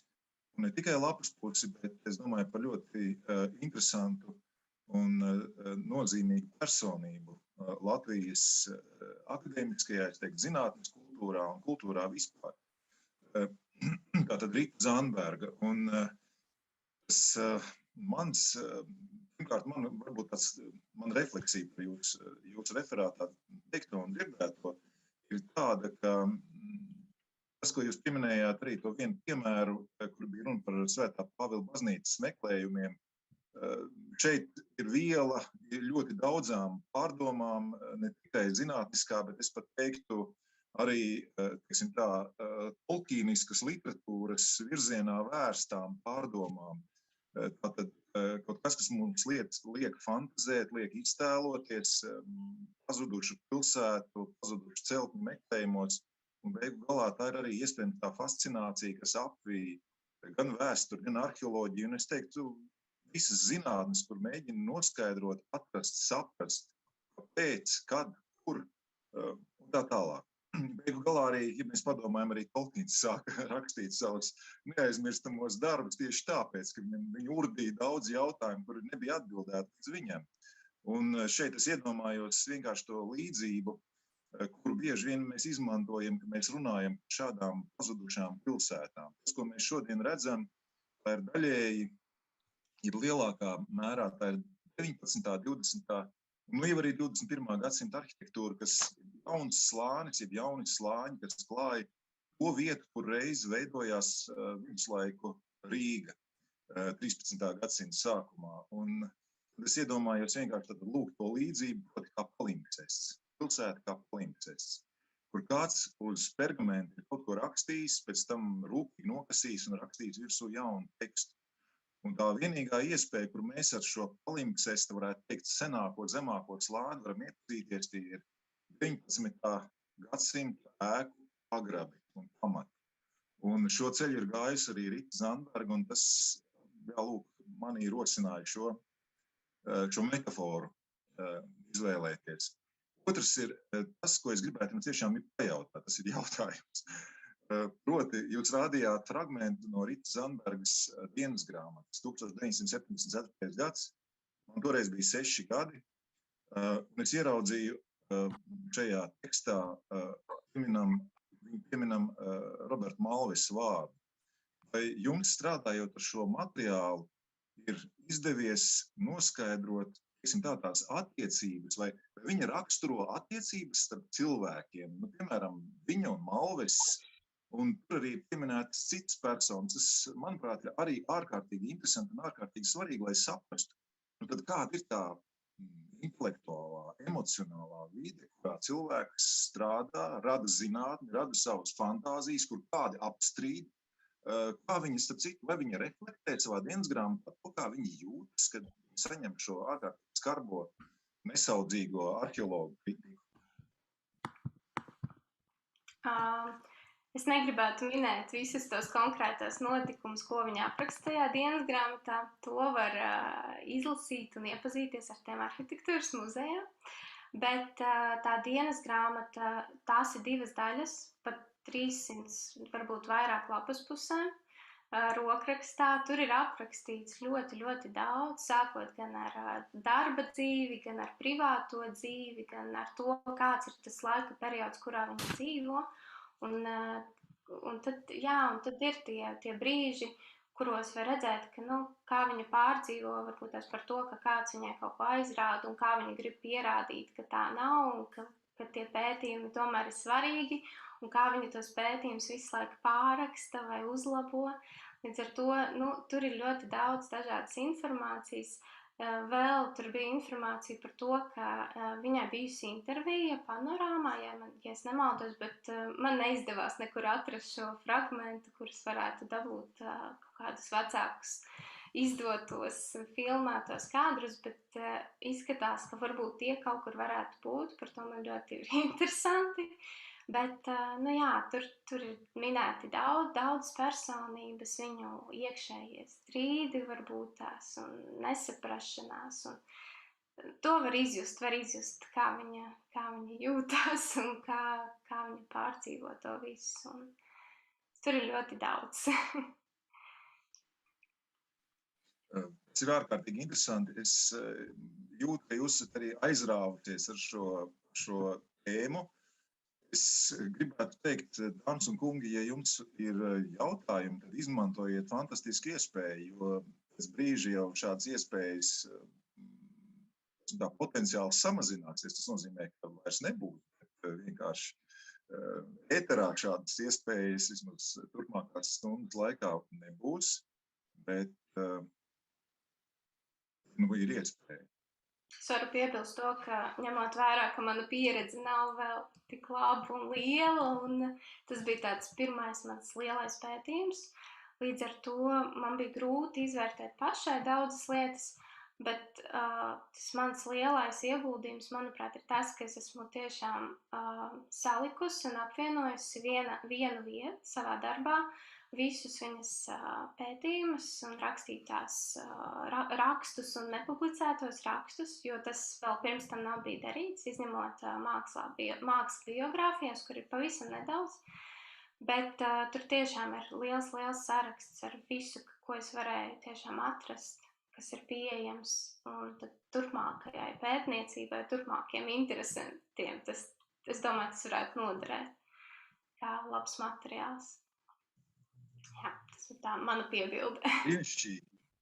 Es jums novēlu vēl turpināt šo iesākto tēmu, un es ceru, ka tā tēma jūs spārnos un inspirēs vēl citiem pētījumiem, un novēlu jums tiešām izdošanos, veiksmi un teikt tā, arī radošu garu un optimismu, neatstāties no šī azarta, un es redzu, ka jūtos tas ir. Un tiešām vēl jums visu labāko jūsu pētījumos. Un tik tiešām es arī ceru, ka jūsu referāts pārvērtīsies rakstā, kas bagātinās tad jau 7. krājumu. Paldies! Paldies jums! Tā. Varbūt tagad, Mārtiņ, mēs varam tās lomas pamainīt nedaudz, un es atļaušos pieteikt tavu piekrišanu, es ceru, Mārtiņ. Es atļaušos pieteikt Rūtu Bruževicu. Rūtas Bruževicas tēma ir, manuprāt, ļoti interesanta. Proti Hanzas vēsturi Latvijas muzejos kopš 1991. gada. Tēma, kas nenoliedzami ir ārkārtīgi svarīga, un tēma, kas parāda mums to, kāda ir Hanzas izpratne, Hanzas uztvere Latvijas sabiedrībā, un kāda ir recepcija, šīs tēmas recepcija un komunikācija Latvijas muzeja ekspozīcijās. Rūta Bruževica ir absolvējusi ar maģistra grādu Latvijas Universitātes vēstures un filozofijas fakultāti, pavisam nesen. Ir laimīgi un veiksmīgi, ko es Rūtu ļoti gribu apsveikt un pildināt, ir kļuvusi par Tallinas Universitātes doktorantu un zinātnisko asistentu. Un šobrīd ir iesaistīta kādā ļoti interesantā projektā. Rūta, jums vārds. Paldies jums liels, un uzreiz arī paldies, ka ar jūsu palīdzību esmu nokļuvusi arī līdz šai prezentācijai dažādos veidos. Tā, mēģināšu tagad dalīties ar prezentāciju.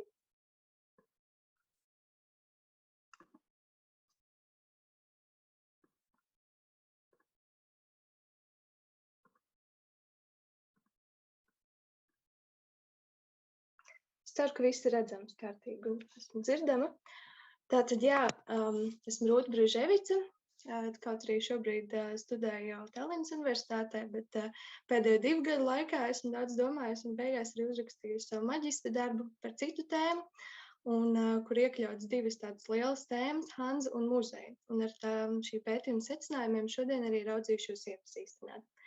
Pašai pētot viduslaiku vēsturi, man arī sāka interesēt tas, kur viduslaiku vēstures pētījumi un gūtās zināšanas nonāk vēlāk, kāds ir to ceļš līdz sabiedrībai, un arī vai šis ceļš vispār eksistē. Un tas, ka šodien ar saviem pētījumiem iepazīstinām tieši muzeja konferencē, manuprāt, arī ir zīmīgi, jo norāda uz to, kas vismaz, manuprāt, ir galvenais medijas vēstures zināšanu un aktualitāšu nodošanā sabiedrībai. Tie ir muzeji, šajā gadījumā vēstures muzeji.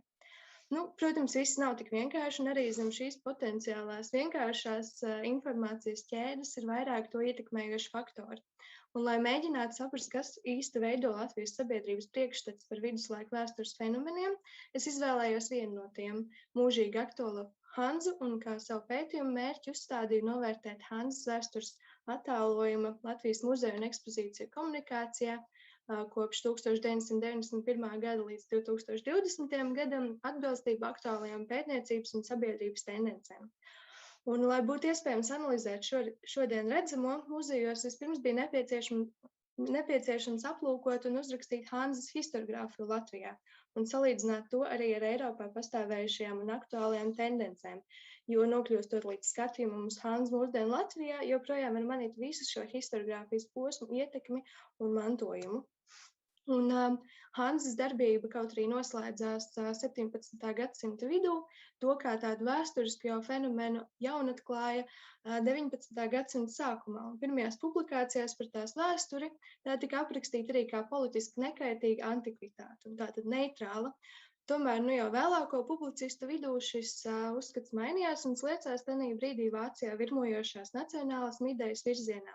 Un 1930. gadā Georgs Sartorijus otrā izdevuma priekšvārda sastādītājs Johans Lapenbergs min, ka Vācijai pietrūks nacionālās identitātes un ka Hanza ir saistām ar viduslaiku vāciešu vēlmi pēc nācijas apvienošanās, kas izpaudās Hanzas pilsētu patstāvībā. Hanzas popularitāti sasniedz arī Baltiju, un 19. gadsimtā dibinājās vēstures pētītāju biedrības, kurās darbojās mums jau zinām vācu-baltiešu vēsturnieki, kur uzskatīja sevi arī par Hanzas mantiniekiem.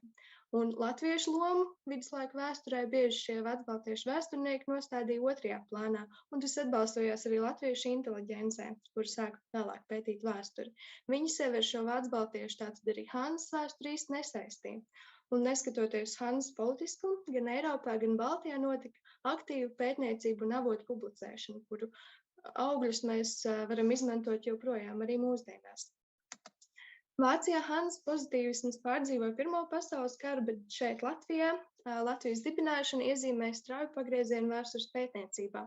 Koncentrēšanās uz latviešu vēsturi, tostarp senvēsturi, atstāja Hanzu un pārējos viduslaikus otrajā plānā un ielika to arī kā daļu no tā saucamajiem 700 sveždzīves gadiem.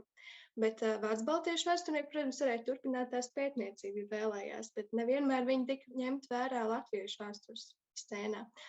Nozīmīgs izdevums gan bijis Jāņa Strauberga uzrakstītā Rīgas vēsture, kas samērā plaši ielūkojās arī Hanzas norisēs Rīgā. Tomēr laikmeta garam atbilstoši Straubergs akcentē tieši latviešu lomu viduslaiku Rīgā un meklē tā saucamos latviešu amatus. Vācijā pieaugušais nacionālsociālisms un vēsturnieku, piemēram, Friča Rēriga ideja par Hanzu izmantošanu arī šajā ideoloģijā, piemēram, padarot Hanzu par simbolu Baltijas jūras austrumu krastu kolonizācijai, protams, nepadarīja latviešu attieksmi pret Hanzu maigāku. Pēc Otrā pasaules kara Vācijā bija jāatsakās no Hanzas nacionālisma sāpīgās vēstures dēļ, bet Hanza turpināja būt veiksmīgs pilsētu popularitātes simbols. Interesi par Hanzas vēsturi pieauga arī ārpus Vācijas, sākot to biežāk uzlūkot kā starptautisku, ne tikai vācisku fenomenu. Protams, dzelzs priekškars un aiz tā aizvestie Lībekas arhīvu dokumenti daļai ierobežoja pētniecību rietumos. Vācijas austrumos arī tika novērtēta Hanzas vēsture un pat dibināta alternatīva tās vēstures pētniecības biedrība. Sociālismā Hanza tika aplūkots caur ekonomikas, sociālās un pilsētu vēstures prizmu, un viduslaiku pilsētu kultūra sociālistiskajā vēstures skatījumā tika uzskatīta par attīstītāku nekā feodālisms. Tomēr Padomju Savienībā daudz augstāk tika vērtēta tieši nesenā vēsture. Savukārt feodālismā tika ieskaitīts laiks no viduslaikiem līdz 19. gadsimta vidum, kas ievērojami samazināja viduslaiku lomu šajā pētniecības jomā. Un viduslaiks nebija nedz gluži neērts vēstures posms, nedz arī īpaši svarīgs. Un tostarp Latvijas Padomju Sociālistiskajā republikā tomēr bija viegli attīstīt nepatiku, piemēram, pret vācu kundzību un uzsvērt Krievzemes lielo nozīmi un tās norisēs Livonijā. Svarīgākais izdevums šajā laika posmā bija Latvijā bija feodālā Rīga, kurā ietvertais faktoloģiskais materiāls konkrētajā tematā ir ļoti plašs un tam laikam ļoti kvalitatīvs, un to attīrot no ideoloģiskiem uzslāņojumiem iespējams veiksmīgi izmantot arī mūsdienās, un tas arī labi atspoguļo Hannas vēstures pētniecību tieši Latvijas PSR. Savukārt, krītot dzelzs priekškaram, Eiropā Hannas pētniecība tikai plešas plašumā. 89. gadā notiek apjomīga izstāde, kurā prezentē tāda brīža aktuālās nostādnes, un tās līdz mūsdienām turpinājuši attīstīt Rols Hamels Kīzovs un Kārstens Janka un citi vēsturnieki. Tostarp arī pētniecības institūts Lībekā Eiropas Hannas muzejā. Notiek atgriešanās pie avotiem, kuriem atkal ir piekļuva, kā arī populāri ir personu, reģionu un arī citu Hannas vēstures aspektu pētniecību. Un kaut arī diskusijas un pētījumi par to, kas īsti ir Hanzi, jo joprojām mēs tomēr vienā teikumā nespējam to nodefinēt. Šīs diskusijas turpinās, un šobrīd tās vēsture lielākoties tiek izdalīta tādā no sākuma tirgotāja un vēlāk tā pārveidojas par pilsētu Hanzi. Un Latvijas vēstures pētniecībā kopš 1991. gada liela nozīme ir bijusi 20. gadsimta vēsturē un historiogrāfijai, kā jau teicu. Jo, lai revidētu okupācijas laikā uzrakstīto par 20. gadsimta vēsturu un neuzrakstīto vēl rakstītu, tā bijusi prioritāra un viduslaika vēstures aina pārsvarā veidojusies no visiem iepriekš minētajiem posmiem, plus trimdas historiogrāfijas, kuras pārstāvja Indriķa Štērna 2 izdevumi par Latvijas viduslaika vēsturi, joprojām ir jaunākais Latvijas viduslaika vēsturi apkopojošais darbs latviešu valodā. Un kā arī nesen daļais pārsteigums bija, piemēram, Strauberga Rīgas pārizdevums, jo nekas cits par par Rīgu neesot uzrakstīts kopš tā laika. Kopš 2003. gada, piemēram, latviski pieejama arī Hamela Kīzova grāmata apkopojošā Hanza, un kopš šīs vasaras arī Kārstena Jankas grāmata Hanza. Bet pētniecību un arī šo grāmatu tulkošanu ilgus gadus ir motivējis ilgadējais LU profesors Ilgvars Misāns un arī jau daudz citu vēsturnieki. Tomēr par sabiedrības viedokli runājot, pētījumā veiktās aptaujas rezultāti liek domāt, ka Latvijas sabiedrība Hanzu uzskata par svarīgu un arī pozitīvu faktoru Latvijas vēsturē. Tātad diezgan atšķirīgi no, piemēram, starpkara perioda. Un sabiedrībai Hanz mūsdienās arī asociējas ne tikai ar Hanzas maiznīcu vai banku, bet arī ar, piemēram, jaunajām Hanzas dienām, kuras notiek gan Rīgā, gan arī citās Latvijas pilsētās, un arī Latvijas pilsētu draudzību un līdzību ar pilsētām Rietumē Eiropā. Un to arī uzskata par tādu pozitīvu faktoru, kas ļauj mums iekļauties Rietumē Eiropas kultūras telpā. Un pēc šī ieskata varam tad ielūkoties muzejos un mēģināt izprast, kā šī historiogrāfijas attīstība un situācija mūsdienās ir ietekmējuši šo ainu, un galvenais, vai Latvijas muzejos mēs varam atrast mūsdienīgu skatījumus gandrīz ikvienam kaut mazliet pazīstamo vēstures fenomenu. Pētījuma gaitā es atradu 8 Latvijas muzejus vai ekspozīcijas, un kuros ir pievērsta uzmanība Hanzas vēsturē, kaut ar vienu teikumu.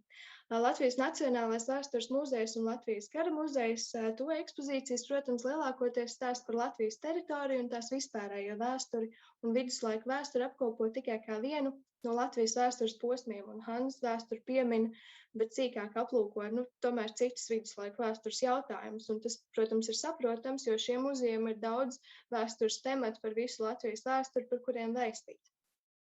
Savukārt no 8 Latvijas teritorijā esošajām vēsturiskajām Hanzas pilsētām 5 no tām ir muzeji, kuros kāda ekspozīcijas daļa arī ir veltīta Hanzai.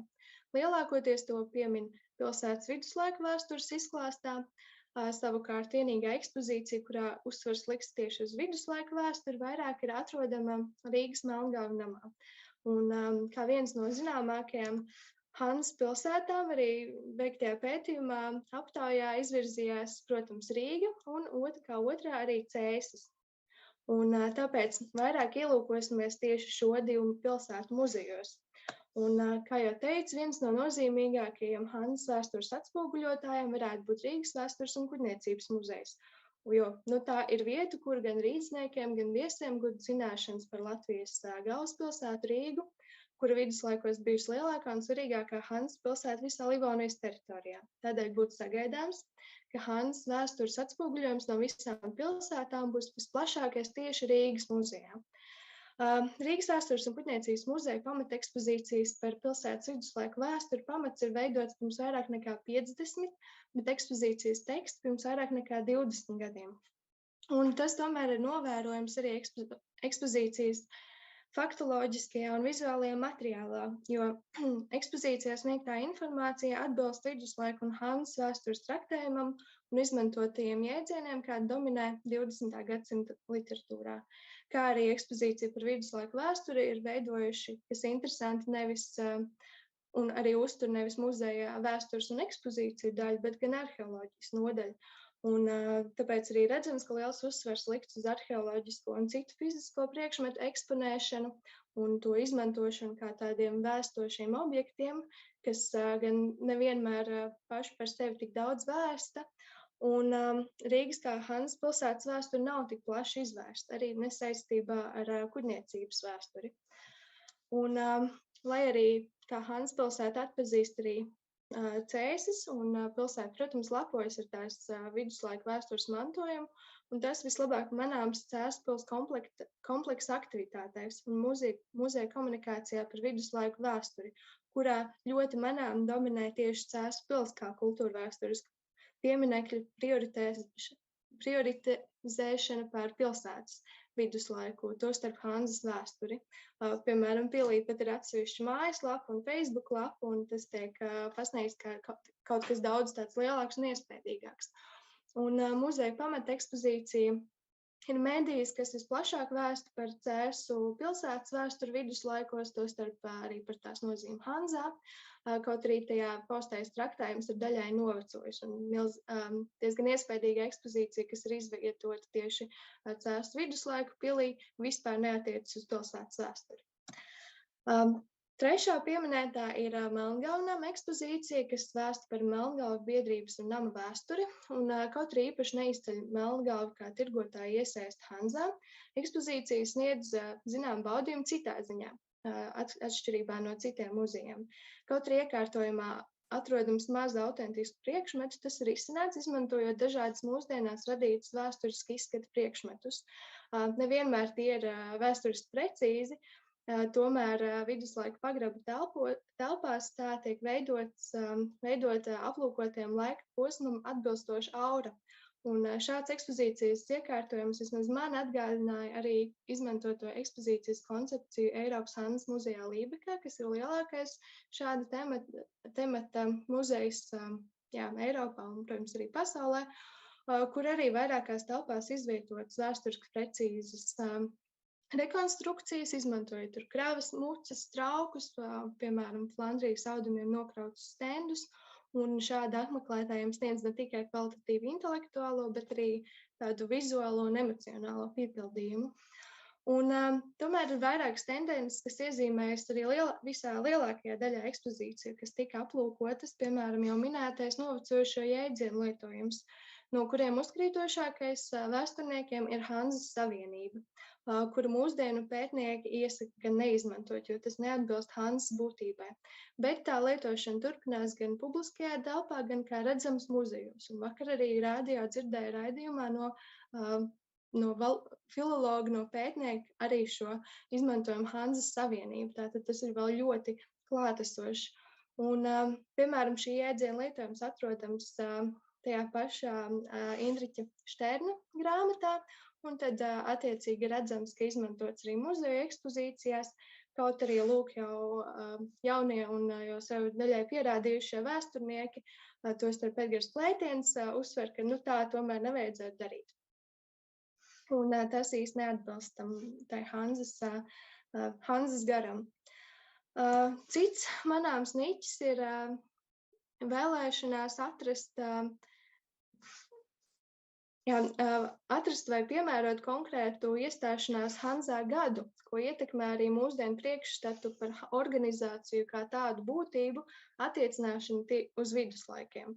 Un šādiem citātiem ekspozīcijās iemesli ir gan zinātniskajā literatūrā, gan arī dažu avotu neprecīzā interpretācijā. Piemēram, šo pašu Rīgas iestāšanās gadu Hanzā var atrast feodālajā Rīgā, un tad ļoti līdzīgs citāts parādās arī Rīgas vēstures un kuģniecības muzeja ekspozīcijā. Savukārt ar Valmieru, acīm redzot, ir neprecīzi interpretēt šis avots, un arī, kā redzams, vēsturnieks Elgars Misēns arī norāda, ka kaut arī cilvēki vēlas atrast šo oficiālo sākuma datumu, ar Hanzu nebija tā, ka tajā iestājās un izstājās kādā konkrētā datumā. Būšana Hanzā bija tāds plūstošs un mainīgs process, varētu teikt. Un vēl dažas no ekspozīcijām reģionos pārliektajās uzsvērta to nozīme Hanzas sistēmā.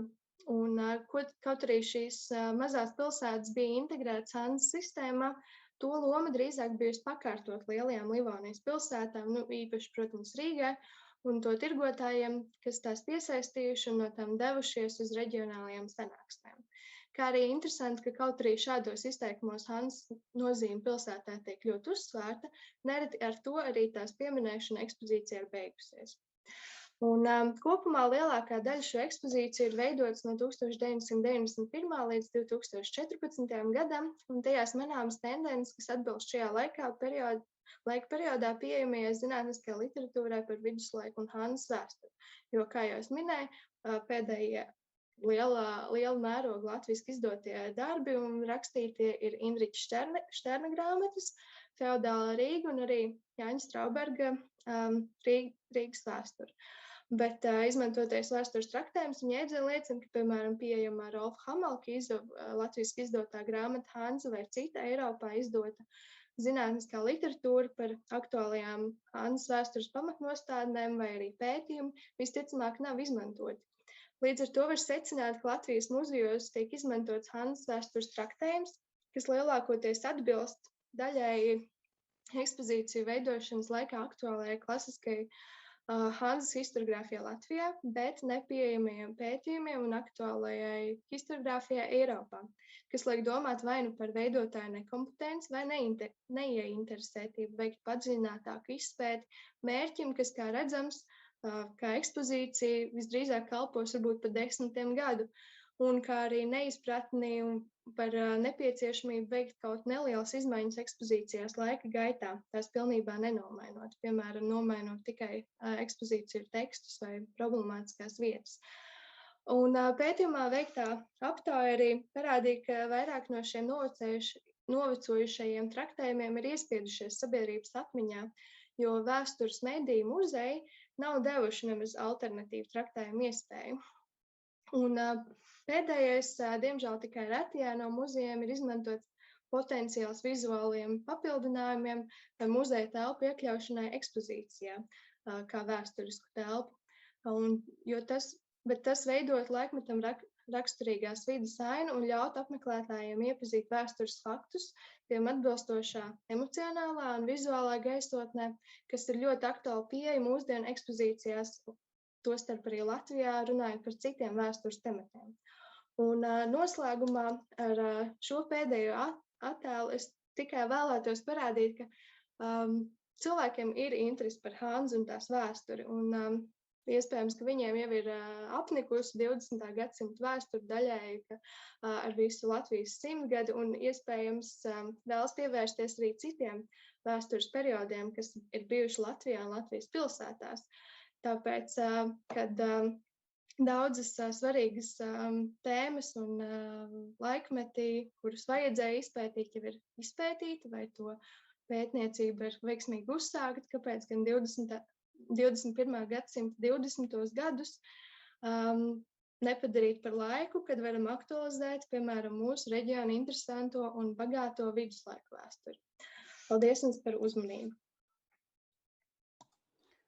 Paldies! Paldies, Rūta! Es pievienojos sekcijas vadītāja Andra Levāna aplausiem. Paldies jums par prezentāciju. Noteikti, ka manam kolēģim, kā viduslaiku speciālistam, būs jautājumi un droši vien arī komentāri. Es pateikšu no savas puses tikai to, ka man ļoti iepriecināja tas, ka jūs spējāt vienu referātu apvienot gan ieskatu historiogrāfijā, kas bija kompakts un interesants, gan arī šo pamatēmu, kas ir tad muzeja ekspozīciju analīze. Pie muzeja ekspozīciju analīzes viena tehniska piezīme, ļoti interesants ir šis materiāls par aptaujas rezultātiem, ko jūs organizējāt, bet diagrammā pietrūka, diemžēl divās diagrammās pietrūka atšifrējumi tiem cipariem no 1 līdz 5. Un līdz ar to, tad, skatoties vienkārši šo diagrammu, tu redzi, ka tur ir materiāls, bet tu īsti nesaproti, uz ko attiecas konkrētie cipari. Un tas, protams, iekārdina klausītāju, bet droši vien, ka būtu labi, ja mēs uzzinātu arī atšifrējumu šiem stabiņiem.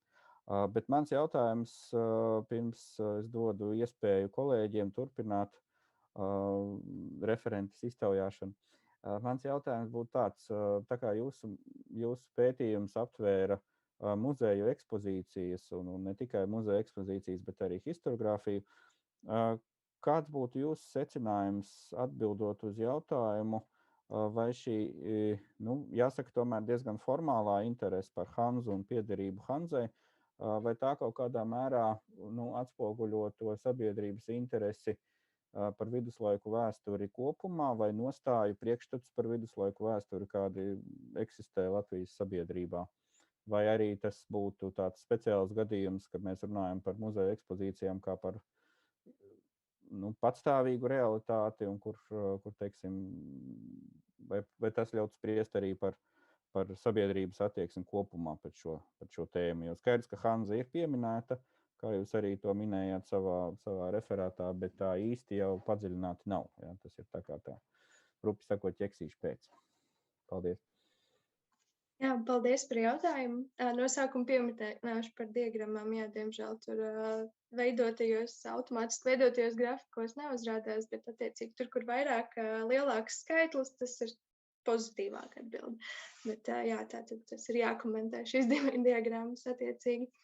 Par otro jautājumu, ja pareizi saprotu, tad, sabiedrības viedokli par Hanzu un arī par viduslaikiem, protams, neveido tikai muzeja. Tā ir tāda, lai gan muzeja ir vieta, kur aiziet pieaugušam cilvēkam un paskatīties uz kādu viņu interesējošu vai varbūt pat netik interesējošu tematu. Un, protams, daļa no šī sabiedrības viedokļa iekaļ arī skolas solā gūtais, un tas arī var būt atkarīgs no tā, kurā brīdī šajā skolas solā cilvēks ir sēdējis. Un arī visādi publiskajā vidē pasākumi dzirdētais, piemēram, Latvijas radio bieži arī veidoja raidījumus par viduslaiku vēstures tēmām un kaut kā sasniedz šo sabiedrību un klausītājus par tām. Par to, vai muzejos redzamais reprezentē tādu sabiedrības skatījumu, es teiktu, ka daļēji jā. Jo, jā, kā arī, piemēram, šajā pašā aptaujā es aicināju cilvēkus izteikt kaut kādas asociācijas un pašiem saviem vārdiem paskaidrot, kas viņuprāt ir Hanza, un tas lielā mērā sakrit ar to, kas ir redzams šajās ekspozīcijās, gan jēdzienu lietojumā, gan arī tādā ideiskā izpratnē. Bet tas sakrit arī ar dažādām historiogrāfijas, dažādiem posmiem, gan arī bija viedokļi par to, ka tā jau bija tāda vāciešu padarīšana, gan arī varēja redzēt atšķirību viedokļos par to, kādi ir par tieši viduslaiku vēsturi un kādi ir tieši par Hanzas vēsturi, jo viduslaiku vēsturi bieži tiek varbūt uzskatīt par tādu, ka mēs tur neko īsti nezinām, īpaši par latviešiem, un tomēr tas daudz interesē cilvēkus, bet mūsdienās, kad arvien vairāk tiek uzsvērts, ka tā Hanzas vēsture un viduslaiku vēsture, piemēram, Rīgā, ka mums tur nevajag meklēt latviešus, bet ka tā ir tomēr mūsu pilsētas vēsture. Un cilvēki, kas, piemēram, Rīgā vai citā pilsētā dzīvo jau vairākās paaudzēs, tad viņiem tas saistās ar šo pilsētas patriotismu. Un tātad šis, varētu teikt, Hanzas patriotisms attīstās daudz plašāks un pamanāmāks nekā vienkārši par viduslaiku vēsturi. Tā kā tas ir gan tāds reģionālais aspekts, gan arī tas, ka tā Hans tomēr tiek redzēts citādāk arī tamdēļ, ka tur bija ekonomiskie sakari un attīstība, un arī to mūsdienu cilvēku uzskata par labu lietu, ka notika ekonomikas attīstība.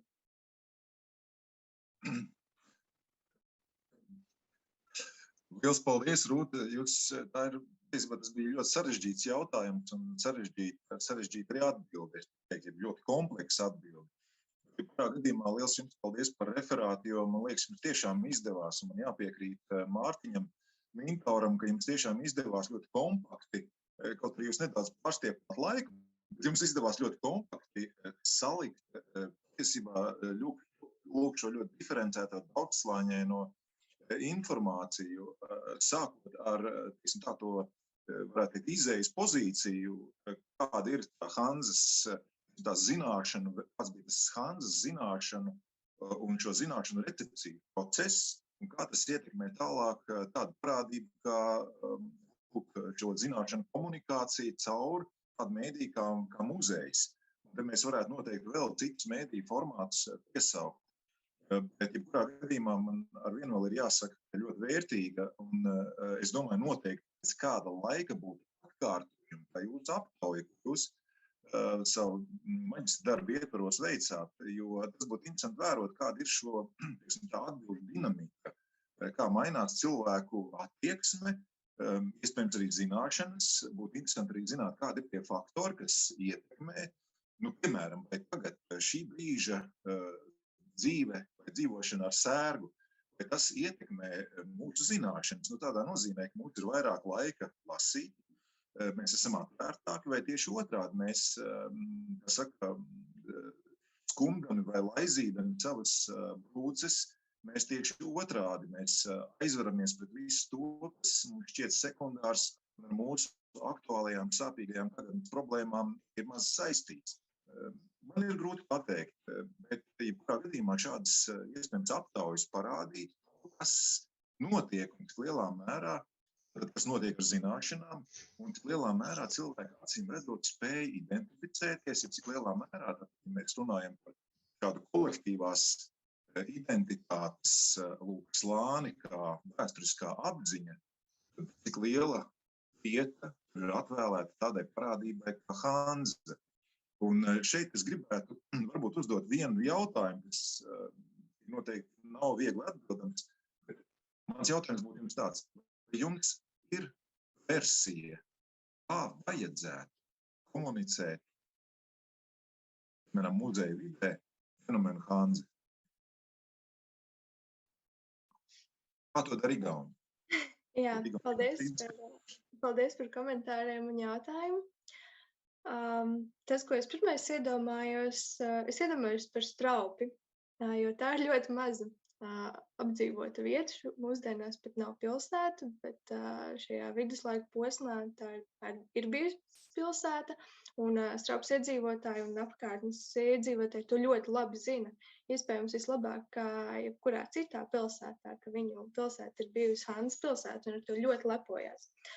Un tur gan nav muzeja un ekspozīcijas, bet tie viņu darbi un iesaistīšanās dažādos projektos, gan starptautiskos, gan vietējā līmenī, ļoti labi īstenībā veic šo mārketingu, jo kaut arī viņu Hanzas tirgus, kas notiek laikam reizi mēnesī, neizskatās pēc Hanzas tirgus, tomēr viņi šo vārdu nes un cilvēki par to ieinteresējas un ar to asociē.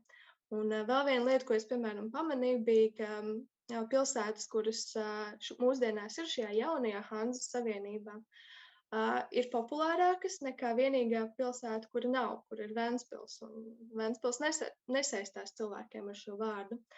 Un šī, manuprāt, mūsdienu asociēšana vairāk un mūsdienu vidas asociēšana ar pagātni rada cilvēkiem un iedzīvotājiem šo saikni, emocionālo saikni un vēlmu uzzināt vairāk par, ja viņi ir pilsētas iedzīvotāji, tad tomēr par savu vēsturi, par savas vietas vēsturi.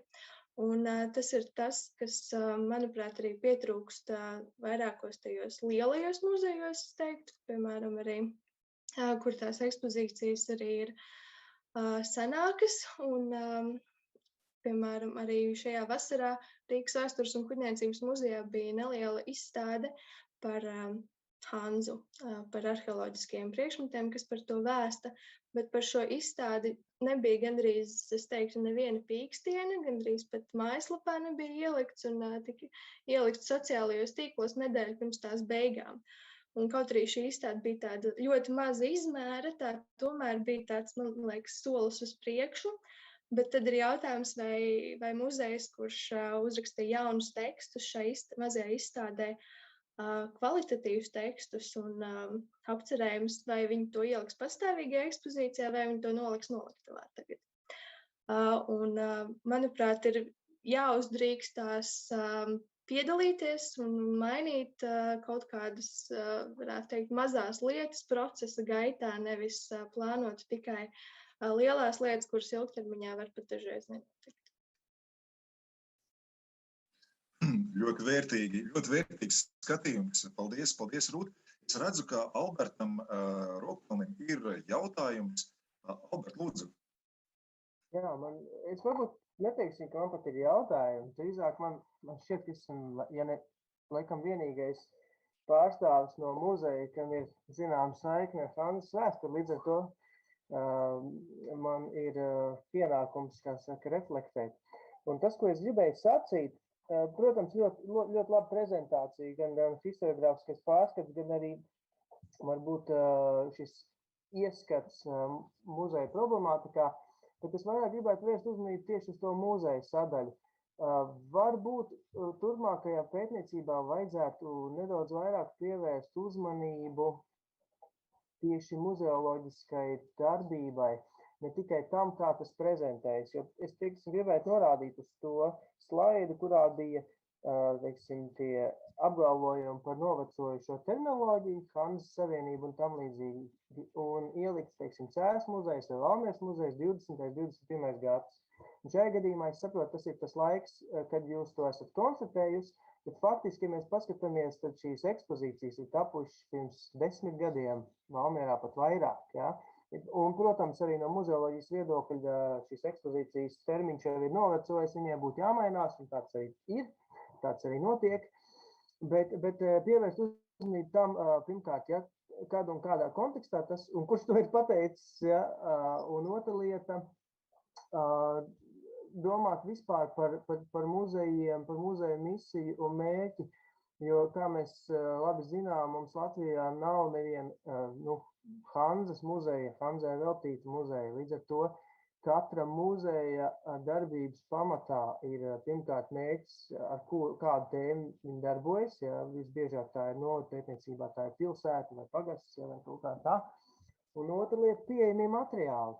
Jo būsim godīgi, ja par Hanzas periodu, labi, ja mums ir Cēsīs, ir pils, bet tā jau nebija Hanzas tirgotāja pils. Tur ir visam citi jautājumi. Ja, un līdzīgi arī Valmierā un citur, ka tēma ir svarīga, tēma ļoti labi strādā kā mārketinga, PR tēma pilsētai, pilsētas reklāmai, turismam, bet muzejā ir diezgan sarežģīti ar tām lietām strādāt. Kas, protams, nenoliedzami, teiksim, kritika par terminoloģijas lietām, tā ir vietā un par to ir jādiskutē. Bet es domāju, aicinājums varbūt uz priekšu, jā, iedziļināties katra muzeja konkrētajā darbības šajā sfērā, jo gal galā muzeja pamatlieta ir krājums, un ja mums nav daudz Hanzas laika liecību, tad mēs neko daudz arī nevaram izstāstīt par to. Tas varbūt tā komentārs. Paldies. Paldies par komentāru. Es varu arī piekomentēt, ka pašā darbā, maģistra darbā arī es vairāk tieši katru muzeju atsevišķi aplūkoju, un tur arī tad novērtēju un minēju arī gan to, kādi ir tie muzeja mērķi katra konkrētā, gan arī, kurā gadā tad ir veidot ekspozīciju vai vismaz aptuveni, un kas ir pieejams uz to brīdi. Tā kā tas tika ņemts vērā, un kaut arī bija, protams, vēlmi arī no tāda vairāk muzeoloģiska skatījumā aplūkot šo tematu, bet, beigās tas izrādījās mazliet par apjomīgi, par daudz, un domāju, piemēram, šī tēma no tāda vairāk muzeoloģiska skatījuma varētu būt labi, piemēram, piemēram, kultūras akadēmijas repertuārā un saistībā ar tādām cita veida pētniecību, kā tad šīs divas lietas, vēsturi un muzeoloģiju, salāgot. Kolēģi, mums ir vēl 2 jautājumi čatā saņemti. Jā, paldies Albertam, kurš pārsūtīja jautājums no Zanes Krūmiņas. Viņa raksta, paldies par referātu. Interesanti, kas ir tā sabiedrības grupa, kas tika aptaujāta. Ja tas netika minēts jau prezentācijā, tad lūdzu. Jā, aptaujā piedalījās vairāk kā 300 cilvēki. Jāsaka gan, ka liela daļa no šiem cilvēkiem bija ar augstāko izglītību un kaut kāda daļa arī ar vai nu vēstures izglītību, vai arī ar tādu ieskatu nelielu vēsturē vai interesi par to. Bet tas, protams, arī saprotams, jo cilvēki, kuriem ir interesi par vēsturi, drīzāk arī izpildīs šādu aptauju, kas bija izplatīta. Bet es teiktu, ka respondentu loks bija diezgan plašs. Dažādas vecuma grupas droši vien arī? Jā, visas. Tā, paldies. Un tad vēl viens. Vēl ir jautājums no kolēģa Viestura Rasneča. Jautājums šāds. Vai jums bija iespēja aprunāties ar šo ekspozīciju veidotājiem? Ja tāda iespēja bija, vai jums izdevās pieminēt šos jaunākos pētījumus, par kuriem jūs runājāt, un šo pētījumu informācijas iekļaušanu ekspozīcijas saturā? Tātad vai bija iespēja runāt ar pašiem ekspozīciju veidotājiem, vērtējot ekspozīcijas saturu? Jā, ar dažiem ekspozīciju, ja ne veidotājiem, tad šī brīža pārvaldītājiem es arī runāju, par ko saku lielu paldies. Tas arī vēstures Valmieras muzejam. Bet es to pārsvarā darīju nevis tādā mērķī, ka uzzinātu, kā ir veidot ekspozīciju, jo ļoti daudz no tiem cilvēkiem, kas ir veidojuši tās ekspozīcijas, vairs nestrādā tajos muzejos, bet drīzāk, kuras varētu iegūt šo informāciju un prasot par avotiem. Piemēram, es izmantoju dažos muzejos arī zinātnisko arhīvu, kur bija par kādreizējām izstādēm.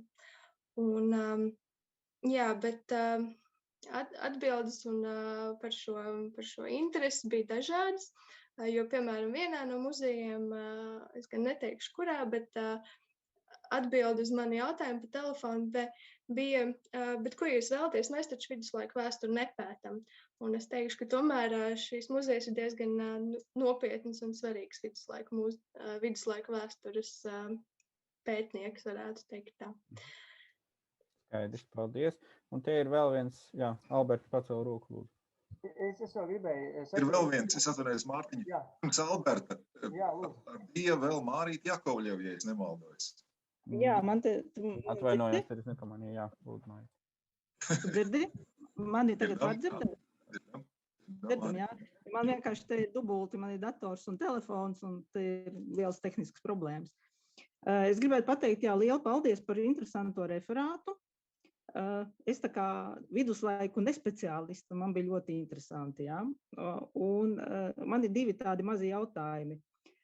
Runājot par historiogrāfiju, manuprāt, būtu vērts pieminēt arī tos notikums un tos, teiksim, pasākumus, kas noritēja gatavojoties Rīgas 800 gadu jubilejai, ja, kad mēs zinām, bija tās skaistās konferences Hanza vakar, Hanza rīt, bija vēl virkne visādi pasākumu, teiksim, kas, kā jūs domājat, vai šie pasākumi vispār atstāja kaut kādu iespaidu uz turpmāko, teiksim, Hanzas pētniecības, gan pētniecību, gan vispār intereses sabiedrībā. Un otrs jautājums ir, jā, man kā jau es uzsvēru, kā nespeciālistam, ja, ka man vienkārši arī nav, teiksim, laika apzināt visus jaunākos, teiksim, vēsturiskos atzinumus. Bija ļoti interesanti uzzināt par to, ka Hanzas savienība, teiksim, vairs netiek uzskatīt par savienību. Tas no vienas puses tas ir arī saprotams, bet, teiksim, kā pateikt 2 vārdos, lai tas būtu saprotams arī sabiedrībai, jo skaidrot gari un plaši masu mēdījos ir ļoti sarežģīti, tieši tāpat arī muzejiem, vai kaut ko īsu un kodolīgu. Kā, piemēram, kāds ir, teiksim, būtu jūsu ierosinājums, kā to varētu noformulēt, tā, lai varētu saprast, sakot, plašas sabiedrības masas. Paldies. Paldies par jautājumu. jūs minējāt, jā, Rīgas 800. jubileju, un arī savā darbā, kur ir daudz plašāk aprakstīts, ir arī minēts, ka ir redzams, ka ir bijis šis impulss. Tostarp šajā pašā vasarā, kad Rīgai bija 800, tad notika arī pirmās Hanzas dienas Rīgā, kas arī bija daudz populārāks nekā šī gada Hanzas dienas Rīgā, kas, protams, notika arī pandēmijas apstākļos, un tas arī to ietekmēja. Jo uz šo Rīgai 800 jubileju tās laikā vairākas no šīm izstādēm arī tapa, un bija arī viena svarīga lieta arī tas, ka Melngāvu nams tika atjaunots, un arī tur iekārtot pirmā ekspozīcija, un tad arī attiecīgi atbilstot, runājot par Rīgas viduslaiku vēsturi. Tā kā, un tās konferences, kas notika, tas varētu teikt aktualizēja un mazliet aktualizēja Hanzas vēstures pētniecību, bet ļoti plaši tā kā nav pēc tam atbalstojies. Un otrs jautājums par to, kā tad raksturot, kas ir Hanza, un tā teikt, zinātnieki par to vēl strīdās, bet šobrīd iesaka labāk lietot nevis šo savienību, bet raksturot Hanzu kā organizāciju vai arī kopumu, kas no sākuma bija tirgotāju sakaru kopums, un pēc tam pilsētu tirdzniecisko sakaru, tad jau vēlāk kaut kas līdzīgs organizācijai. Tā varētu īsumā teikt. Paldies. Jā, paldies, Rūta. Tas ir, man liekas, ļoti, ļoti vērtīgs atbildes. Karstens Jānka raksta savā grāmatiņā ievadā tieši par to, kas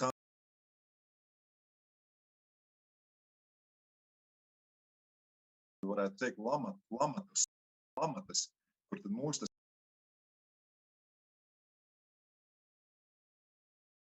patiešām kaut pavisam citu realitāti.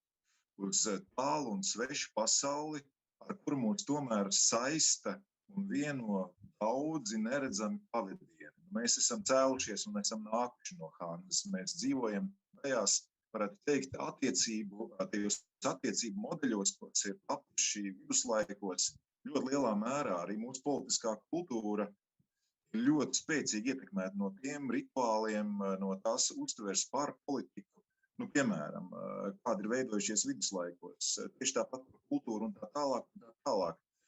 Bet, jebkurā gadījumā, tas viens risinājums, Rūta un Mārīta, ir tas, ko arī, piemēram, aizstāv arī Ilgvars Misāns un arī Karstens Jānka un Rolfs Hamels-Kīzovs un arī daudz citu.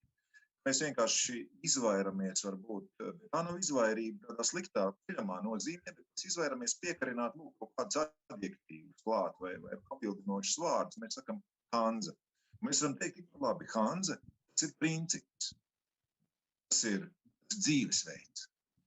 Ja? Un tomēr tā pamatā ir ļoti konkrēta, teiksim tā, uztvere par to, ko nozīmē tīkloties, ko nozīmē būt uzticamam konkrētiem šiem sadarbības principiem. Un acīm redzot, šim Karstens Jānka raksta habitus, tātad ļoti specifiskam, varētu teikt, dzīves modelim, arī ļoti konkrētai izpratnē par tirgošanās kvalitāti, par ētiku un morāli. Šis ir, manuprāt, jebkurā gadījumā ļoti vērtīgs aspekts, no zināšanu viedokļa, kas, manuprāt, varētu būt interesants visiem tiem cilvēkiem, kuri ir atvērti jaunām zināšanām, tas skaitā viduslaiku Livonija un Hanza kopumā. Reklāmas pauze. Karstens Jānka. Citu grāmatu ir izdevis Apgāds Mansards. Tulkojis šo grāmatu ir Kārlis Zvirgzdiņš, Latvijas valsts vēstures arhīva. Arhīva direktors, jebkurā gadījumā šī ir ļoti vērtīga grāmata, dāmas un kungi. Es iesaku visiem un visām lasīt un pārunāt. Grāmata vēl starp citu nav atvērta, atvēršana vēl ir priekšā. Es gribētu beidzot, Albert, dot jums atkal vārdu. Mums diskusija un sarunas ir jābeidz, jo mums ir vēl divas referentes. Jā, vienkārši es atceros, ka es vienu refleksiju nepateicu, klausoties jūsu prezentāciju par dizainu, par to, vai nebūtu iespējams pārrakstīt tās vietas ekspozīcijās. Te ir atkal jautājums par muzejisko pamatprincipu. Īsti jau tā muzejs nestrādā. Katru reizi, kā iznāks jauna grāmata, ka mēs tad jaunu terminoloģiju tad svītros, es tagad vulgarizēju, svītrosim ārā nepareizos vārdus, rakstīsim pareizos. Līdz ar to tas varbūt ir jāskatās, teiksim, muzeja ekspozīcija kā satura un dizaina, kopums. Līdz ar to tas ir atkal plašāks jautājums, kur varbūt, es teiktu tā, ka nevajadzētu tik vienkāršot. Bet otra lieta, ko es gribēju reflektēt par to muzejisko pētniecību, ka tas, man liekas, ir ļoti būtisks jautājums tieši muzeja. Mēs šobrīd pārāk daudz par muzejiem runājam, bet tā tēma sanāca, ka vai tikai, teiksim, vai tā pētniecība ir tikai paņemam pārdrukājumu no kaut kurienes jau gatavu šo formulējumu, vai tomēr iedziļinamies saturā un mēģinam pasniegt tam apmeklētājam saprotam, tam bērnam, tam ārzemniekam, tai auditorijai, kas varbūt nav lasījuši to skolas grāmatu, kurā rakstīts ir Hanzas Savienība. Un atkal no otras puses, pat piekrītot profesoru Levānu teiktajam par to, ka ir vienkārši Hanza. Ja mums, teiksim tā, sabiedrībai nav iekšējas tīri erudīcijas informācijas par laiku posmu, par laikmetu, par kaut kādām izpausmēm viduslaika sabiedrībās, tad ar šo vienu vārdu arī mēs nevaram izlīdzēties. Vārds Hanza der pētniekiem, kas ar to strādā, bet tam garām braucējam ir jāspēj to kaut kā. Es domāju, Hanza ir ļoti labs jautājums, laba tēma, ar ko strādāt, lai saprastu, kā var sarežģīt lietu pateikt vienkārši. Jo to īsti, es domāju, ka nevar. Paldies. Bija laikam vēl viens jautājums, ne? Pagaidiet. Bija uz lapiņas man te uzrakstīts. Kolēģi man teica par to, ka šogad Rīgā Hanzas dienās izmanto tā informācija, kas bija Krasmalā izstādē, bija tieši ar tikpat novecojušu, iestagnējušu terminoloģiju, kas liek uzdot jautājumu, vai vienmēr, kur mēs redzam vārdu izstāde, ekspozīcija, vēsture, vai tur strādā vēsturnieki, vai tur strādā, teiksim, turisma informācijas centrs vai cilvēki, kas vienkārši paņem jau gatavu informāciju, kā es tikko teicu, un neiedziļinoties vienkārši pārklupē. Ja? Un tur, teiksim, ar pētniecību, ar vēsturniekiem, pat ar muzeju nav nekāda sakara būtībā. Līdz ar to tas vispār iziet ārpus. Tas atkal jautājums, kuros sabiedriskajās vietās šīs tēmas cirkulē un kas tās izplata un kas viņas lasa. Paldies. Es atvainojos, Kristīne. Es atļaušos piekomentēt tikai pēdējo. Es arī redzēju šo ekspozīciju un arī tas bija tāds, kad mēs esam turpat, bet, tas ir atkarībā no tiem, kas veido šo, es teiktu, drīzāk PR, piemēram, Hanzas dienām, un tā šajā gadījumā Rīgas pašvaldība, un, piemēram, Rīgas vēstures un kuģniecības muzejs nemaz nav Rīgas pašvaldības struktūra vienība, tas ir kultūras ministrijas muzejs. Tātad, ja Rīgas pašvaldībai vajag noformējumu un izveidot izstādi par Hanzu un Rīgu un viduslaikiem, tad, kā viņi prasa, viņiem vienīgā no šīm ekspozīcijām, piemēram, ir Melngāvnams, kas tomēr ir Rīgas nami, kas arī nemaz nav vēsturiska institūcija, bet kur ir bijusi vēsturnieku palīdzība izstādes veidošanā. Par Hanzas dienām tur tiešām nezinu šobrīd.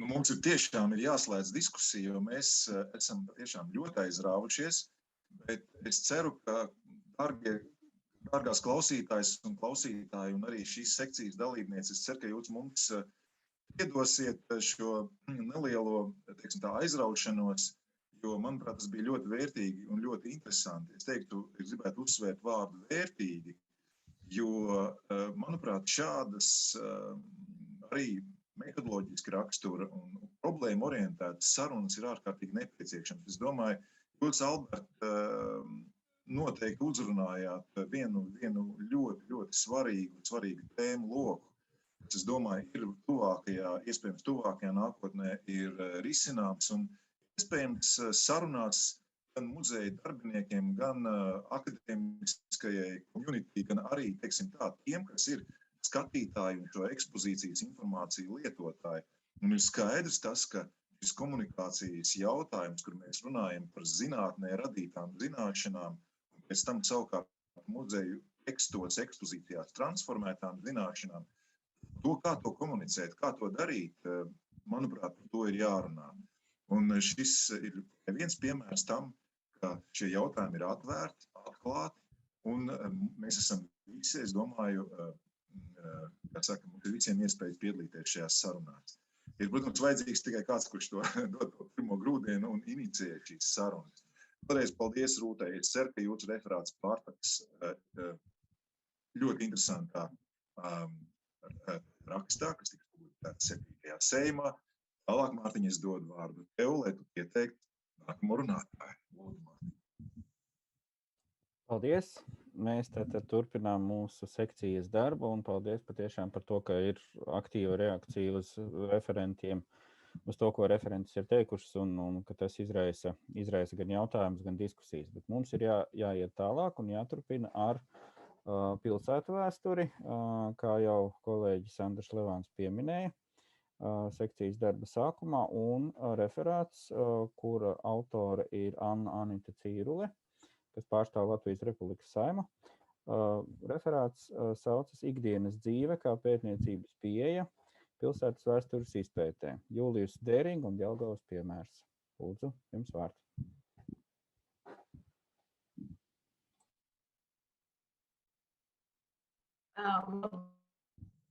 Es ceru, ka ekrāns ir redzams un var redzēt.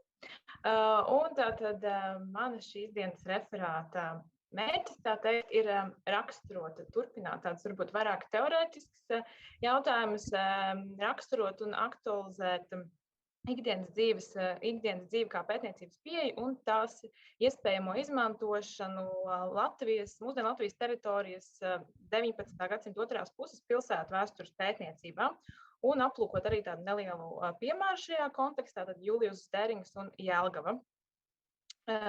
Kāpēc šāda izvēle? Jāsaka, pilsētu pētniecība Latvijas historiogrāfijā vienmēr ir bijusi klātesoša noteikti, gan pievēršoties atsevišķām pilsētām, gan atsevišķiem, tā teikt, aspektiem, militāriem, politiskiem, ekonomiskiem vai sociāliem. Tomēr tā vairāk ir bijusi sadalīta un tādi vispārinātāki pētījumi ir salīdzinoši maz. Arī tīpaši par 19. gadsimta otro pusi, kas gan ir ļoti svarīga kopumā ņemot, jo 19. gadsimta otrā puse ir aktīvs urbanizācijas process, kad principā veidojās mūsdienās esošie līdz šim saglabājušies galvenie urbānie centri, kādās mēs arī dzīvojam šobrīd tā situācija, un tātad arī pilsētas dzīvesveida nozīmes pieaugums sabiedrībā. Tad no agrārās sabiedrības aizvien vairāk pārējot uz urbāno sabiedrību. Un līdz ar to, lai paplašinātu šo iespējamo Latvijas pilsētu vēstures pētniecību, es vēlos piedāvāt ikdienas dzīvi kā pētniecības pieeju, un šī pētniecības pieeja dod to iespēju paskatīties, tā teikt, varbūt otrādāk no pilsētas iedzīvotāja, no pilsētnieka vai pilsētas viesa skatu punktu. Proti, tā kā pilsēta ir principā tikai cilvēku veidots organisms, ja var tā teikt, tad šī pētniecības pieeja lielā mērā sniedz iespēju arī ielūkoties tieši caur indivīda sabiedrības ikdienas pieredzi. Un no vienas puses liekas ļoti vienkārši ikdienas dzīve, un mēs visi to saprotam, mums katram ir ikdienas dzīve, un ja mēs tā sākam savā prātā apdomāt šo jēdzienu, mēs visticamāk varētu sākt uzskaitīt, kā tad pastāv man ikdienas dzīves. Pieceļos, es gulēt, es ēdu, iepērkos, satiekos ar draugiem vai strādāju. Tomēr, lai gan tik it kā vienkārši visaptverošs un saprotams un ļoti bieži pielietots jēdziens, diezgan grūti ir to definēt, ja iekļaut tādā vienā teikumā. Un līdz ar to patiešām, līdz šis jēdziens iet zinātnes apritē, tas ir bijis viens no būtiskākajiem jautājumiem, kā vispār mēs varam definēt ikdienas dzīvi. Zelta formula vēl aizvien tā teikt nav atrasta, bet tas pamata pieņēmums, ja var tā teikt, šobrīd tiek izprasts, ka ikdienas dzīve ir individu veiktas darbības, un tās ir darbības, kas principā ir rutinētas, ritualizētas, jeb atkārtotas, un tās ir principā maz pamanāmas, ja pat neapzinātas. Tātad visas šīs mazās sīkās lietiņas, ko, ja mēs savā prātā domājam par mūsu ikdienas dzīvi, mēs tātad arī veicam. Tā kā šī definīcija ir ļoti plaša un tāda iespējams ne ļoti veiksmīga, tad tālāk domājot par ikdienas dzīvi, kā jau tādā zinātniskā līmenī, kā vēstures pētniecības pieeju, tā ir saņēmusi diezgan daudz kritiku. Un kāpēc? Jāsaka, tāda ikdienas dzīve kā pētniecības pieeja ieiet tādā vēstures zinātnes apritē sākot no pagājušā gadsimta 70. gadiem. Tā ir jau no rīta sekcijā arī Justīna pieminēja šī mikrovēsture Itālijā, 80. gadu otrajā pusē arī autākas hist kustība Vācijā, pamazām tātad nostiprinoties Rietumē Eiropas un Amerikas historiogrāfijā, nākot arī pēdējās 10 gadēs Latvijas historiogrāfijā tomēr salīdzinoši maz, bet visā šī pastāvēšanas laikā tā ir piedzīvojusi salīdzinoši lielu kritiku un arī skepsi. Kas ir saistām ar to, ka tā kā tā ir pati šis fenomens, vai tā teikt, ir tik grūti definējams, to ir arī nav iespējams izveidot tādu universālu metodi un modeli vai tādu veidu, kā šo pieeju piemērot neatkarīgi no pētnieka izvēlētā laikmeta vai pētāmajiem objektiem. Tādējādi no vienas puses sarežģījot, ja pētnieks vēlētos veikt un tātad pētīt šo ikdienas vēsturi, ikdienas dzīves vēsturi, tajā pašā laikā it kā arī dodot brīvas rokas, katram veidot tad pētniekam individuālo pieeju konkrētai izpētes tēmai. Otrs, vēl viens tāds kritikas elements, ko ikdienas dzīves pētniecības pieeja ir saņēmusi, ir tā subjektivitāte. Ņemot vērā to, ka kur tad atrast šīs mazās, rutinētās, nepamanāmās individu veiktās darbības? Kādos materiālos mēs to vispār varam, kā vēsturnieki, mēģināt atrast? Un šeit jāsaka, ka šajā gadījumā bieži vien tad primāri izsīsies tie tās avotu grupas, kas bieži tiek uzskatīti kā tikai blakus avoti, jeb atmiņu literatūra, dienas grāmatas, memoāri, ceļojuma apraksti, kas ir stipri subjektīvi un individualizēti avoti, un tikai tie mums varbūt ierastākie kādi dokumenti, kārtības noteikumi, normatīvi akti un arī presi tajā skaitā, tad pārvietojas kā šis blakus avots šajā gadījumā. Bet šī kritika, kas ir saņemta ikdienas dzīvē, no otras puses izceļ tieši tās vērtību, jo tātad ar šo individualizēto un subjektīvo skatījumu mēs varam piešķirt jaunu dimensiju, arī analizējot dažādos vēstures procesus. Un tieši domājot par pilsētu vēstures pētniecību, ikdienas dzīve tad izceļ, tā teikt, pilsētas dzīvesveidu, ja tātad pilsētnieka piekopto dzīvesveidu, kas principā ir no vienas puses gan tātad tas pamata elements, kas veicina urbanizācijas procesu 19. gadsimta otrajā pusē, un no otras puses tās ir arī tā kā jau sekas, kas veidojas tātad pateicoties šiem urbanizācijas procesiem, ka šis pilsētas dzīvesveids un pilsētas loma pieaug. Nu, un tā kā, un vēl viens arī tāds šis individuālais subjektīvais kritikas elements ir saņemts par to, kā tad mēs vispār varam noteikt, kas tad būs tas reprezentatīvais objekts šī stāsta veidošanā. Šeit ir vairāk, varbūt, tiek aizņemts no sociālām zinātnēm tā ideāla tipa veids, tad atrast kādu vidējo vai nu sabiedrības kārtu, caur kuru mēs varam raksturot tādu vidējot šo ikdienas dzīvi, vai arī tātad no vairākiem individiem, no viņu atstātajiem atmiņām, viņu krājumiem veidot kolektīvo individu, ar kuru skatīties. Un, lai tad izceltu vēlreiz šīs problemātikas, bet arī pozitīvās puses un to iespējamo pielietojumu Latvijas vēstures un pilsētu vēstures kontekstā, tad arī šogad maģistra darba ietvaros tuvāk pievērsos Julijusam Dēringam un Jelgavai. Kāpēc tā? Jo, ja mēs atskatoties to iepriekš runāto, tad Julijus Dērings ar savu atmiņu krājumu dienas grāmatām ir spilgts piemērs tam, kur tad mēs varam smelties ikdienas dzīves vēstures šos te avotus. Tad pats Julijus Dērings ir vācu izcelsmes mākslinieks, viņš ierodas Jelgavā, tā brīža Kurzemes guberņas galvenajā pilsētā 19. gadsimta vidū darba meklējumos, tātad darba motīvu vadīts, pārceļ šeit uz dzīvi un paliek, principā, arī līdz savai aiziešanai mūžībā visu 19. gadsimta otro pusi. Un dzīvojot šeit, tad Jelgavā veic arī savus pierakstus par ikdienas dzīvi. Un tātad viņš ir vācu šo te literātu kārtas pārstāvis, tā ir tāda vidējā kārta, aktīvs sabiedrības loceklis, un tātad reprezentējot šādu sabiedrību daļu, kas principā ir arī nozīmīga kopējo pilsētas procesu ietekmes un attīstības veidotāju. Un tātad analizēt šo te materiālu, var domāt par to iespējamo modeli, kādu varētu pielietot ikdienas dzīves pētniecībā, tieši domājot par šo pilsētas vēstures attīstību 19. gadsimta otrajā pusē un urbanizācijas procesiem. Un tad tās trīs lielās grupas, kādā var iedalīt šo ikdienas mazās sīkās šīs darbības, tās ir darbs, mājsaimniecība un ģimene un atpūta. Un tās vērtīgais, kas nāk šajās trijās sadaļās, mēs, protams, varam ieraudzīt, kā notiek šis dienas ritms, kādi veido šie paradumi, šī sadzīve, plus nāk klāt šis vienojošais, kas ir arī emocijas, attieksme, identitātes jautājumi. Ko lielā mērā, ja mēs ņemam vienu tādu kaut kādu piemēru, Dērings brauc uz Rīgu kādā, piemēram, 1881. gada dienā, viņam tur ir sarunāts darba pasūtījums, vēl viņš grib aiziet uz teātri, viņš izmanto vilcienu.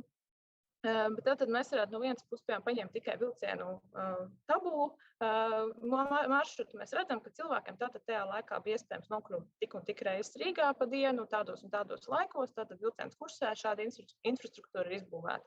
Bet caur šo ikdienas dzīves prizmu mēs tad ieraugām to iemeslu, kāpēc indivīds, kāpēc viņam tur vispār ir jādodas, cik bieži viņš to dara, un mēs iegūstam arī to attieksmi. Piemēram, vilcieni bieži kavē, vai viņam nepatīk, kā viņam pa kādām ielām viņam ir jāiet uz šo vilcienu, kādi ir apstākļi vilcienā. Tātad, iegūstot šo plašāko ietvaru kādam attiecīgam varbūt fenomenam, kā, piemēram, transporta pakalpojumi, tātad arī šo te individuālo un ikdienas ietvaru. Un, attiecīgi, vēl viens, tātad neskatot šīs ikdienas tādus tos paradumu analīzi, ko var veikt, un to, kas notiek, tātad, piemēram, Julijam Dēringam ir kāda tieši viņa dzīve Jelgavā, caur šo atpūtas daļu tiek izvirzīts tālāk redzams būtisks jautājums, kas ir tālākai noteikti pētniecībai vērtīgs un vajadzīgs, par to, ka, ja mēs ierasti domājam par pilsētas vēsturi, varbūt Jelgava, mēs savās prātās jau varbūt izdomājam robežu, mēs saprotam, kur ir Jelgava, tad caur šādā veidā ir iespējams ieraudzīt vēl to, ka no cilvēka skatu punkta tā dzīve pilsētā neaprobežos jau tikai ar pašu pilsētu, bet it īpaši caur kultūras, sabiedriskās dzīves, masu mēdīju šīm ieraudzīt šo sasaisti starp vienu pilsētu ar citām pilsētām. Šajā gadījumā primāri tā ir Rīga, bet, piemēram, presē, ja skatoties kādu presi ikdienā Dērings lasa, mēs redzam ietekmes gan no Rīgas, Liepājas, Vācu zemēm. Tas ir kultūras piedāvājums, ka ar Jelgavu nespēja to apmierināt, ir jādodas uz Rīgu, un tā tad ieraudzīt šīs robežas par to, ko pilsēta spēj dot tās iedzīvotājiem, ko tā nespēj dot, un tad domāt tālāk par impulsiem, par to, kā šīs dažādās līmeņa pilsētas miedarbojas un nodot šos attīstības impulsus. Līdz ar to mana šī stāsta mērķis ir, protams, es gribētu teikt, aktualizēt šo pieeju, lai runātu plašāk par urbanizācijas procesiem un tātad pilsētu Latvijas teritorijas 19. gadsimta otrās puses pilsētu attīstību. Ikdienas dzīve ir pietiekami sarežģīta pētniecības pieeja tieši tajā skatījumā, ka tā ir subjektīva un grūti definējama un katru reizi it kā pa jaunam atkārtojama. Taču šajā subjektivitātē un individualitātē rodot arī tās unikalitāti un izmantošanas iespēju. Un tātad tieši ikdienas dzīvē pilsētu vēstures skatījumā papildina šo dzīvesveida analīzi, kas ir viens no būtiskiem elementiem urbanizācijas procesa gan norisē, gan tā seku izpētē. Un tātad Dērings ar savu patiešām unikālu atstāto materiālu sniedz labu tādu pamatu, lai varētu domāt par to, kā metodoloģiski varētu pielietot šo ikdienas dzīves pētniecības pieeju, kā tad izteikt un tipoloģizēt šo sarežģīto terminu arī pilsētvēstures pētniecības kontekstā. Un tātad arī aicinu domāt par to, ka pilsētu vēsture ir jāskata, vienas pilsētas vēsture ir jāskata kontekstā arī ar apkārtējo teritoriju un citiem reģionu centriem un par šiem impulsiem, ko ir iespējams, ko tie dod un ko saņem tieši tātad caur šo individa prizmu. Un jāsaka arī, ka, manuprāt, ikdienas dzīve, ja mēs domājam par tādu vēstures popularizēšanas pieeju, tad tas ir viens no tām lietām, nezinu, varbūt kādreiz jums arī kādam kāds draugs vai radinieks vai kas ir, kad jūs studējat vai strādājat vēstures jomā, prasīs, bet kā tad tie cilvēki kādreiz dzīvoja? Jautājums ir diezgan neatbildams, var, protams, teikt, pilnvērtīgi, bet tad šī ikdienas dzīves prizma, kas ir tāds visaptvarošs ietvers, neizceļot kādu tieši militāru, politisku, ekonomisku, lielu šo it kā neikdienišķo notikumu, lai gan ļoti atšķiras no mūsu tagadējās, varbūt 19. gadsimta, tomēr ir šie vienojošie elementi, kas mums ir saprotami, un caur tiem ir iespējams arī, es domāju, veiksmīgi veidot šo naratīvu arī plašākai sabiedrībai un ieinteresēt sabiedrību vairāk vēstures izzināšanā. Paldies par uzmanību. Paldies jums, Anne. Es domāju, ka jūs lieliski parādījāt divas lietas savā referātā. Pirmkārt to, cik plašs jēdziens ir ikdienas dzīves vēsture un kādas problēmas vai kādas grūtības līdz ar to rodas pētniekiem, kur mēģina šo varbūt sociālās vēstures nozari attīstīt un pilnveidot. Un otra lieta, ko jūs arī parādījāt nemazāk spēcīgi, ir tas, ka tieši caur tādiem avotiem kā Dēringa piezīmes un dienas grāmatas faktiski ir iespējams konkretizēt, kas tad tā ikdienas dzīves vēsture īsti ir, jo ja mēs nevaram to notvert definīcijas līmenī tik precīzi, kā varbūt dažkārt gribētos, tad mēs to varam atklāt un parādīt caur konkrētu avotu analīzi. Un, protams, ka atliek vienīgi piekrist jūsu secinājumam, ka Dērings kā avots, Dēringa teksts kā avots ir, protams, unikāls, jo tur ir fiksēts viss, kā mēs zinām, sākot ar laika apstākļiem aiz loga un beidzot ar pārtikas cenām tirgu. Jā, un vēl viss pa vidu, kas ar to ir saistīts. Tāpēc varbūt kolēģiem ir kādi jautājumi, padziļinot tos tematus, kurus referente iekļāva savā referātā un parādīja. Andri, varbūt tev ir. Nav mikrofona.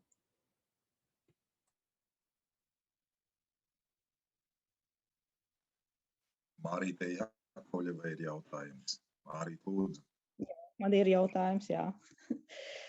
Liels paldies par interesanto referātu, bet man nedaudz mulsina tomēr šis te formulējums ikdienas dzīve kā pieeja. Jo, manuprāt, kas tad ir primārs, jā, apskatot šo te tēmu, kas ir primārs ikdienas dzīve vai pilsētu vēsture? Primāra tomēr ir tā kā ikdienas dzīve, un nevelti, teiksim, vācu historiografijā, jā, ir vesels virziens, altāks geschichte, jā, ko pēta, tātad tiek pētīta tieši ikdienas dzīve. Un Tad kur viņa, kā saka, pilsētā vai laukos, tas jau ir tā kā pakārtots jautājums. Līdz ar to man jau liekas, ka tā kā objekts ir šī te ikdienas dzīve. Un es viņu tā kā īsti pa pieeju nesauktu. Ja? Tas man tā nedaudz mulsina. Paldies. Jā, paldies par jautājumu un attiecīgi arī komentāru. Jā, patiešām jautājums, Vācijā izveidojusies šī pētniecības skola vai kustība, bija tas arī, kas mani aicināja domāt šādā skatījumā tam pievērsties, un attiecīgi arī pilsētu vēsture ir bijusi tā, kas man ir interesējusi, un tāpēc kopā sanāca šāds veidojums. Šajā gadījumā gan analizējot un lasot ne tikai Altāksdišihta pārstāvju rakstus, bet arī Amerikas vēsturnieku, varbūt vairāk pēdējo gadu publikācijas, tad šī ikdienas dzīve ir daļai arī tiek traktēta kā tiešām tāda pieeja. Ne kā metode, bet tāda pieeja, jeb ietvars, kādā var skatīties uz kādu no attiecīgi pētāmo tēmu. Vai nu tā pilsētu, lauku vēsturi, vai arī kāda laikmeta perioda. Un tātad tieši tā, teiksim, caur šādu veidu prizmu, caur šīm un patiešām padarot to kā tādu vairāk pieeju, jeb ietvaru, caur kuru skatīties uz kādu konkrēto fenomenu. Tāpēc, jā, tas bija tāds varbūt mans individuālais šis mēģinājums tādā veidā skatīties. Jā. Lai veicās.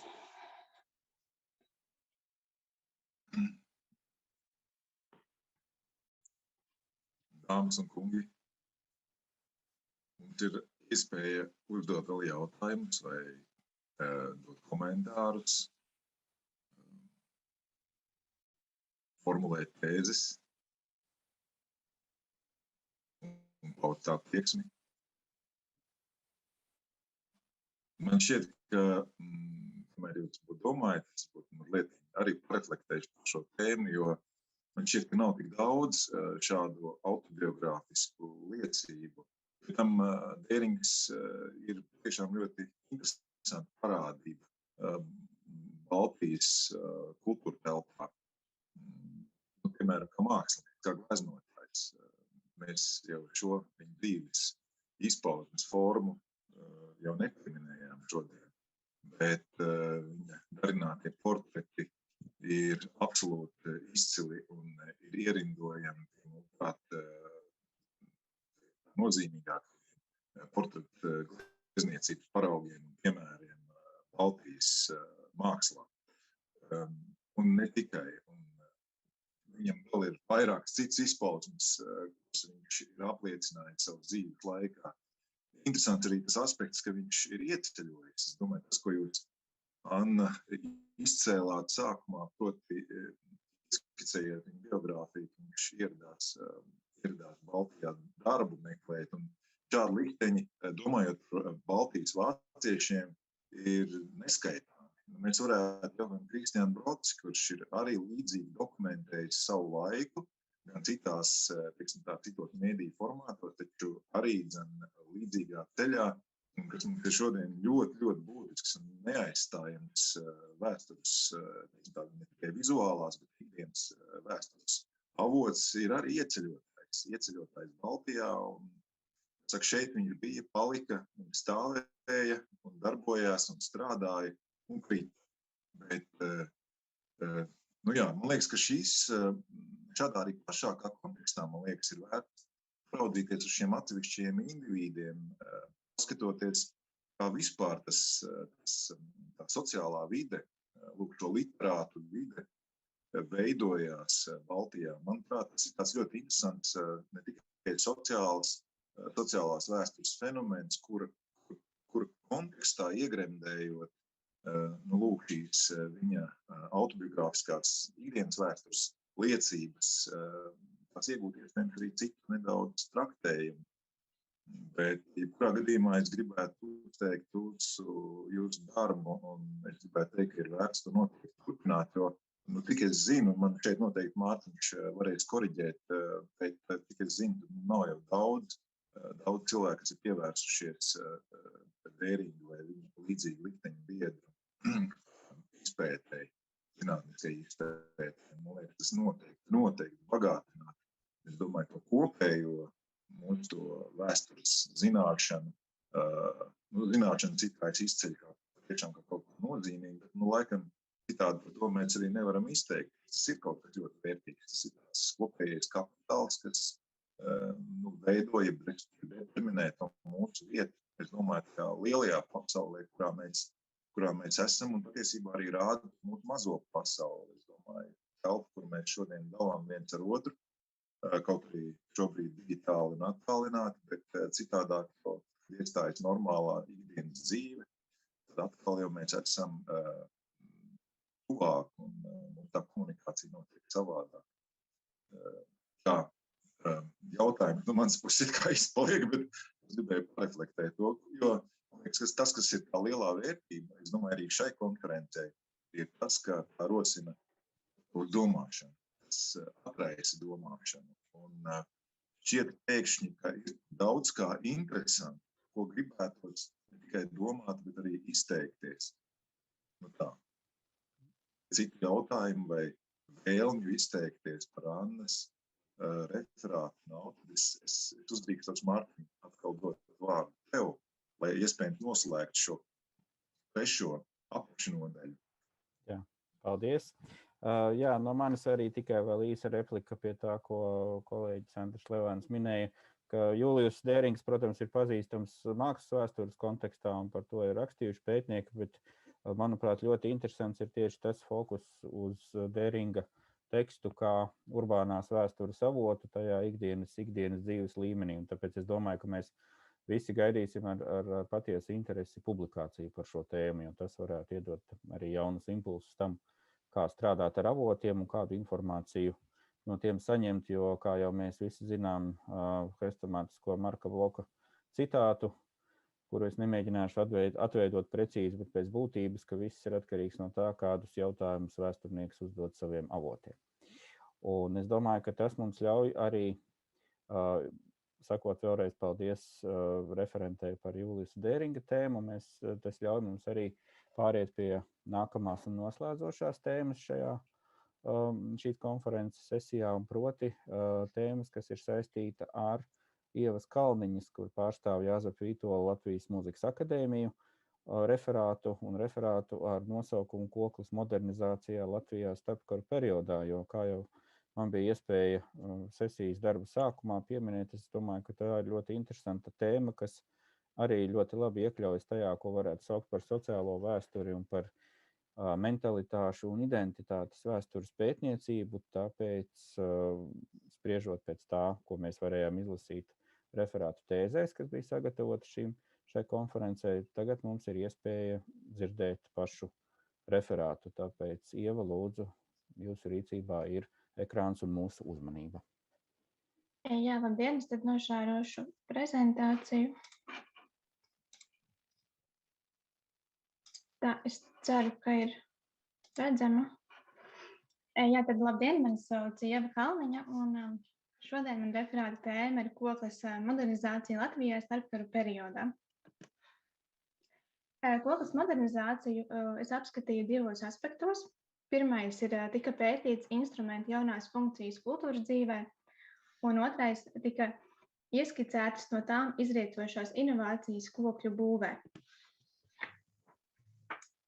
Kokļu tradīciju samazināšanos un kokļu modernizāciju Latvijā ievērojami ietekmē 19. gadsimtā Eiropā uzplaukusī cītaru būve. Pētniece Iris Priedīte vērš uzmanību, ka 19. gadsimta vidū arī Latvijā ienāca ietekmes no Rietuma Eiropas ar klasiskās un populārās mūzikas tradīcijām, īpaši cītaru spēli.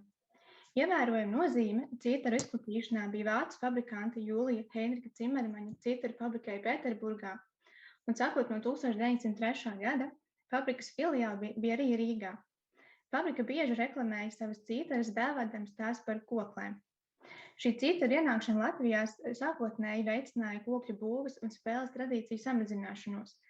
Līdz ar to 20. gadsimta sākumā tās bija sastopamas vairs tikai dažos novados, Halsungā un Latgales pusē. 20. gadsimta 20. un 30. gados kokļu pētniecībai pievērsās komponists un publicists Emīls Melngailis. Zinām interesi par kokļu tradīciju izrādīja arī komponists Jānis Norvilis, muzikologs Valentīns Bērskalns, mākslinieks un kordirģents Leonīds Linauts un arī citi. Jau pirmajā atmodas laikā kokla bija kļuvusi par latviskā gada simbolu. Kokla tika izmantota kā vispārējais mūzikas simbols un kā identitātes un piederības apliecinājums. Kokla tika attēlota gan uz plakātiem un karogiem, kā piemēram šeit redzamajā dziesmu svētku karogā. Kokla kā svētku un identitātes simbols tika izmantots diezgan bieži. Arī, piemēram, glezniecībā. Šeit redzamajā Jaņa Rozentāla gleznā Saules meitas, kurā ir apvienoti latviešu un citu tautu mīti. Redzamas gan Gulbi Jaunavas, gan Saules meitas, gan aizmigušais koklētājs, kā arī fauns, kurš to visu noraugās no malas. Arī tēlniecībā Kārļa Zemdega 1933. gadā veidotais piemineklis Pirmā pasaules kara un Latvijas brīvības cīņās kritušo Raunas draudzes locekļu piemiņai. Šeit kokla attēlota durkļa formā. Tātad modernizācija bija iespēja, kā tradīcija tiek aktualizēta, respektīvi paņemt kaut ko no pagātnes, atjaunot to un atgriezt to apritē. Tā piemēram, dievturi vēlējās atjaunot seno reliģiju. Mazliet vēlāk 40. gados par instrumenta modernizāciju izsakās arī pirmā latviešu tautas instrumenta orķestra izveidotājs un kokļu modernizētājs Sergejs Krasnopjorovs. Citēju: laiks nestāv uz vietas, tas iet uz priekšu, un līdz ar viņu iet uz priekšu arī mūzikas mākslas attīstība un uzstāda mūzikas instrumentiem vienmēr jaunas un jaunas prasības. Ja pirms 200 gadiem, piemēram, 6 stīga kokla pilnīgi apmierināja kā klausītāju, tā arī izpildītāju, tad tagad tā nezvai apmierināt pat iesācēju. Citāta beigas. Tātad modernizācijas veicēji uzsvēra, ka koklai jābūt ir klātesošai, bet ne tādā variantā, kā tā ir tradīcija. Savukārt šī tradicionāla kultūras iekļaušana bija iespējama tikai caur to ietvaru, ko piedāvā profesionālā māksla paradigma. Respektīvi, koklis spēlēt nevis tradicionāli, bet kā profesionālajā mākslā, ansambļos un orķestros, kurus veido jau dažāda veida grupas instrumenti. Viens no pirmajiem kokļu novatoriem bija Pēters Korāts, dzimis Alsungā kalpa ģimenē, un jau kopš bērnības mūzika ir bijusi klātesoša Pētera Korāta dzīvē. Kurzemnieka Korāti bija kokļu būves meistari un kokļu spēlētāji vairākās dinastijās. Arī vēlāk Pētera Korāta dēls Matīs Korāts pievērsās kokļu būvei. Pēters Korāts bija arī pirmais koklētais solists, kurš 1925. gadā uzstājās Latvijas radiofonā. Kokļu būvē viņš bija novators. Tradicionālo 7 līdz 9 stīgu vietā viņa koklēm stīgu skaits bija no 12 līdz 25. Viņa darinātās kokles bija ar īpašiem rokturiem, liektu stīgu tapu līniju, un tapas bija no metāla, nevis no koka. Zem stīgām tika palikts arī tiltiņš, kas padarīja kokli skanīgāku, tad viņš arī bija domājis par skatuves situācijām. Kā arī katra kokla bija ar atšķirīgiem rotājumiem. Šajā nelielā attēlā tad ir redzama Pētera Korāta kokla, šeit ir redzama tā liektā stīgu tapu līnija, tapas, un šeit var redzēt tātad šo tiltiņu, kas tika palikts zem stīgām, lai kokla būtu skanīgāka. 1924. gadā pie Pētera Korāta viesojās Emīls Melngailis, un par tikšanās reizi Emīls Melngailis dalījās atmiņās, kuras mēs varam izlasīt prezentācijā. Bet zīmīgākie teikumi no šī citāta ir tieši pēdējie 2. Redzu, ka 10 tādu koklētāju jau dotu plītu orķestrīti. Kādu reizi pēc gadu 10 var būt jau viss tas būs, ja Dievs dos mierā dzīvot. Un patiešām, pēc mazliet vairāk kā 10 gadiem Latvijā tika nodibināts pirmais koklētāju ansamblis. Kokļu modernizācijā bija ne tikai tradīcijas nesējs Pēters Korāts, bet arī profesionālais mūziķis Jānis Norvilis. Viņš darbojies kā komponists, diriģents un ērģelnieks. Vecāki nav bijuši profesionāli mūziķi, tomēr mājās visi mīlējuši mūziku un muzicējuši visi kopā. Viņi pat izveidoja savu nelielu lauku kapelu. Šis noteikti bija zīmīgs faktors, kas veicināja Jāņa Norviļa interesi par mūziku un folkloru, Un tikai likumsakarīgi, ka izglītības ceļš ved uz Latvijas konservatoriju, kurā tika absolvēti 3 specialitātes. 30 no gadu sākumā Jānis Norvils aizrāvās ar dievturības idejām un pievienojās Rīgas dievturu draudzei. Tad mazliet par dievturiem. Tad dievturu dižvadonis Bērnis Brastiņš, un viņa norādījuma mūzikas prakses jomā bija atjaunot latviskā kora dziedāšanu un tautisko deju. Tomēr muzikālās lietas viņš uzticēja citam. Dievturu mūzikas dzīvi veidoja komponists Valdemārs Ozoliņš. Tieši viņš bija pirmais, kurš uzņēmās dievturu dziedātāju puduru vadīšanu, kā arī palīdzēja sagatavot latviskos uzvedumus, komponējot tiem mūziku. Tomēr vislielākie nopelni dievturu mūzikas dzīves veidošanā bija Jānim Norvilim un Artūram Salakam. Pēc viena no daudzinājumiem Ernests Brastiņš ierosinājis dievturos izveidot dziesmu puduri, jeb kori, kurš varētu kuplināt svētrītus. Par koru vadītāju iecēla Jāni Norvilu. Korī dziedāja no 10 līdz 15 koristiem, un reizēm Jānis Norvils koru priekšnesumos spēlējis arī kokli. Līdz ar dievturiem kokli sāka spēlēt arī baznīcās un koncertzālēs. Mainījās koklis pielietojums, tas nebija vairs instruments, ko spēlēt tikai sev. Un tieši Jānis Norvils ir uzskatāms par koklēšanas atjaunotāju dievturu draudzē.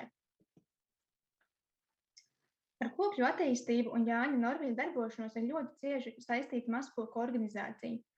Kad 20. gadsimta 30. gados skolās ļoti populārs kļuva pēc Amerikas parauga ieviestās ārpusskolas jauniešu organizācijas mazpulki. Rakstnieks Rudolfs Akeris bija pirmā kokļu ansambļa dibināšanas iniciators, kā arī viņš pats bija 487. Saulsāņu mazpulku vadītājs. Šeit attēlā mēs varam redzēt pirmo koklētāju ansambli. Šā attēlā pa labi ir pats Rudolfs Akers, un attēlā pa kreisi varam redzēt Jāni Norvili. Šeit uzmanību jāpievērš tieši instrumentiem, ko tur ansambļa dalībnieki, par instrumentiem pakomentēšu bišķiņ vēlāk. Kā redzams, puisim rokā ir lielāka izmēra kokli, ja basa kokli, meitenēm priekšā ir mazliet mazāks koklīts, un Jānim Norvilim rokās pavisam maza koklīte. Tātad Rudolfam Akeram ideja par ansambli bija, bet, protams, nebija nekādu zināšanu ne par to, kā šis organizējums, šis ansamblis, ne par to, kādas būtu prasības ansambļa instrumentiem, kā arī nebija repertuāra un bija vajadzēja atrast diriģentu, kurš mazpulku koklētājs iemācītu spēlēt. Lai arī ceļš uz koklētāju ansambli nebija tik lūdz, kā gribētos, tomēr 1936. gada oktobrī tika nodibināts pirmais kokļu ansamblis. Pirmajam izveidotajam ansamblim sekoja nākamie jau citos mazpulkos. Koklētāju ansambļi sāk veidoties ne tikai mazpulkos, bet arī skolās, piemēram, Jelgavas sieviešu ģimnāzijā, kur mūzikas skolotājs Jānis Indāns izveidoja koklētāju ansambli, kas darbojās līdz pat Otrā pasaules kara beigām. Jānis Norvilis pēc Rudolfa Akera lūguma apmācīja dalībniekus kokli spēlē. Bērni kokli spēle apguva neticami ātri. Viņš norādīja, ka kokli jāspēlē ar pirkstiem, lai nepazaudētu kokli smaigo tembri. Jāatzīmē gan, ka nevienā no aplūkotajiem avotiem nav atrodams, kur un pie kā Jānis Norvils kokli spēle apguvis. Tas liek domāt, ka viņš apguvis kokli pašmācības ceļā, izdomājot savu spēles metodiku un pēc tās apmācot arī citus. Jānis Norvils bija pirmais komponists, kurš sarakstīja kokļu ansamblim skaņdarbus. Sūķu spēlmenīši par tēvu zemi un mazliet vēlāk arī ļautiņu par jaunu neņemiet. Pateicoties Jāņa Norvila pedagogu talantam, īsā laika periodā viņam izdevās izveidot konkurētspējīgu kokļu ansambli, un kokles spēle kļuva vien populārāka. Ansamblis sāka koncertēt skolās un sarīkojumos operā, kā arī piedalījās Latvijas radiofona pārraidēs un ieskaņoja plates. Ja runājam par Jelgavas ansambli, tad Jānis Indāns kokli nav spēlējis, taču viņš pats ir apmācījis ansambļa dalībniekus un veidojis gan nošu materiālus, gan vingrinājumus. Jānis Indāns koklēm komponēja vai veidoja atdaras līdzīgi, kā tās veido korim. Bija vairākas balsis, un katrai balsī bija sava melodija. Tātad koklētāji spēlēja ar pirkstiem vienlaicīgi paraujot pa vienai stīgai. Izvēlētais atdaru komponēšanas stils un piedāvātais spēles paņēmiens koklētājiem liek domāt par to, ka Jānim Indānam nav bijis daudz zināšanu par koklēšanu. Tad tieši tagad par koklēm pašām un uzbūvi. Tad pēc Rudolfa Akera lūguma Jānis Norvils, ņemot par pamatu Kurzemes kokļu veidu, izprojektēja 3 dažādu lielumu ansambļu instrumentus, ko mēs varējām redzēt iepriekšējā attēlā. Pirmo, otro un basa koku. Un koklis bieži vien izgatavoja paši mazpulka dalībnieki.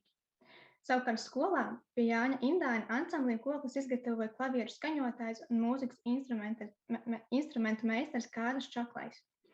Koks bija 4 lieluma un ar dažādiem skaņojumiem. Kārlis Čakais bija sācis strādāt arī pie pārslēdzēja, ar kuru palīdzību ar stīgu skanējumu par pustoni paaugstināt vai pazemināt konstruēšanu. To varētu uzskatīt par pirmo mēģinājumu kokli padarīt par hromatisku instrumentu, kas ļauj spēlētājiem diatonikas vietā izmantot visas 12 pakāpes. Pie šo slēdžu izgatavošanas darbu pārtrauc karš. Tad man būs neliels video fragmentiņš, es ceru ļoti, ka viņš ies.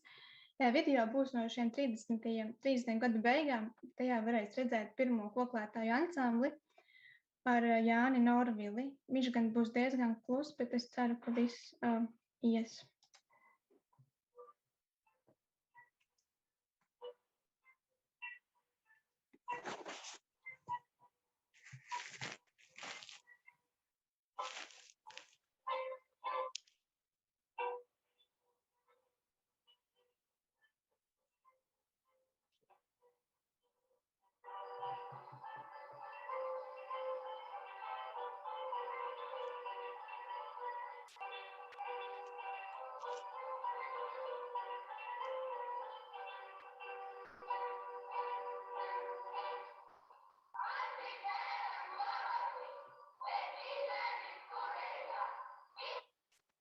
Jā, tāds neliels fragments no 30. gada beigām.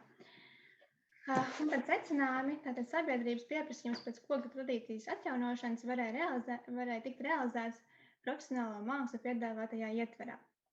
Koklas modernizācija bija nepieciešamais kompromiss starp gandrīz jau izzūdošo tradīciju un sociālo pieprasījumu. Šī perioda nozīmīgās personas ir gan tradīcijas nesējs Pēteris Korāds, gan profesionālie mūziķi, piemēram, Jānis Norvils. Un šajā laika posmā izveidojušies kokļu ansambļi bija kā sava veida pamats kokļu modernizācijas procesiem jau pēckara laikā. Paldies par uzmanību. Paldies! Paldies, Ieva, jums par referātu, un tur arī izskanēja vairākas lietas, kas uzreiz mudina uzdot jautājumus, jo tēma ir interesanta un, protams, ka 15 minūtēs jūs paspējāt tikai iezīmēt tās lietas, kas ietilpst jūsu pētījumā. Sakiet lūdzu, tāpēc es uzreiz tā voluntāri sākšu ar jautājumu. Sakiet lūdzu, jūs pieminējāt tādu lietu, ka tātad šī koklas spēlēšanas tradīcija faktiski jau 20. gadsimta sākumā izdziest, pakāpeniski beidzas. Ir tātad Pētera Kaurāta piemērs, un tad ir Jānis Norvils, kurš, teiksim tā, paspēja pārtvert šo tradīciju un ievirzīt jau tādā profesionālās mūzikas kultūras gultnē un attīstīt kokļu orķestrus un kā tas viss turpinājās. Jūs pieminējāt arī to sociālo pieprasījumu, tāpēc jautājums drusku varbūt tāds ķecerīgs. Ja nebūtu Jāņa Norviļa kā vēsturiskas personas, kas darīja to, ko viņš darīja, lai koklas spēlēšanas tradīciju saglabātu un nodrošinātu līdz ar to arī instrumenta tehnisko attīstību tālāk un pārmaiņas. Ja nebūtu Jāņa Norviļa, kā jūs vērtētu situāciju, kas būtu, ja būtu, cik lielā mērā tas sociālais pieprasījums bija tāds, kas varēja nodrošināt koklas spēlēšanas tradīcijas saglabāšanos? Ja nebūtu tādi komponisti, profesionālie mūziķi, kāds bija Jānis Norvils, kuri to ievirzīja nedaudz citā gultnē. Kā jums liekas? Paldies par jautājumu. Es domāju, ka, ja nebūtu Jānis Norvils, tā koklēšana būtu palikusi, kāda viņa jau bija iepriekš, tad savā mājā katrs viensētā viņu arī varbūt spēlētu un nebūtu veidojušies šādi profesionālāki koklētāju ansambļi un meklētas kaut kādas jaunas tehniskās iespējas un repertuārus un spēles paņēmieni. Varbūt kaut kā tā, ja būtu, kā būtu, ja būtu, jā. Jā. Tad viens pavisam īsts precizējošs jautājums, jo iepriekšējais varbūt bija pārāk plašs. Kad parādās mūzikas akadēmijā kokle kā mācību priekšmets, ja tā drīkst teikt? Koklas klase vispār ir ļoti interesanta arī tēma. Tā, protams, ir atsevišķa tēma, koklas klase mūzikas akadēmijā, ja toreiz konservatorijā. Koklas klase parādās ap 1900, ja nemaldos, 51. gadu ar Sergeju Krasnopjorovu, kurš tad šo koklas klasi atvēra un sākotnēji arī vadīja. Paldies. Varbūt kolēģiem ir vēl kādi jautājumi par tēmu? Albertam ir jautājums vai komentārs? Paldies, jau ļoti interesanti. Es klausījos un aizdomājos, ir tas viedoklis, ka koklis, īpaši koncertu koklis, padomu laikā ļoti labi iekļāvās masu ideoloģijas šajā rāmī. Vai klausoties, kā tu iezīmēji to 30. gadu tendences, kur no 34. gada un 36. gadā, kad veidojās šie ansambļi un viņi tā kā ir šis sociālais pieprasījums, vai ir redzama kaut kāda saikni arī ar šo Ulmaņu tā saucamo tautiskās ideoloģijas uzvaras gājienu, vai tas kaut kādā veidā sasaucās, būtībā, vai Ulmanis ir kaut ko teicis par kokli, ka tā ir mums, nezinu, latviešiem svarīga. Kā tas iet ar šo izteikti tautisko un savā ziņā arī masu kultūru 30. gadu vidū otrā pusē? Par Ulmani, jā, es vienā no avotiem, man liekas, ka vienā no periodikas izdevumiem tieši lasīju, ka Ulmans bija komentējis šo kokļu ansambli, un es nepateikšu tagad precīzi, ko viņš teica, bet tie vārdi bija slavinoši tam ansamblim, kad arī savā referātā, arī savā pētījumā vairākus esmu izrakstījis, vairākus citātus, ko citi ir teikuši par šiem ansambļiem, un tur, protams, visi ir ļoti slavējuši, ne īpaši Jāni Norvilu un viņa devumu, ka cerams, ka tas viss turpināsies un attīstīsies. Tā. Šajā kontekstā papildinot to, ko Alberts jautāja, tad droši vien arī tas, ko jūs jau minējāt, ka tā koklas klase parādās akadēmiskā mūzikas izglītības sistēmā 51. gadā, tas jau arī ir tāds laikmets, kad ir šī sociāliskā realisma tēze par mākslu, kas ir sociālistiski pēc satura un nacionāli pēc formas, un tas arī kaut kādā mērā iekļaujas tajā Staļina laika propagandas kampaņā, ja, par to, ka tiek veicināta tautas mākslas attīstība un tautas mūzikas instrumentu, teiksim, statusa maiņa līdz tādam akadēmiskās mūzikas instrumentam, varbūt arī tā. Jā. Profesors Levāns ceļ roku. Jā, te mēģināju kaut kā iepēlēt to savu roku tajā kamerā. Ieva, liels paldies jums par referātu. Katrā ziņā tas bija ārkārtīgi svarīgi un informatīvi nozīmīgi, jo, redz, te jau ir tā vienkārši atklāsme, ka ir lietas, pie kurām mēs esam pieraduši šodien. Tas mums ir apkārt, mēs liekus jautājumus neuzdodam, no kurienes un kāpēc. Un jūsu referāts patiesībā gan no šīs tā vēsturiskās, kultūra vēsturiskās, mūzikas vēstures un vēl, teiksim, tās sociālās vēstures perspektīvām patiesībā ļauj mums pozicionēt šīs lietas piederību vienā kultūrā, un ne tikai vienā. Acīm redzot, mums, jūs jau arī parādījāt, ka, teiksim, tā saikne ar tītaru,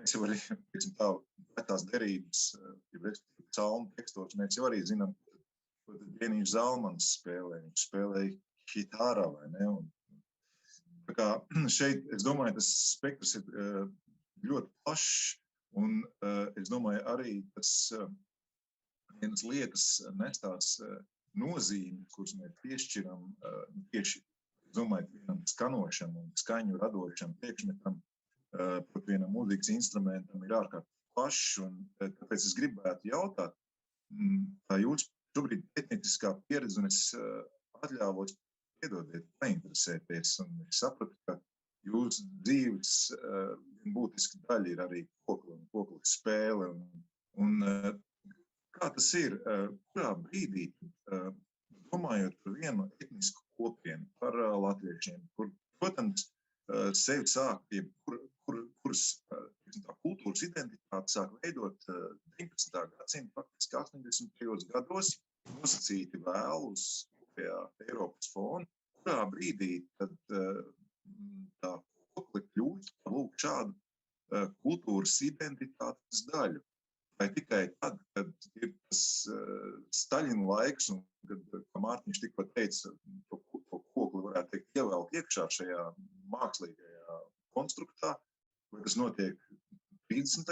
gados, viens cits faktiski, tā ideoloģijas kontekstā, vai tas, kurā brīdī mēs runājam vispār par kokli kā kultūras identitātes ļoti būtisku, un es ceru, ka es nepārspīlēju. Es ceru, ka tā nav mana projekcija uz ko, kā kultūras identitātes elementu. Ceru, ka es saprotu noformulēju.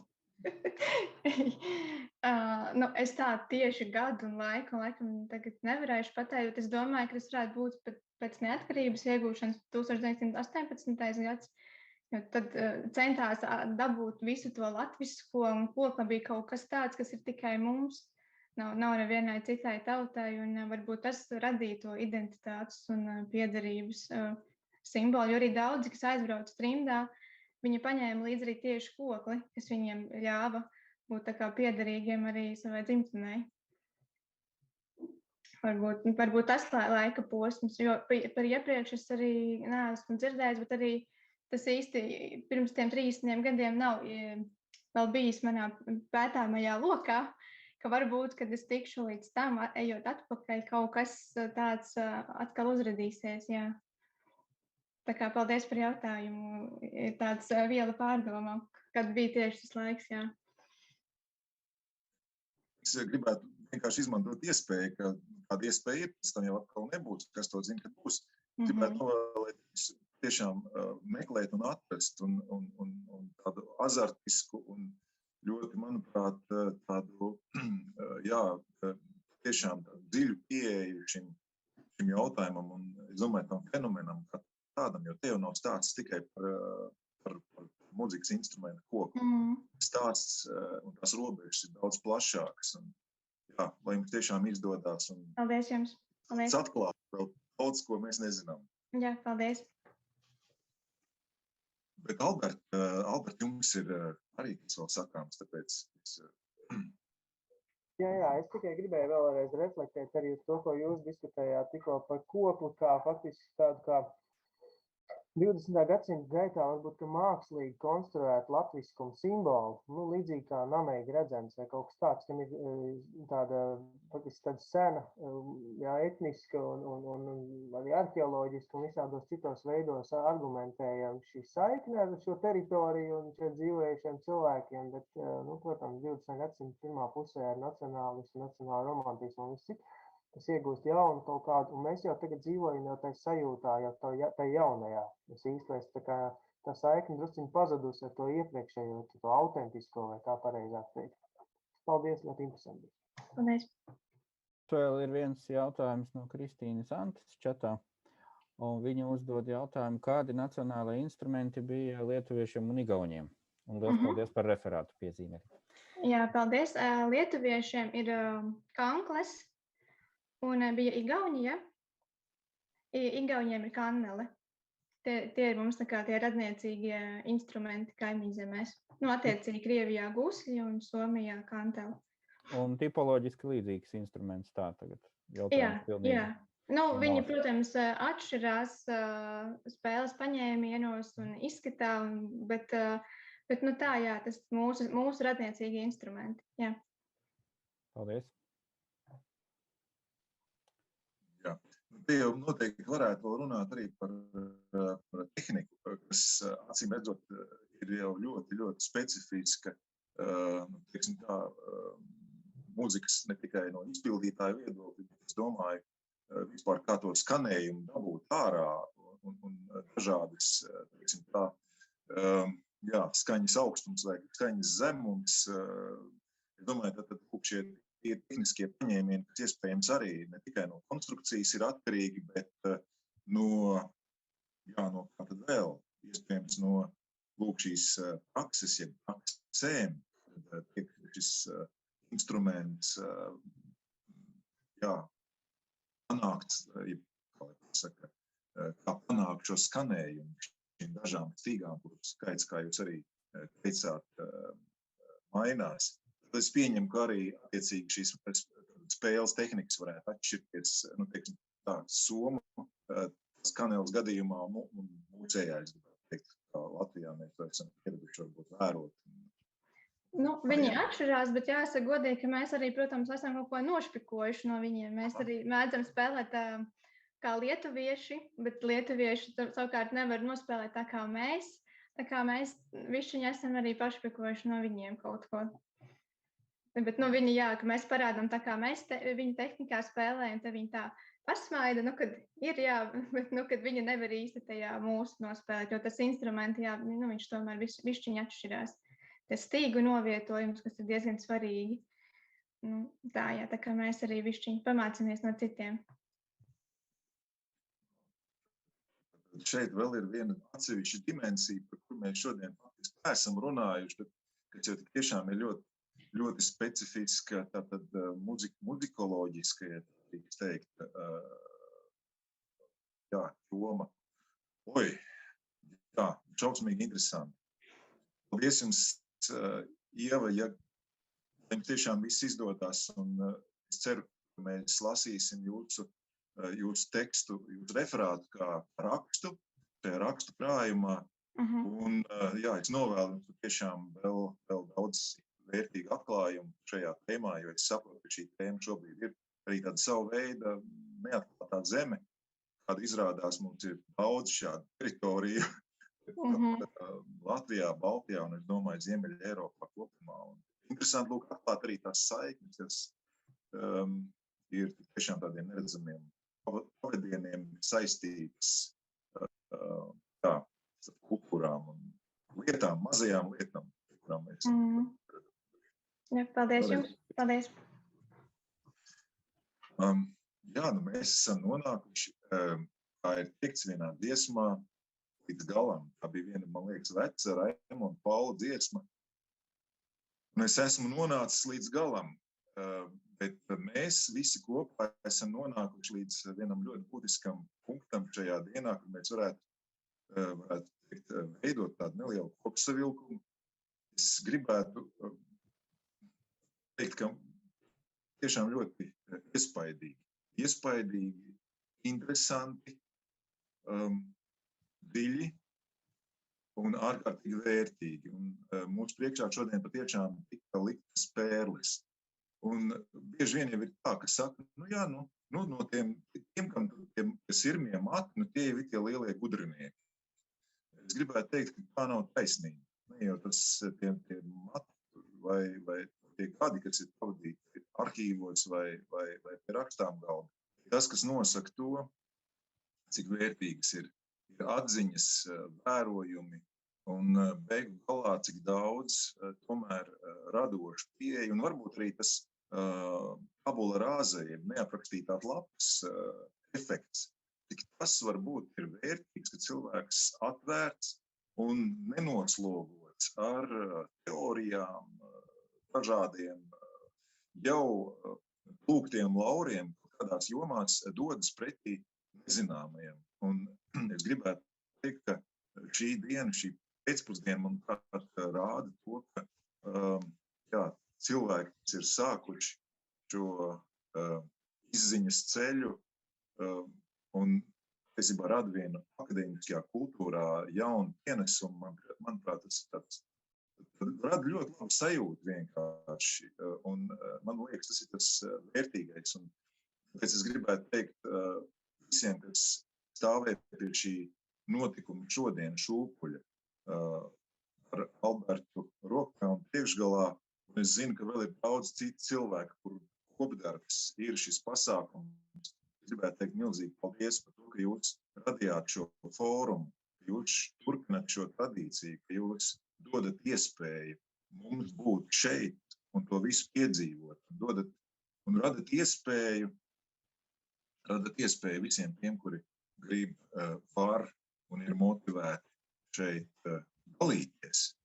Man liekas, tas ir baigi svarīgi. Dalīties par to, kas ir ieraudīts, sadzirdēts, nojausts, sajusts. Gribētu teikt vēlreiz lielu paldies jums, dāmas, kas šodien referējāt, visiem, kas piedalījāties šajā sekcijā kā klausītāji un arī jautātāji. Un es gribu teikt paldies tātad vēlreiz organizatoriem un teikt, ka šī bija brīnišķīga diena. Paldies jums!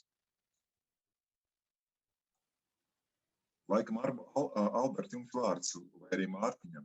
Mārtiņ, teiksiet, man liekas, esmu pateicis visu. Andris patiešām pateica visu, es tikai varu no savas puses piebilst vēlreiz lielu paldies jaunajiem vēsturniekiem un vēsturniecēm, kur piedalījās šodien un piedalīsies rīt.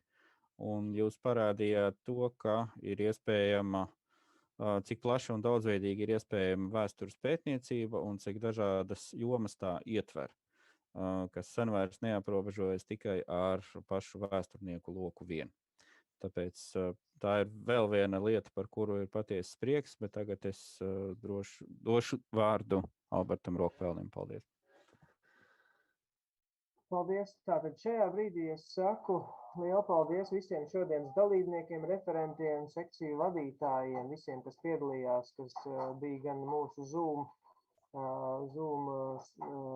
seminārā, gan kas skatījās mūs attālināti YouTube kanālā. Atgādinu vien to, ka rīt mēs tiekamies jau 9:45. Ja kādam nav rītdienas Zoom saitīte, rakstiet man uz e-pastu. Šodien paldies par darbu un uz tikšanos rītdien.